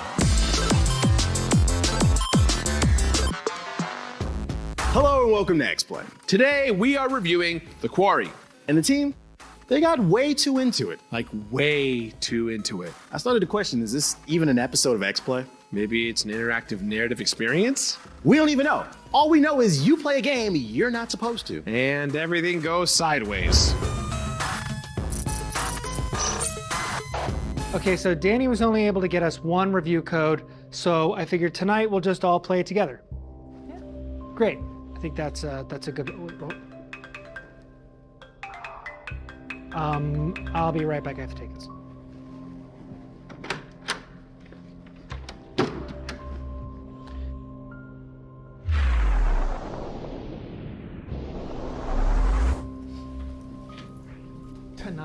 Tonight? Are you insane? I can't. What am I supposed to tell the rest of the team? This is not going to go well, you know. No, come on. Jesus. What the hell? What were you doing? Spying on Muffler? Okay, well, whatever. I downloaded the game to the Hex, and the pizza's looking good. Yes, this is gonna be so much fun, y'all. Yeah, I'm so excited. Okay, so I have to take care of something, so we're just gonna push playing till Monday. Leffler, I downloaded the game in the Hex. Yeah, Gabrielle just ordered pizza. Is that true? Yes. I can order Chinese? No, it's not that. I'll be back. Just don't play the game until I get back. Okay, but like we already had this plan. Don't play the game until I get back. Promise me. Yeah, we promise. You promise? Mm-hmm. Sure. Mm-hmm. Cool. Great. Then I will be back.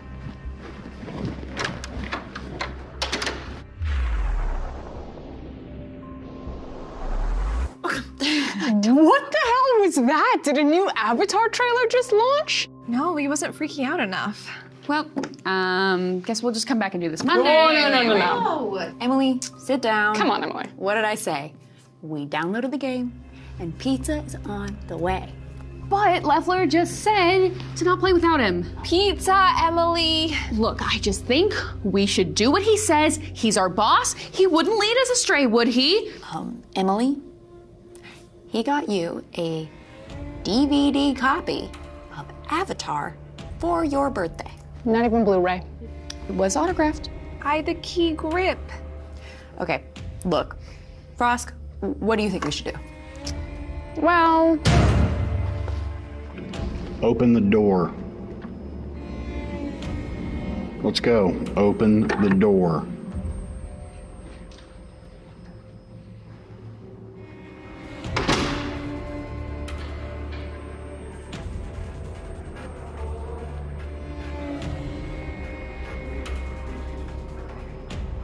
I heard you guys got pizza. How did you know about the pizza? We've only talked about the pizza in this room. I eat things and I know things. Is that blood on your neck? Oh, no, it's probably raspberry jelly from a donut. Yeah, that checks out. Okay, what is with the cop getup? We were shooting a bit for LA Noire. Oh, really? Yeah, you tell me if I'm lying. You're lying. Yeah, I'm lying. I was walking by wardrobe and I saw the costume, and you know how much I love costumes. Sure. Yeah, so what's the deal? Are we playing the quarry or not? What's going on? Well, Leffler has asked us not to play until Monday. Forget the pizza, Emily. Think of the pizza. Look, it's up to Frost. She's the lead on the video. So what'll it be? Are we gonna play the quarry or are we gonna wait?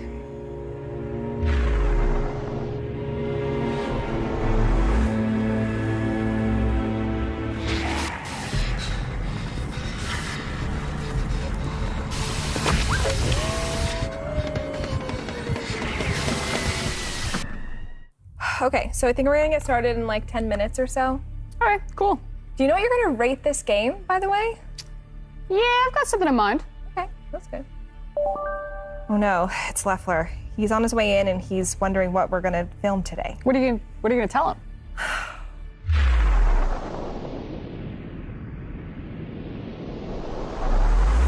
I'm not telling him shit. I'm just gonna go distract him. How? Please, I'm an expert in this. I'll ask him one single question about dinosaurs. He'll be talking for hours. I'll be back. You can just start. Okay, Frost, we are ready to go when you are. Yeah, sounds great. Should I start talking about the developer Supermassive, or should I just like jump straight into the quarry?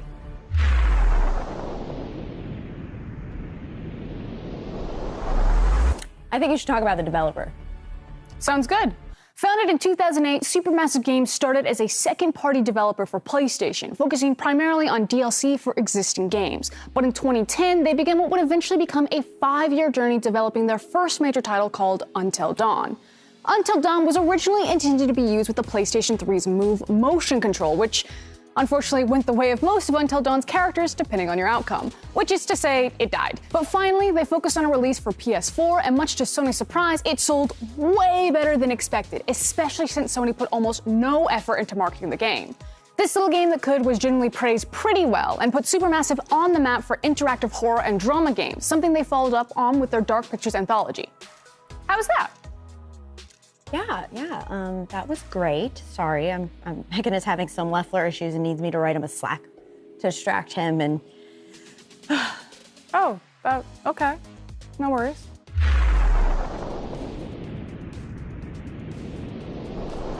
I'm gonna go help Megan. I'll be back after this message. Hey, so I know Gabrielle got a little distracted, but I just came in just to make sure everything's running smoothly, going well. Yeah, we just talked about the developer, and now we're gonna move on to the game. Great. Yeah, but I was trying to decide if maybe we should talk about spoilers, or maybe just go with a basic overall plot. But what if Leffler sees it? Because, I mean, he's gonna see it because he's our boss, and then he's gonna realize that we played the game without him when he sees the spoilers, and then we're all gonna get in trouble, and... Whoa, Emily, whoa. Everything's totally fine. You're the producer. Just tell me what we're doing.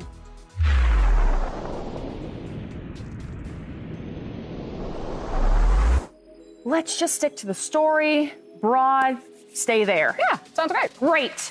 Whenever you're ready. Pause the VHS tape. The X-Play review of The Quarry continues right after the break. Why do you keep saying my name? It's a weird word. It is.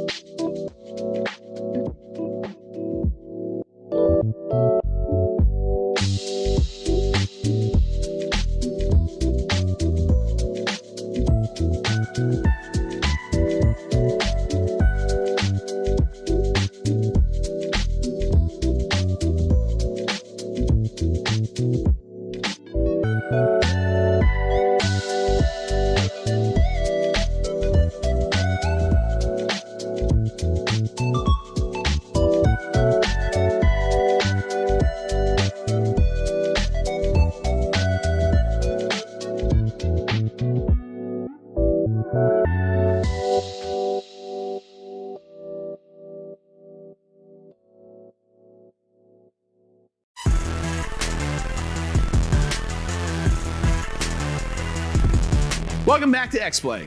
We're reviewing The Quarry, and Frosk is delving into the horror experience. Or is she? It's a branching narrative. Anything could happen. Check it out.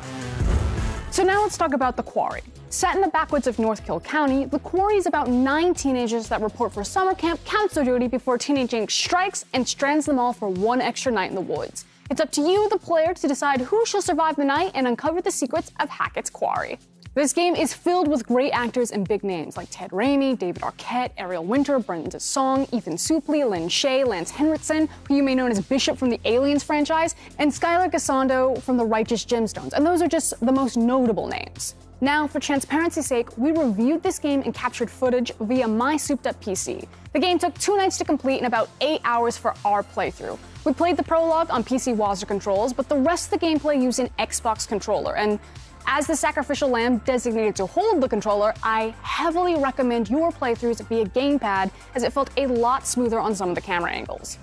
Now, the easiest starting point when examining The Quarry is to compare it to its predecessor, Until Dawn. While the game's general structure are almost completely identical in execution, there's some quality of life adjustments that make The Quarry a great level up and thematically tighter experience. The Quarry has a combination of 186 different possible endings according to director Will Biles, and uses a VHS motif to indicate when minor and major choices have been made. Like the butterfly effect of Until Dawn, the mechanic is generally the same core principle the game is built on. However, the effect on the characters don't alter traits, but instead influence emotions that adjust your interactions. In Until Dawn, you could get specific character traits, like bravery, to certain levels that would unlock situations in which your character is now brave enough to act in a different way, thus changing the story. In The Quarry, if there are trait attributes, they're invisible to the player, and it's more about paying attention to their actual personality and performance with the choices that you make. While we didn't get enough time with the title to explore or test these theories 100%, this iteration of making a mechanic invisible or removing it entirely, we feel actually improves the game, as it forces you not to try to interact so much with the game itself as much as with the people. You're not trying to buff or nerf specific attributes to change someone's personality for an outcome, you're trying to figure them out as people and work together to survive the night. Instead of totems, The Quarry collects tarot cards, which are interpreted by a narrator between chapters with the option to see a future based on the cards selected.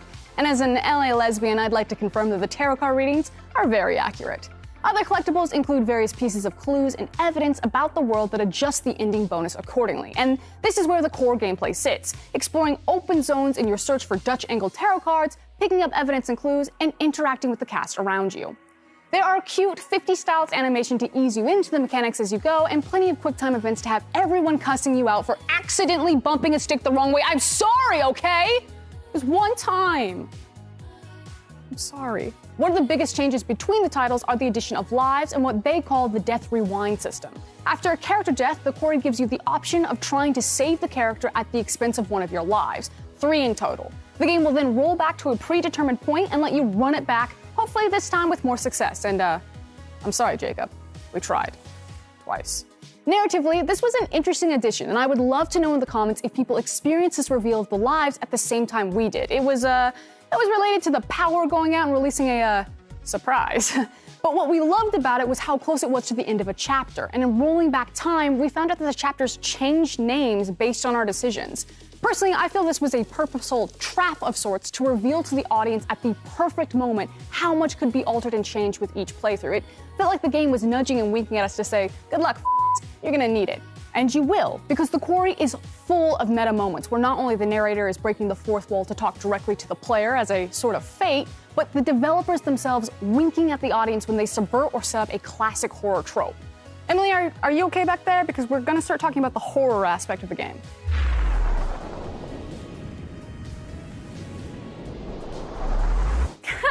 You know me. I'll be just fine. Okay, well, here we go. Structurally, there are horror homages all over this game. I mean, one of the main characters literally tries to go to Landis University, a nod to the iconic director, writer, and producer John Landis. The Evil Dead and Friday the 13th are probably the most recognizable motifs, but there's a gambit of classic horror movies represented, including Jurassic Park. Shh, you have to whisper that movie title or else Leffler will hear.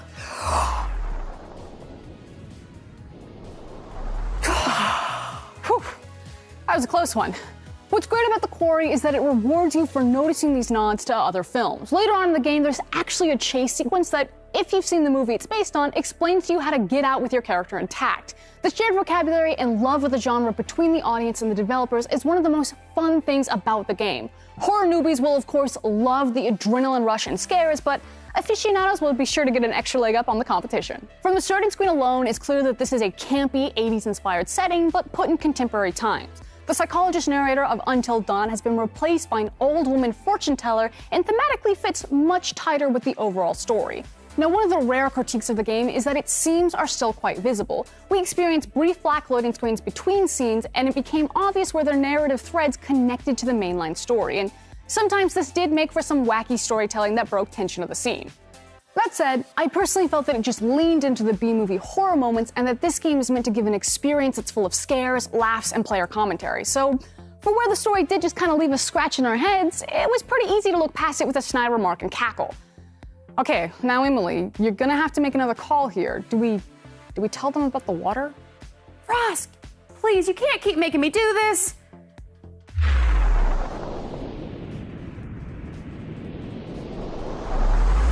Yeah, well, might as well.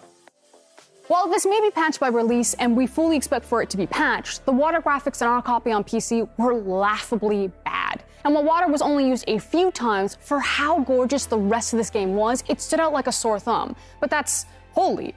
What's wrong? Oh my gosh, what the hell? Jake, what are you doing here? I'm just watching.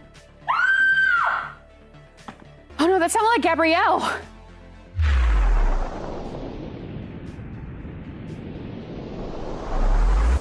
Don't worry, Gabrielle, I'm coming to help you. Are you gonna go help Gabrielle too? No. Let's go. Everybody run. What are we doing here? We gonna shoot this thing? Shouldn't we wait for an adult? That's a good point.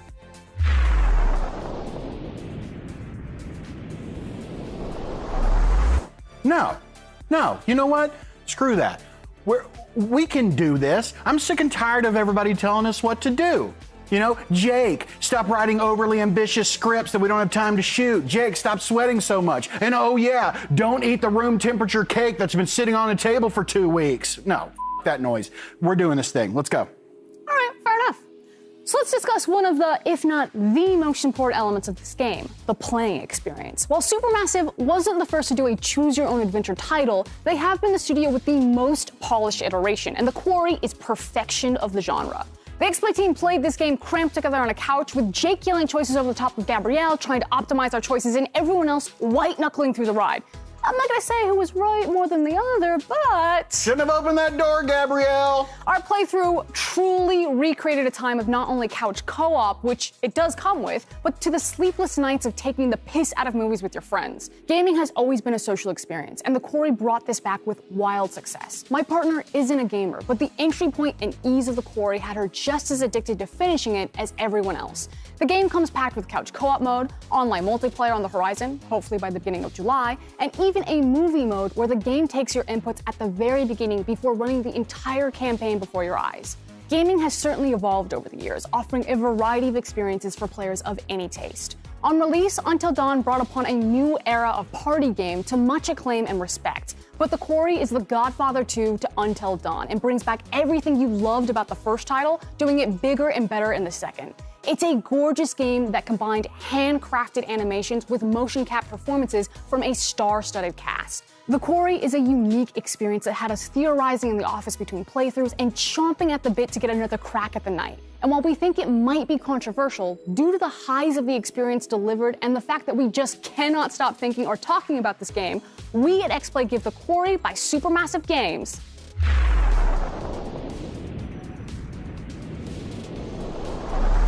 a 5 out of 5. Whoa, what? What? You guys played this game without me? To be fair, as soon as you tell us not to do something, you know we're gonna do it. Besides, you can't trust Jake and I. No. But where are Emily and Gabrielle? Didn't Gabrielle just scream at the top of her lungs a minute ago? Oh yeah, well that was because the new Stray trailer dropped, so they're kind of busy right now. Oh, so they're okay? I mean, there's a lot of tears happening, but they're safe. I don't care about that. You played the game without me. To be fair, you never really told us why we shouldn't play the game without you. It's because I get scared when I play the game by myself. Are you kidding me? No.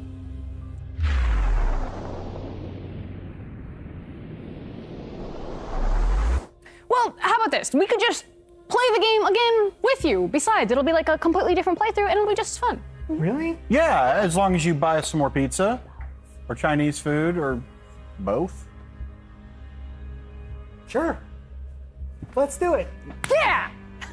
Jesus. And that's the X Play review of The Quarry. But we dig even deeper into the game with an exclusive interview with the game's director. We'll be right back after the break.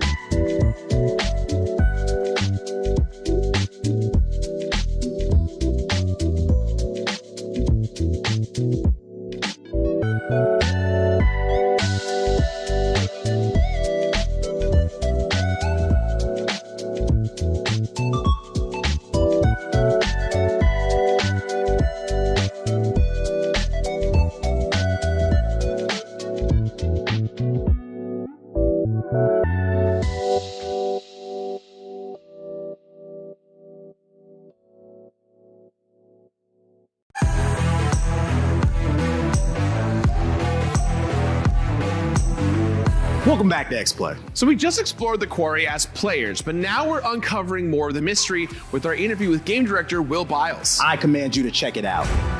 Thank you so much for sitting down with me, Will.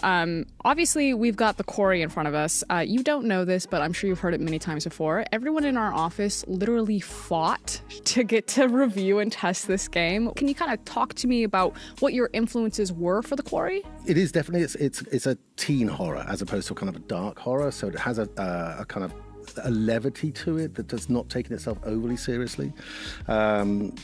And the reason for doing a teen horror is it's kind of a horror that has a whole bunch of rules that everybody knows. In that retrospect, though, since it is kind of meta, does it kind of punish you or give you winks and nods of like, you thought it was going to be this way, but because you know the rules, guess what? We don't care. We break them. No, literally, that's literally what we do. So, and actually, you learn that fairly early on, and I think it's really important. And also, and weirdly, in today's age, you can't use the kind of the morality of the 80s. You really can't. We were looking at it, it's like, oh no, there's no way that's going to happen. So,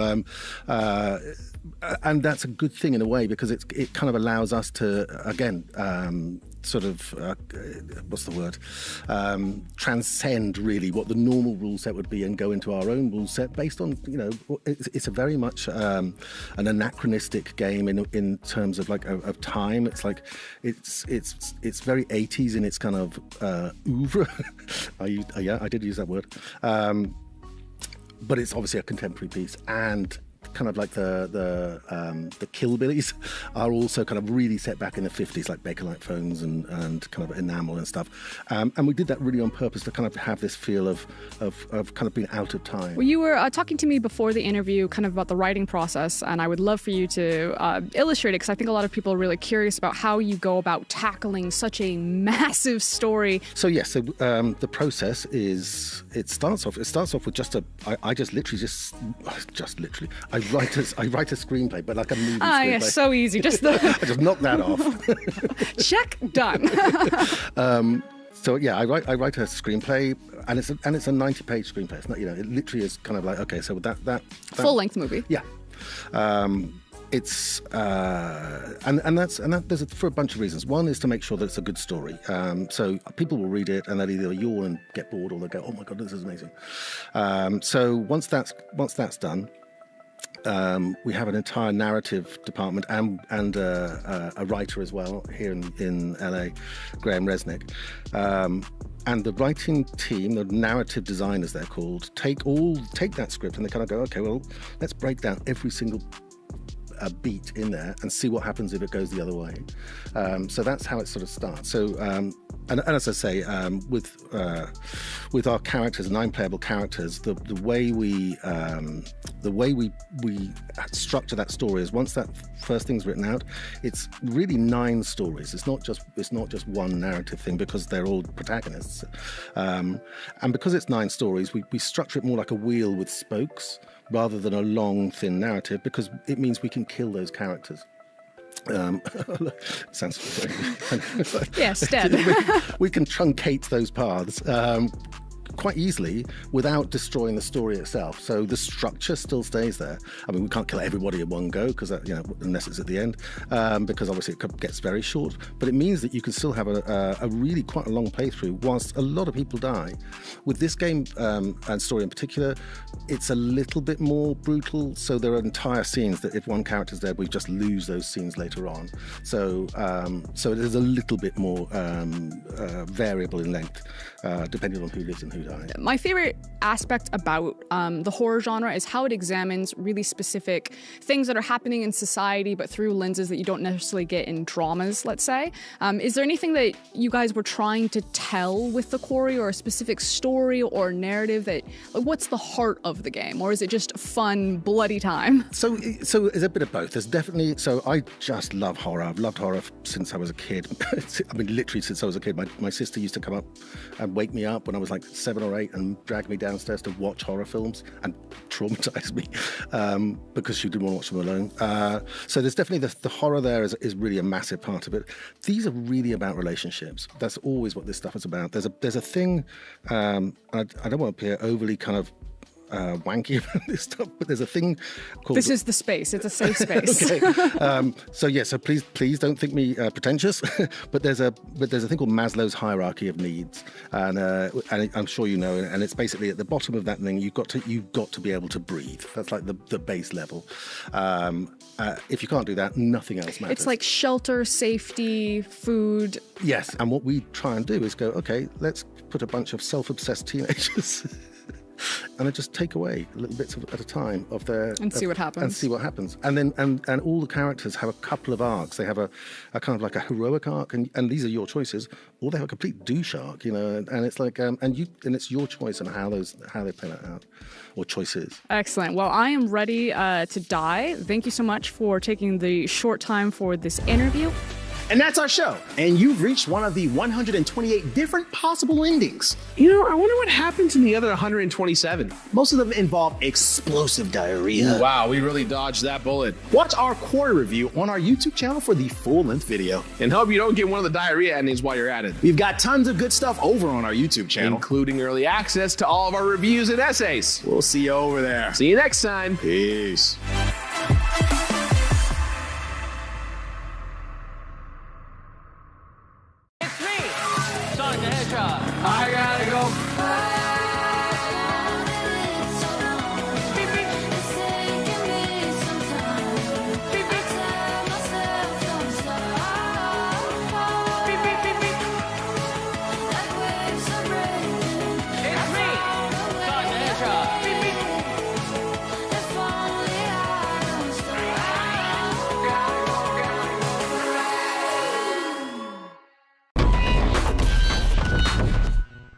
Today on Unbeatable Banzuke, the extreme ski boarder course that has never been conquered, and the crazy cat wheelbarrows of